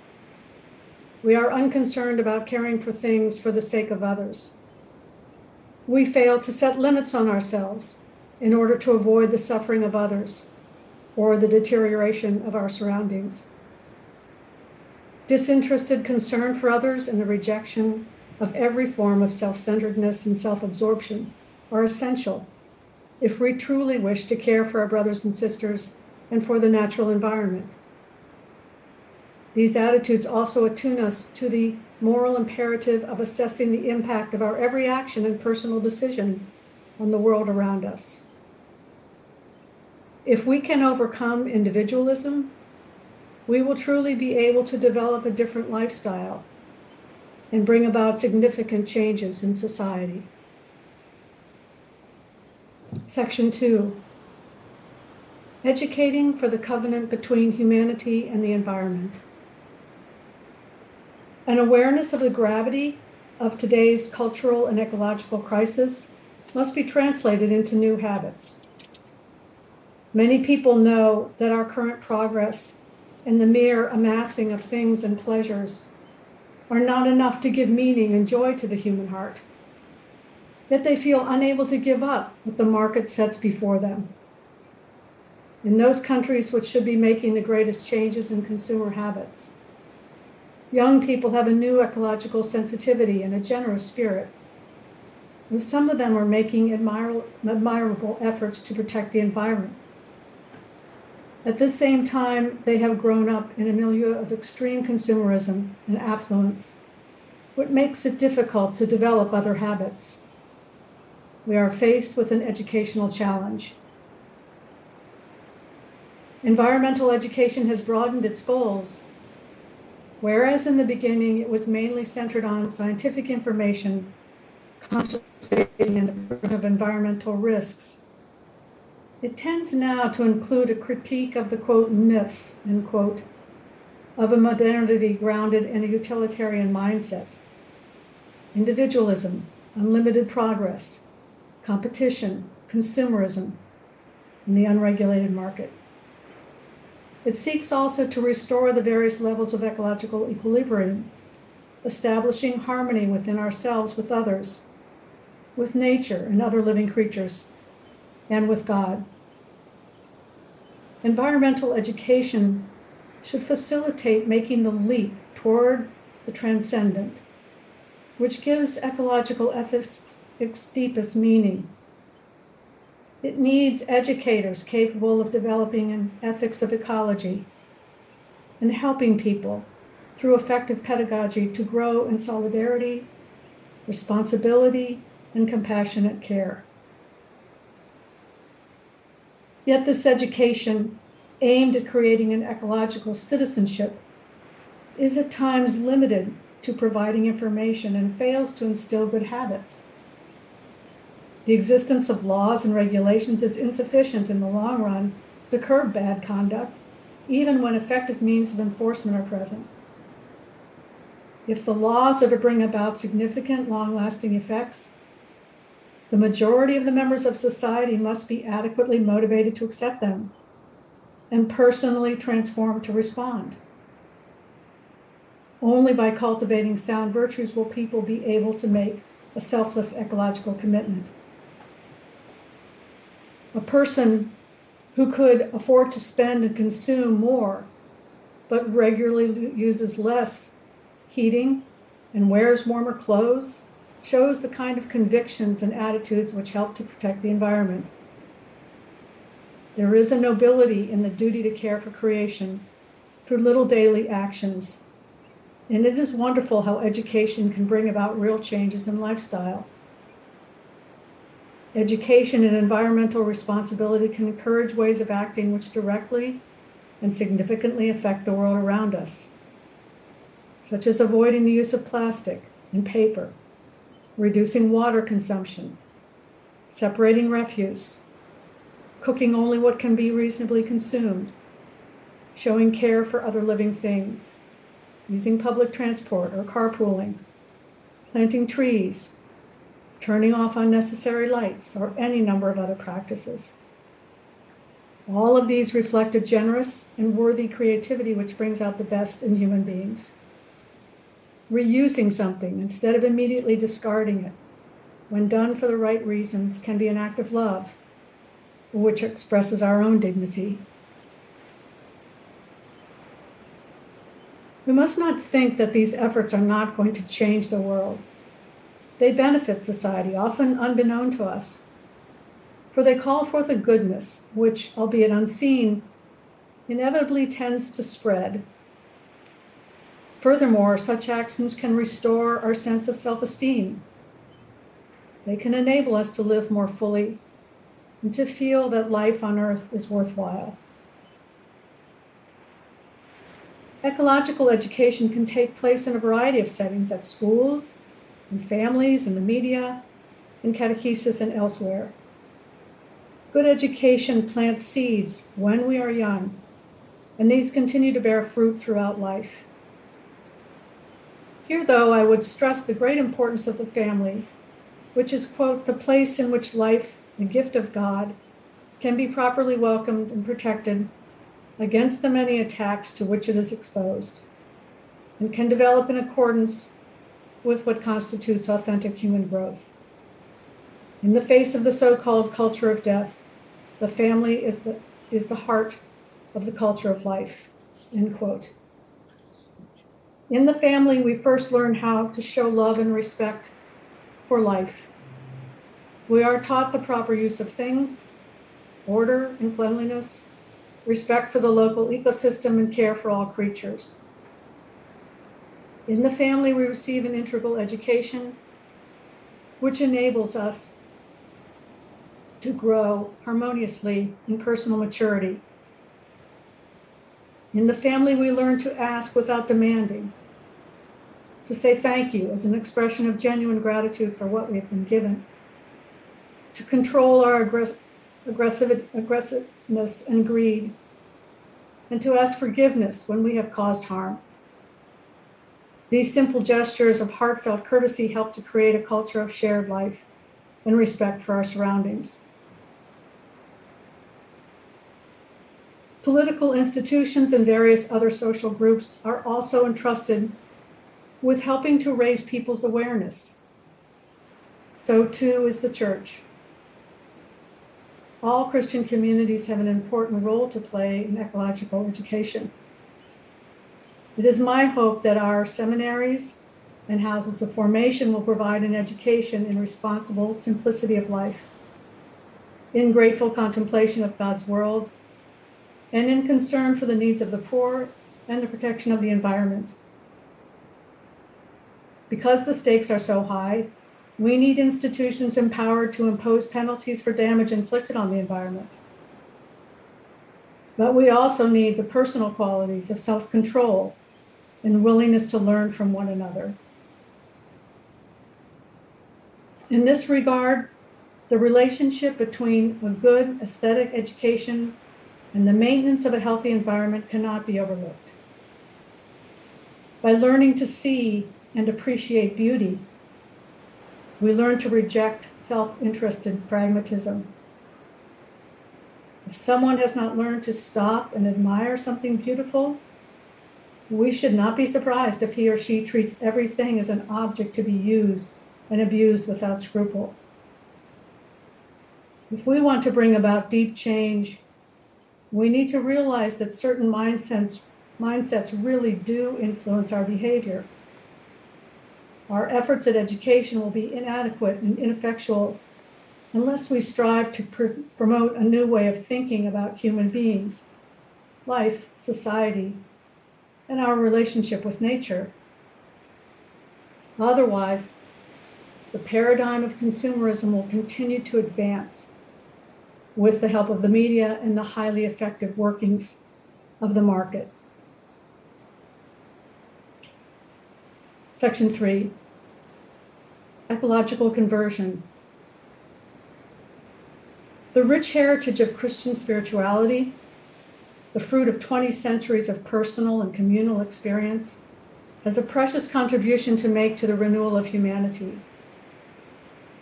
Here I would like to offer Christians a few suggestions for an ecological spirituality grounded in the conviction of our faith, since the teachings of the gospel have direct consequences for our way of thinking, feeling, and living. More than in ideas or concept as such, I am interested in how a spirituality can motivate us to a more passionate concern for the protection of our world. A commitment this lofty cannot be sustained by doctrine alone without a spirituality capable of inspiring us, without an interior impulse which encourages, motivates, nourishes, and gives meaning to our individual and communal activity. Admittedly, Christians have not always appropriated and developed the spiritual treasures bestowed by God upon the church, where the life of the Spirit is not dissociated from the body, or from nature, or from worldly realities, but lived in and with them, in communion with all that surrounds us. The external deserts in the world are growing because the internal deserts have become so vast.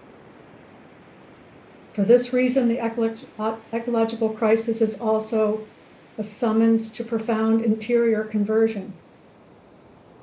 It must be said that some committed and prayerful Christians, with the excuse of realism and pragmatism, tend to ridicule expressions of concern for the environment. Others are passive. They choose not to change their habits and thus become inconsistent. So what they all need is an ecological conversion, whereby the effects of their encounter with Jesus Christ become evident in their relationship with the world around them. Living our vocation to be protectors of God's handiwork is essential to a life of virtue. It is not an optional or secondary aspect of our Christian experience.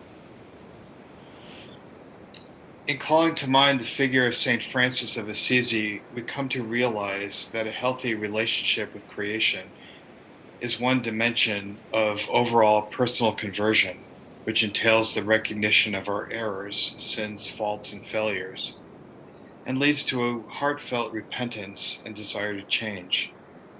The Australian bishop spoke of the importance of such conversion for achieving reconciliation with creation. To achieve such reconciliation, we must examine our lives and acknowledge the ways in which we have harmed God's creation through our actions and our failure to act.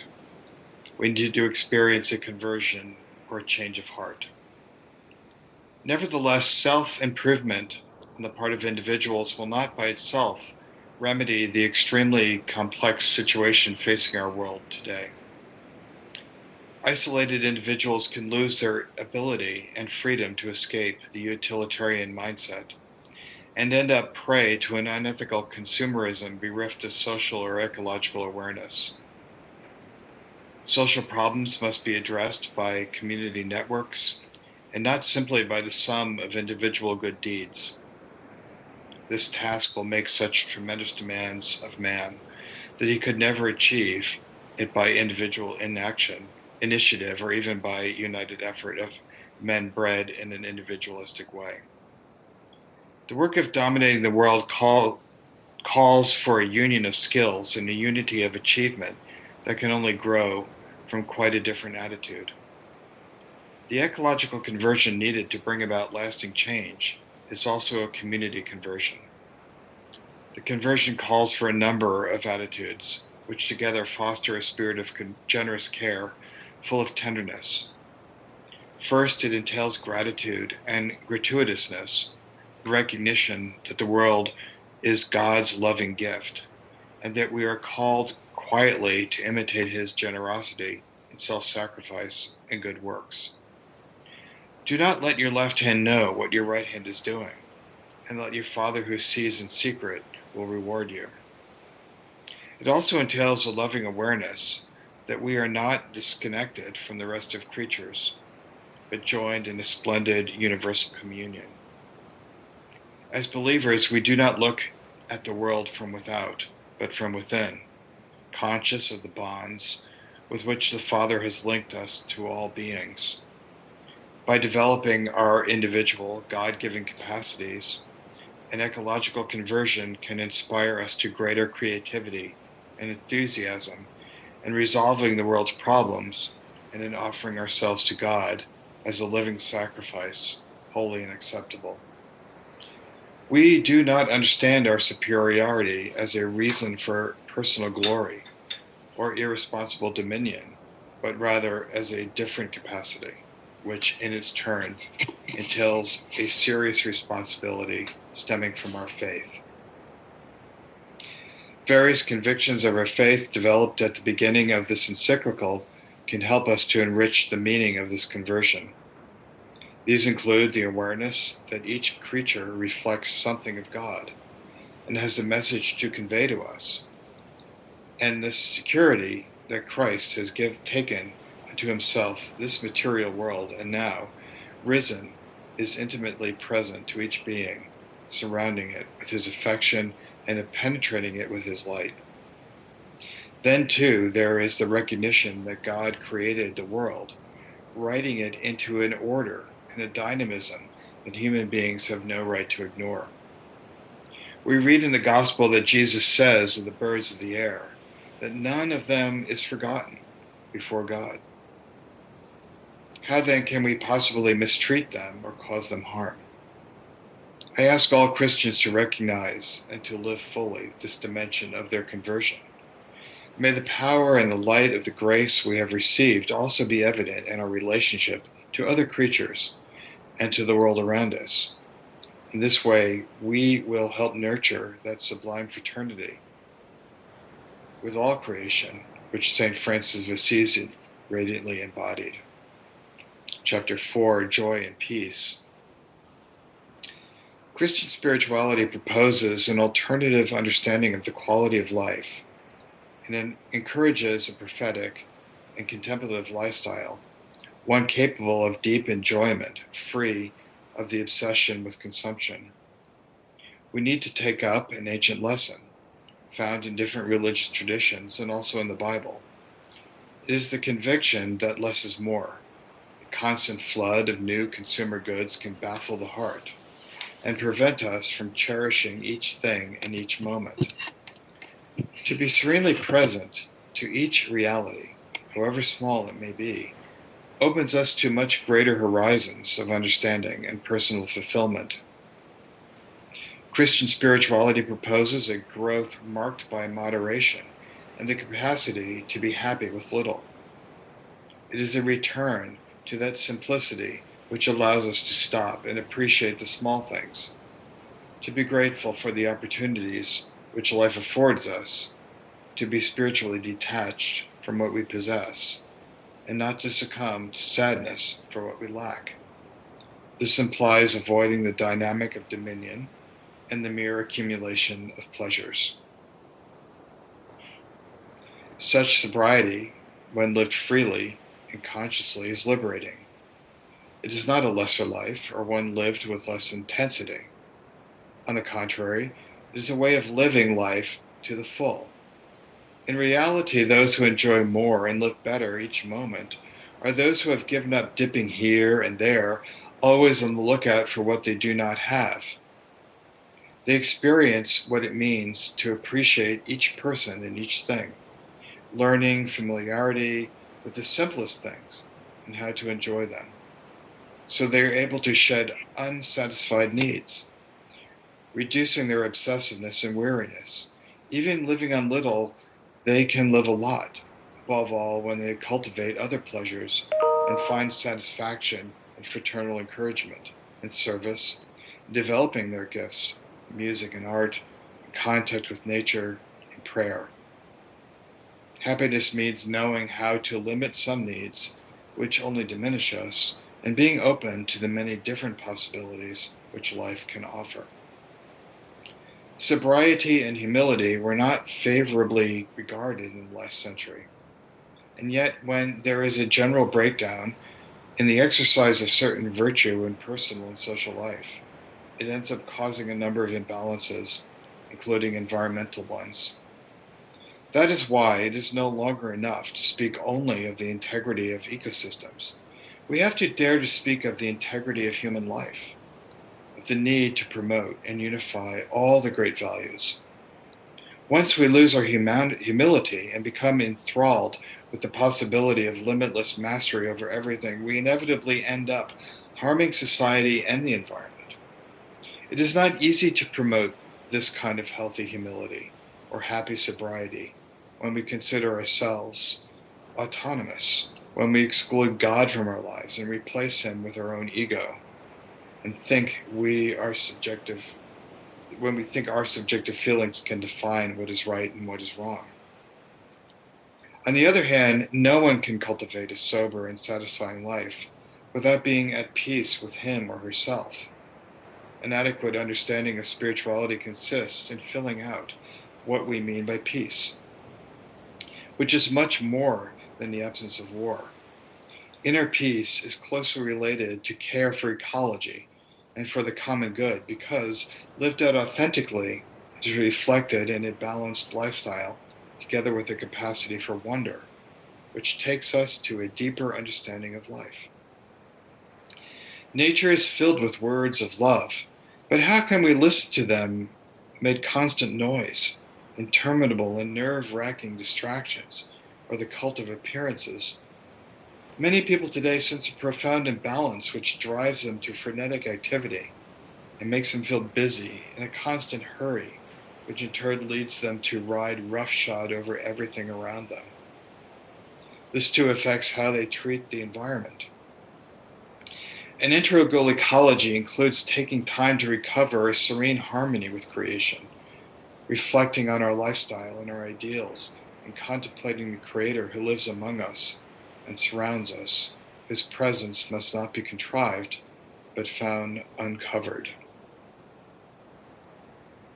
We are speaking of an attitude of the heart, one which approaches life with serene attentiveness, which is capable of being fully present to someone without thinking of what comes next, which accepts each moment as a gift from God, to be lived to the full.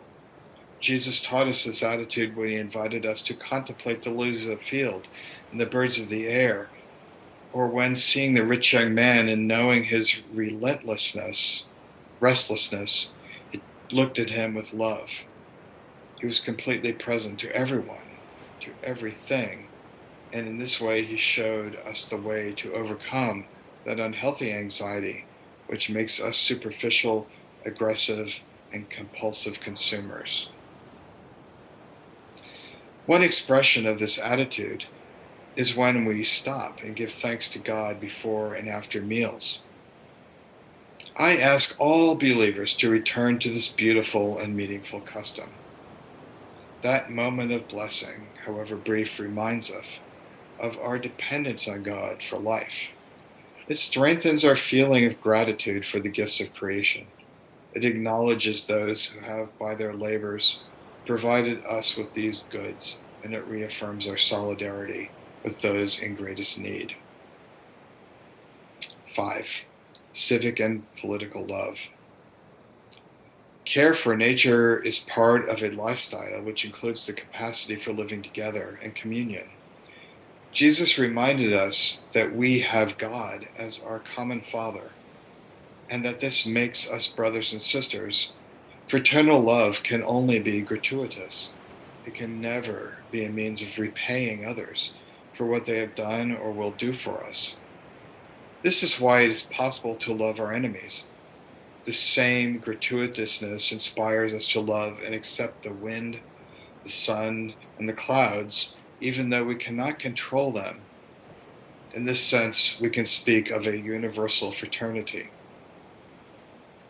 We must regain the conviction that we need one another, that we have a shared responsibility for others and the world, and that being good and decent are worth it. We have had enough of immorality and the mockery of ethics, goodness and faith and honesty. It is time to acknowledge that light-hearted superficiality has done us no good. When the foundations of social life are corroded, what ensues are battles over conflicting interests, new forms of violence and brutality, and obstacles to the growth of a genuine culture of care for the environment. Saint Therese of Lisieux invites us to practice the little ways of love, not to miss out on a kind word, a smile, or a small gesture, which sows peace and friendship. An integral ecology is also made up of simple daily gestures, which break with the logic of violence, exploitation, and selfishness. In the end, a world of exacerbated consumption is at the same time a world which mistreats life in all its forms. Love, overflowing with small gestures of mutual care, is also civic and political, and it makes itself felt in every action that seeks to build a better world. Love for society and commitment to the common good are outstanding expressions of a charity which affects not only relationships between individuals, but also macro relationships, social, economic, and political ones. This is why the Church set before the world the ideal of a civilization of love. Social love is the key to authentic development. In order to make society more human, more worthy of the human person, love as a social life, political, economic, and cultural, must be given renewed value, becoming the constant and highest norm for all activity. In this framework, along with the importance of little everyday gestures, social love moves us to devise larger strategies to halt environmental degradation and to encourage a culture of care, which permeates all of society. When we feel that God is calling us to intervene with others in these social dynamics, we should realize that this too is part of our spirituality, which is an exercise of charity, and as such, matures and sanctifies us. Not everyone is called to engage directly in political life. Society is also enriched by a countless array of organizations which work to promote the common good and to defend the environment, whether natural or urban. Some, for example, show concern for a public place, a building, a fountain, an abandoned monument, a landscape, a square, and strive to protect, restore, improve, or beautify it as something belonging to everyone. Around these community actions, relationships develop or are recovered, and a new social fabric emerges. Thus, a community can break out of the indifference induced by consumerism. These actions cultivate a shared identity with a story which can be remembered and handed on. In this way, the world and the quality of life of the poorest are cared for with a sense of solidarity which is at the same time aware that we live in a common home which God has entrusted to us. These community actions, when they express self-giving love, can also become intense spiritual experiences. Chapter 6, Sacramental Signs and the Celebration of Rest. The universe unfolds in God, who fills it completely. Hence, there is a mystical meaning to be found in a leaf, in a mountain trail, in a dewdrop, in a poor person's face. The ideal is not only to pass from the exterior to the interior to discover the action of God in the soul, but also to discover God in all things. Saint Bonaventure teaches us that contemplation deepens the more we feel the working of God's grace within our hearts, and the better we learn to encounter God in creatures outside ourselves. St. John of the Cross taught that all the goodness present in the realities and experiences of this world is present in God eminently and infinitely, or more properly, in each of these sublime realities is God. This is not because the finite things of this world are really divine, but because the mystic experiences the intimate connection between God and all beings, and thus feels that all things are God. Standing awestruck before a mountain, he or she cannot separate this experience from God, and perceives that the interior awe being lived has to be entrusted to the Lord. Mountains have heights, and they are plentiful, vast, beautiful, graceful, bright, and fragrant. These mountains are what my beloved is to me. Lonely valleys are quiet, pleasant, cool, shady, and flowing with fresh water. In the variety of their groves and in the sweet song of the birds, they afford abundant recreation and delight to the senses, and in their solitude and silence, they refresh us and give us rest. These valleys are what my beloved is to me. The sacraments are a privileged way in which nature is taken up by God to become a means of mediating supernatural life. Through our worship of God, we are invited to embrace the world on a different plane. Water, oil, fire, and colors are taken up in all their symbolic power and incorporated in our act of praise. The hand that blesses is an instrument of God's love and a reflection of the closeness of Jesus Christ, who came to accompany us on the journey of life. Water poured over the body of a child in baptism is a sign of new life. Encountering God does not mean fleeing from this world or turning our back on nature. This is especially clear in the spirituality of the Christian East. Beauty, which in the East is one of the best loved names, expressing the divine harmony and the model of humanity transfigured, appears everywhere, in the shape of a church, in the sounds, in the colors, in the lights, in the scents. For Christians, all the creatures in the material universe find their true meaning in the incarnate word. For the Son of God is incorporated in his person, part of the material world, planting in it a seed of definitive transformation. Christianity does not reject matter.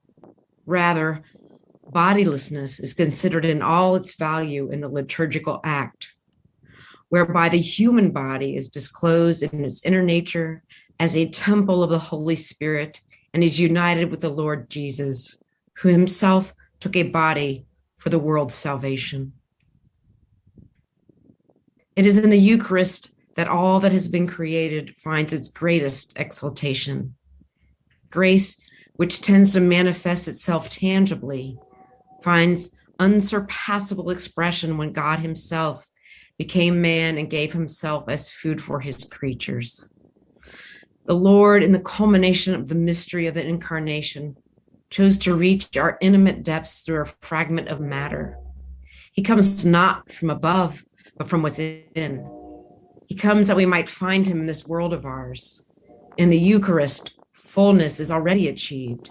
It is a living center of the universe, the overflowing core of love and of inexhaustible life. Joined to the incarnate Son, present in the Eucharist, the whole cosmos give thanks to God.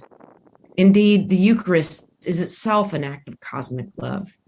Yes, cosmic, because even when it is celebrated on the humble altar of a country church, the Eucharist is always in some way celebrated on the altar of the world. The Eucharist joins heaven and earth. It embraces and penetrates all creation. The world which came from God's hands returns to him in blessed and undivided adoration. In the bread of the Eucharist, creation is projected towards divinization, towards the holy wedding feast, towards unification with the Creator himself. Thus, the Eucharist is also a source of light and motivation for our concerns for the environment, directing us to be stewards of all creation. On Sunday, our participation in the Eucharist has special importance.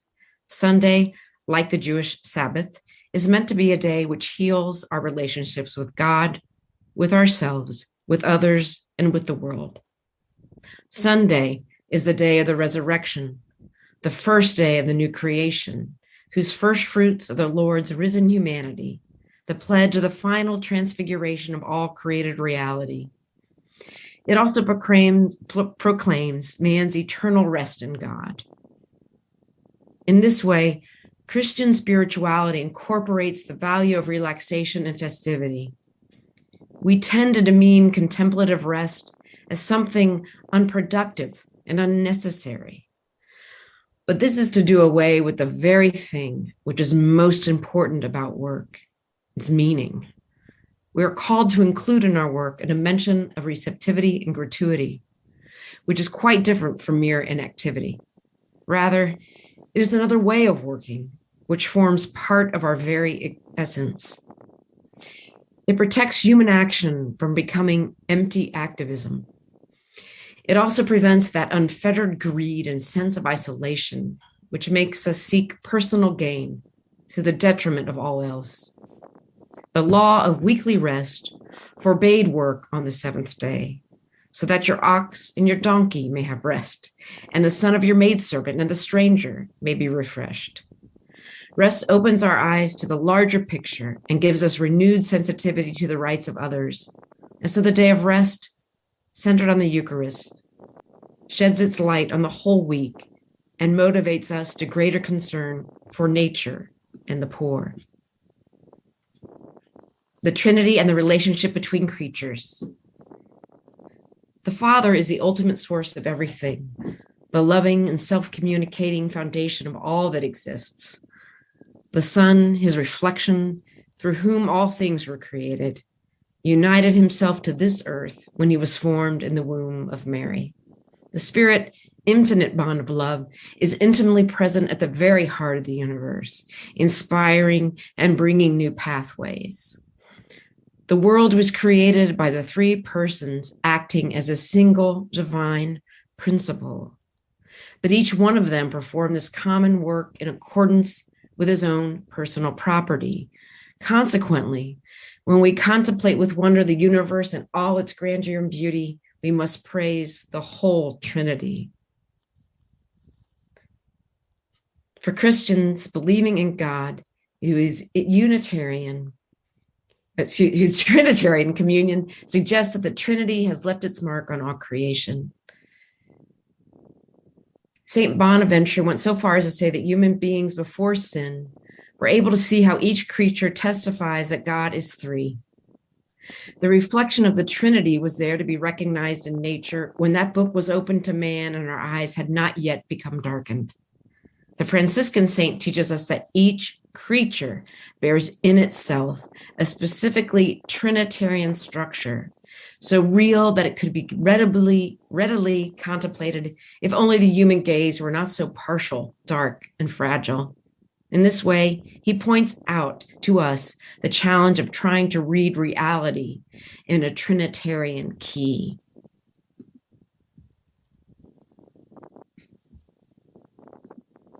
Divine persons are subsistent relations, and the world, created according to the divine model, is a web of relationships. Creatures tend towards God, and in turn, it is proper to every living being to tend towards other things, so that throughout the universe, we can find any number of constant and secretly interwoven relationships. This leads us not only to marvel at the manifold connections existing among creatures, but also to discover a key to our own fulfillment. The human person grows more, matures more, and is sanctified more to the extent that he or she enters into relationships, going out from themselves to live in communion with God, with others, and with all creatures. In this way, they make their own the Trinitarian dynamism which God imprinted in them when they were created. Everything is interconnected. And this invites us to develop a spirituality of that global solidarity, which flows from the mystery of the Trinity, Queen of all creation. Mary, the mother who cared for Jesus, now cares with maternal affection and pain for this wounded world. Just as her pierced heart mourned the death of Jesus, so now she grieves for the sufferings of the crucified poor and for the creatures of this world laid waste by human power. Completely transfigured, she now lives with Jesus, and all creatures sing of her fairness. She is the woman clothed in the sun, with the moon under her feet, and on her head a crown of 12 stars. Carried up into heaven, she is the mother and queen of all creation. In her glorified body, together with a risen Christ, part of creation has reached the fullness of its beauty. She treasures the entire life of Jesus in her heart and now understands the meaning of all things. Hence, we can ask her to enable us to look at this world with eyes of wisdom. At her side, in the Holy Family of Nazareth, stands the figure of Saint Joseph. Through his work and generous presence, he cared for and defended Mary and Jesus, delivering them from the violence of the unjust by bringing them to Egypt. The gospel presents Joseph as a just man, hardworking and strong, but he also shows great tenderness, which is not a mark of the weak, but of those who are genuinely strong, fully aware of reality and ready to love and serve in humility. That is why he was proclaimed custodian of the universal church. He too can teach us how to show care. He can inspire us to work with generosity and tenderness in protecting this world, which God has entrusted to us. Beyond the sun. At the end, we will find ourselves face to face with the infinite beauty of God and be able to read with admiration and happiness the mystery of the universe, which with us will share in unending plenitude. Even now we are journeying towards the Sabbath of eternity, the New Jerusalem, towards our common home in heaven. Jesus says, "I will make all things new." Eternal life will be a shared experience of awe, in which each creature, resplendently transfigured, will take its rightful place and have something to give those poor men and women who will have been liberated once and for all. In the meantime, we come together to take charge of this home, which has been entrusted to us, knowing that all the good which exists here will be taken up into the heavenly feast. In union with all creatures, we journey through this land seeking God. For if the world has a beginning, and if it has been created, we must inquire who gave it this beginning, and who was its creator. Let us sing as we go. May our struggles and our concern for this planet never take away the joy of our hope. God, who calls us to generous commitment and to give him our all, offers us the light and the strength needed to continue on our way. In the heart of this world, the Lord of life, who loves us so much, is always present.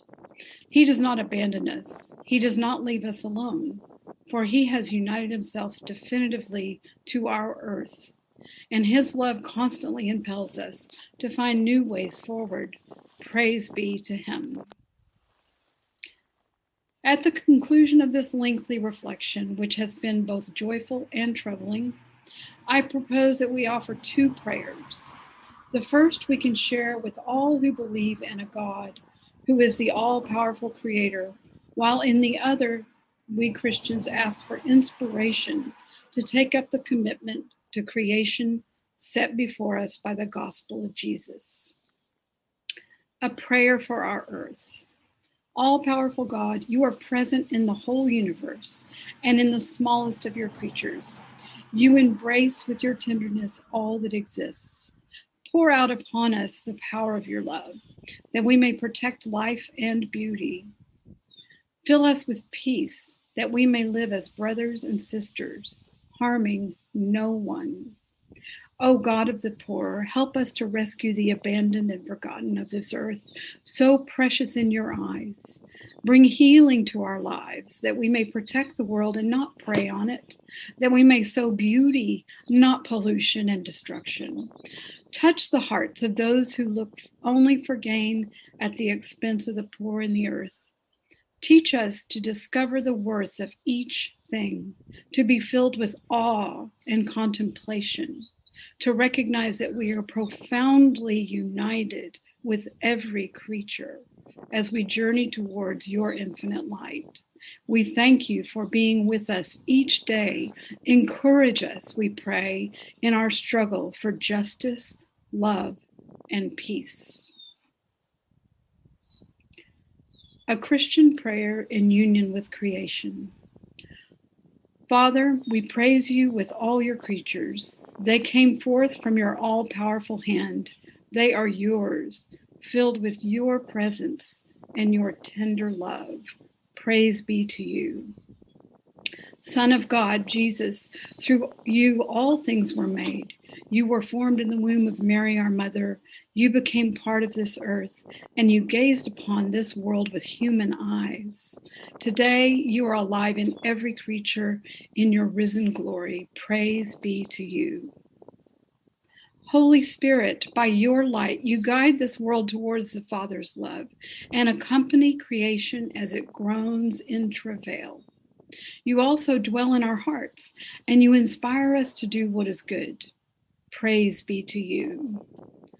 Triune Lord, wondrous community of infinite love, teach us to contemplate you in the beauty of the universe, for all things speak of you. Awaken our praise and thankfulness for every being that you have made. Give us the grace to feel profoundly joined to everything that is. God of love, show us our place in this world as channels of your love for all the creatures of this earth, for not one of them is forgotten in your sight. Enlighten those who possess power and money, that they may avoid the sin of indifference, that they may love the common good, advance the weak, and care for this world in which we live. The poor and the earth are crying out, O Lord, seize us with your power and light. Help us protect all life to prepare for a better future, for the coming of your kingdom of justice, peace, love, and beauty. Praise be to you. Amen.